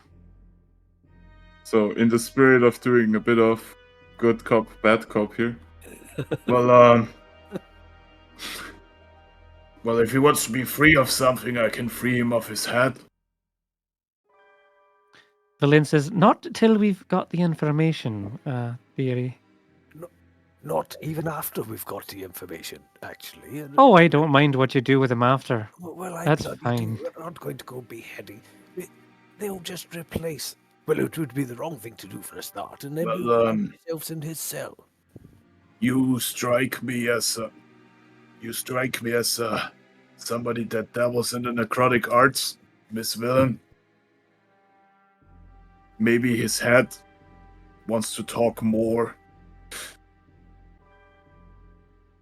What if you offered him a If pet you- kobold so he'd be less lonely?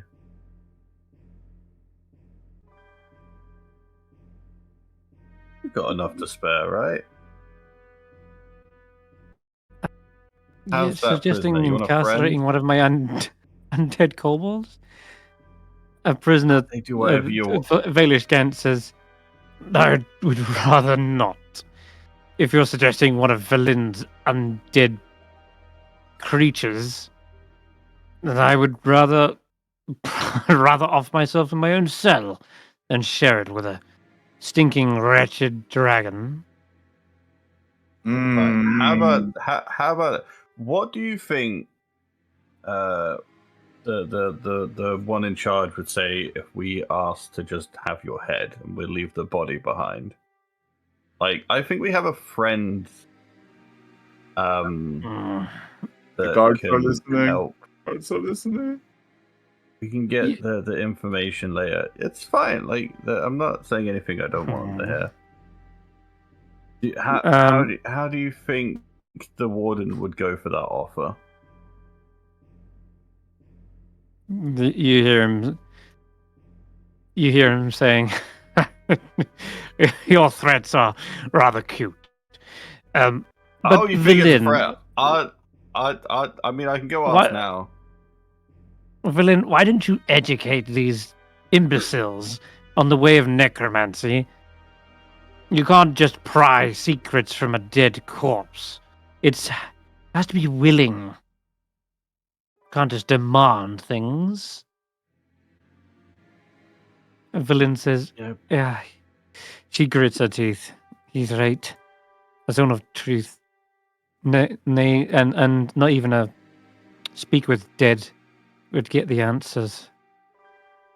Look, Not of that we're this is- thinking about murdering him, she says back to the guard. none of this. Not without permission. I have an idea. I have a question for you, Mr. DM. Mm-hmm. Can Faith cast Revivify? She had the diamonds to do it. Yeah. Mm. But you used them on Smash Face. Yeah. That's where I'm getting at. But Faith can revive corpses, right? She could. How much of Sure, a corpse do you but- need to revive it? If it's willing to be revived as a free person? It needs to be within a minute of that person being dead. Oh, okay. 2, you don't have the diamonds for it. And 3, that still doesn't get you the information necessarily, unless your plan is to kill them, Okay, get their body like sweet. thrown out of the tower. I got all that.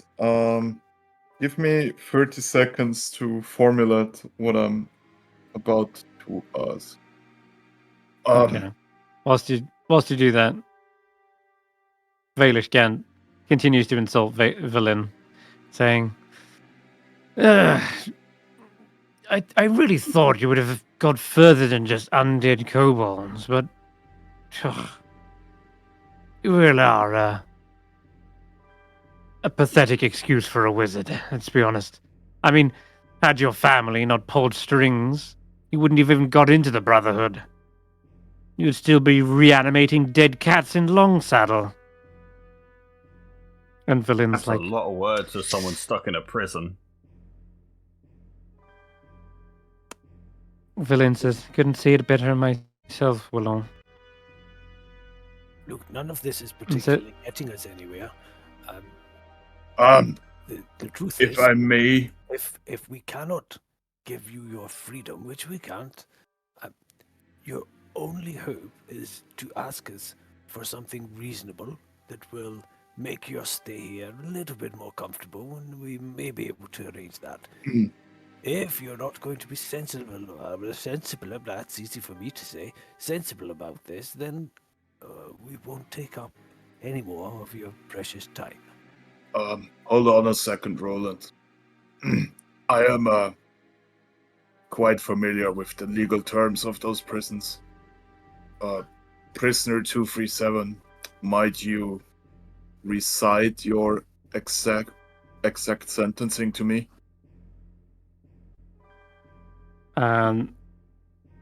Exact sentencing as to what? Sorry. Well, he has a life sentence. How was the life sentence worded? Oh. Obviously, it doesn't mean he's No, It, no, that's not what I'm asking. I'm dies. asking you how it was worded. A life We're in a judicial system. We're It's a life legalized It literally life sentence means until death, for right? life. Until death is what it means, Effectively, right? sure, yeah. Mm-hmm. So, Valish does say in response to Sir Roland asking for something more reasonable. He does also say that I've been here for a few years now. I've got rather used to the conditions. Making improvements to them doesn't really bother me. To Loin, he says, yes, it's a life sentence. But if you have any inclination as to harming me, my information would die with me.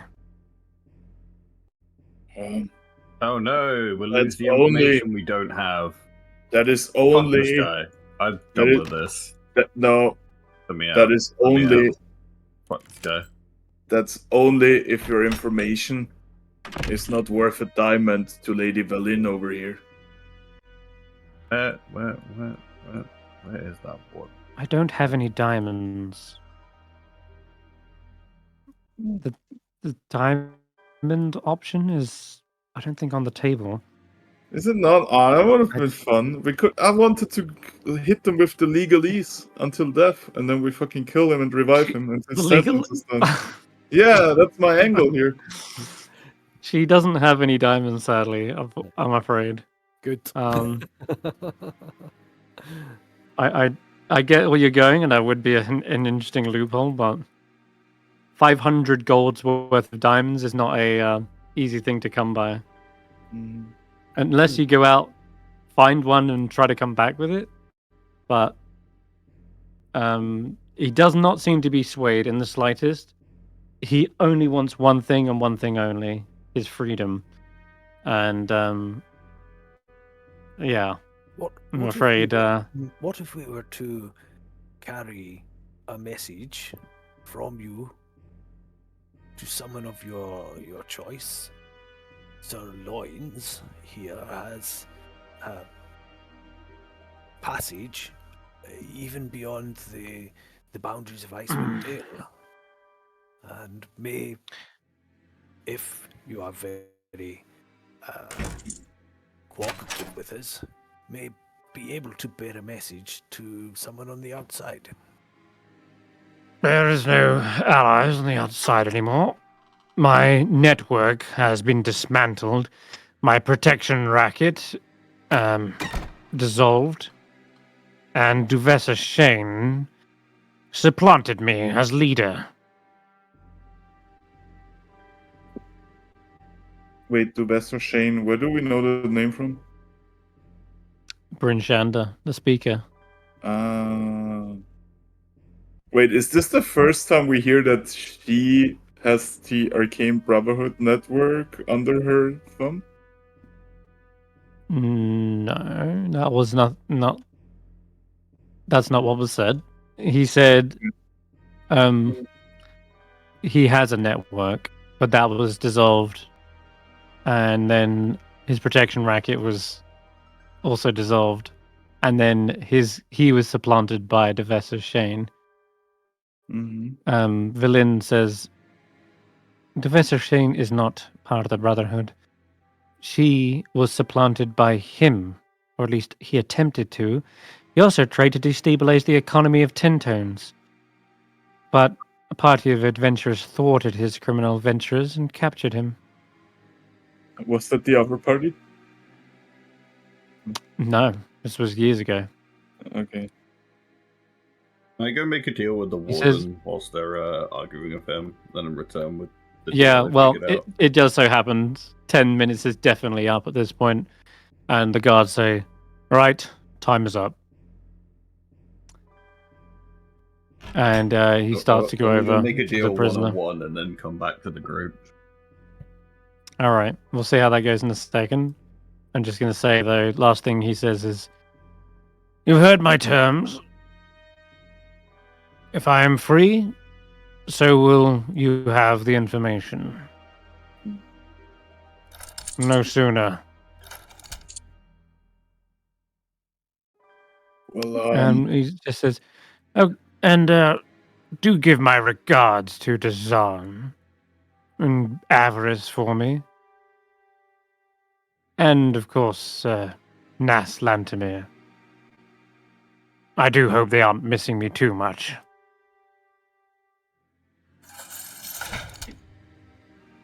With that, they are put back in. Ugh, Berlin rolls her eyes. God, well, just want to suffocate him. I might have also a less drastical solution at hand. He said he got used to the conditions here. What if his conditions became worse? Such things can be arranged. That's brilliant. Out of character. That's brilliant. Well, that's terrible. I learned from the best. We'll touch with Willow real quick before we wrap up. The guards do say, "I think you drank poor Mathanis under the table. She's resting now." But Well, wake her what up. did you This want? is important. Well, he threw Wake her out, up. and I'm gonna say he threw out a rather interesting line here, and that is he would rather rot in hell than be stuck in his prison cell with undead kobolds. And we happen to have a necromancer with us. He Mhm. says he wants nothing else but freedom and that he's used to the conditions here, but man, prison is a terrible place, and prison can always get worse. Good lord. Yeah, you could play that angle. Willow, give me a persuasion check. But me and the warden are friends now. Surely that gives me advantage, right? Given her current condition, she's fucked. And you're not convincing her, you're convincing him. These guards. Oh my god. He says, Can I use my She's- inspiration? you can. He's saying, Yep. she just threw up and Worth it. passed out. I go. I use my inspiration. I have an 18 now. Oh god. He says, "Look, it's your funeral. Come with me. Absolutely. Let's go. She is gonna be she's gonna be cranky." He takes you all the way to her quarters, which are next to the meeting room. And she knocks on the door before entering. You see a guard sort of trying to get her into the bed, and but you see her like still like really, really fucked up. Oh god, what's happening? My whole head is That- spinning. Prisoner is the worst. Prisoner 237. Wait, Yeah. what are you doing in my? God. He said it was urgent, Warden. I Really? we're getting nowhere. I need to make a deal and get this done with and get out of here. What if Deal? Oh, there's a problem you need solved, or something that your guards can't do, or something you need acquired? We do anything, and as a trade, give him a 30-minute head start and a chance of freedom before you run after him. Probably won't make it, but I reckon he'll take a chance at freedom over definitely being stuck here. What do you think? Because You're I'm bribing not me this whilst I'm hungover? No, that's You're not a bribe. That's an offer to help you with something. That's You called get a something, bribe. I get something. That's literally called He- a fucking bribe. He doesn't have a bail. Okay, this guy, he formed a protection racket. He tried to like become a tyrant of 10 towns. This guy's fucking supposed to be locked up. I can't just have a risk like a security breach where he just wanders out and we have to hunt him down. Plus, he's a powerful wizard, and he's not going to step foot out of this prison without his belongings. And as soon as I give those to him, he is a greater danger. Yes, we could surround him, catch up to him, but he could teleport, he could launch a fiery blast. There is so many things that would put my men at risk. Not to mention, there's no guarantee that we can even pin him down without him just vanishing into the ethereal plane. What you're asking is not so straightforward, I'm afraid. Unless there are like some extreme measures, but he's smart. He's very intelligent. I mean, he's a wizard after all. I have no idea how long it took just to pin him down to begin with. He's not going to be falling easily for a trick or a trap. There's nothing of trade. No one worth us hunting down or getting that's worth the risk. Nothing in the world. She thinks for a moment. Well, there's a number of wanted criminals out there, of course. Plenty of bounties to claim. Set me out on a task that will probably kill me, and then you'll never have to deal with me again. Or I'll succeed, in which we're both better off. Right, but you're still asking me to potentially trade one prisoner for another. It's like, oh, okay, we'll swap this psychopath for this megalomaniac. I don't know what's worse, but you see my predicament. This is so much more than just him. I'm with the only people I believe can do something about this eternal winter, and if I can't help them deal with this problem to take us on the next step forward, we're not getting out of this hellhole that the world's left in. And whatever's going on with Oriel is so complicated that there's something worse than Oral that's a big part of this. And if we don't get through this, this doesn't happen. This isn't just a prisoner versus another prisoner. This is a step on just the way things are. You've heard the way people were talking about Roland, and the other people who are with him are just as impressive. It's so unfortunate they're not here. And I will take on the most dangerous possible thing. I will fucking bring a dragon's head to you if you need to get this situation done. You're clearly out of your... And then she stops when you say, go and get a dragon's head. She goes, well, you said it, not me. For fuck's sake. There is a dragon problem. Oh, no. An ancient dragon by the name of Avaturas. They swoop across the lands looking for prey and treasure alike. They are one of the biggest dangers to Icewindale, and all this talk about fulfilling some sort of destiny or bringing back light to Icewindale, if you truly want to protect this place, that dragon is one of the biggest things threatening our safety. She sits up in the bed. But at the same time, I don't really want to send you off to your death. I don't think anyone has the manpower to deal with that. I'll do it.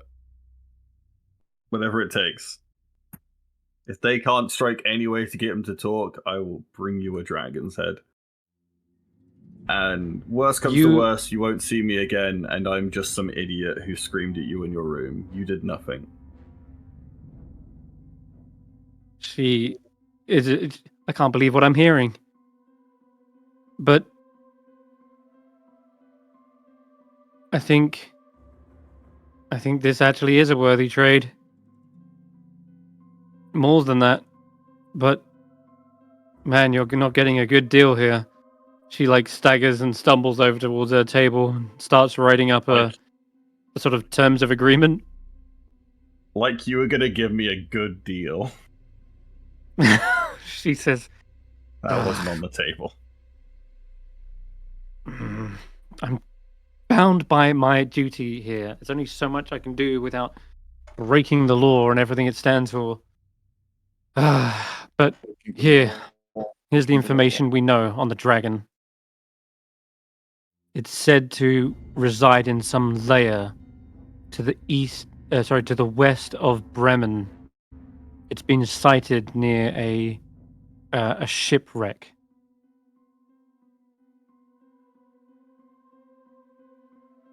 Hopefully I'll see you soon. I can't imagine this will be a quick task, so by soon I mean, how many months it takes to go slay a dragon. I don't know who not you like think the you prisoner's are, going but anywhere. I wish you all luck. I'm someone surrounded by the right people. That's all I am. Thank you very much. And of I'll course, sign it whatever goes you without need me to saying, sign. she does give you a document on Aventurus as well as a written agreement about how if you deal with the dragon problem, you can gladly free prisoner 237. And she says as you go out of the room, and of course, it goes without saying, if you do manage to find the dragon's lair, its hoard is yours for the taking. No doubt it's acquired a great many treasures over the years of scouring Icewindale. I know one person who will want all of that to himself. He's got the way to carry it. Thank you very much. She hands you the document.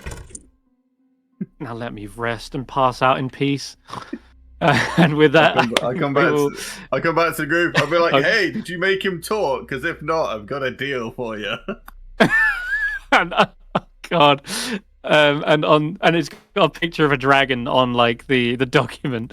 Like just the outline of an ancient white dragon. I think on that bombshell, as you see this and get people's reactions, we will end tonight's session because, my God, Willow's a nutcase. Awesome. Well, Zay's in the chat like, oh fuck, oh no. We can still try and figure it out hilarious. without killing a dragon, but this gives us a option. Mm-hmm. No one else has given us an option yet, other than yelling at him and arguing. What a crazy move by Willow. All right, we'll close up tonight. Take care, guys, and see you all next week. Bye bye for now.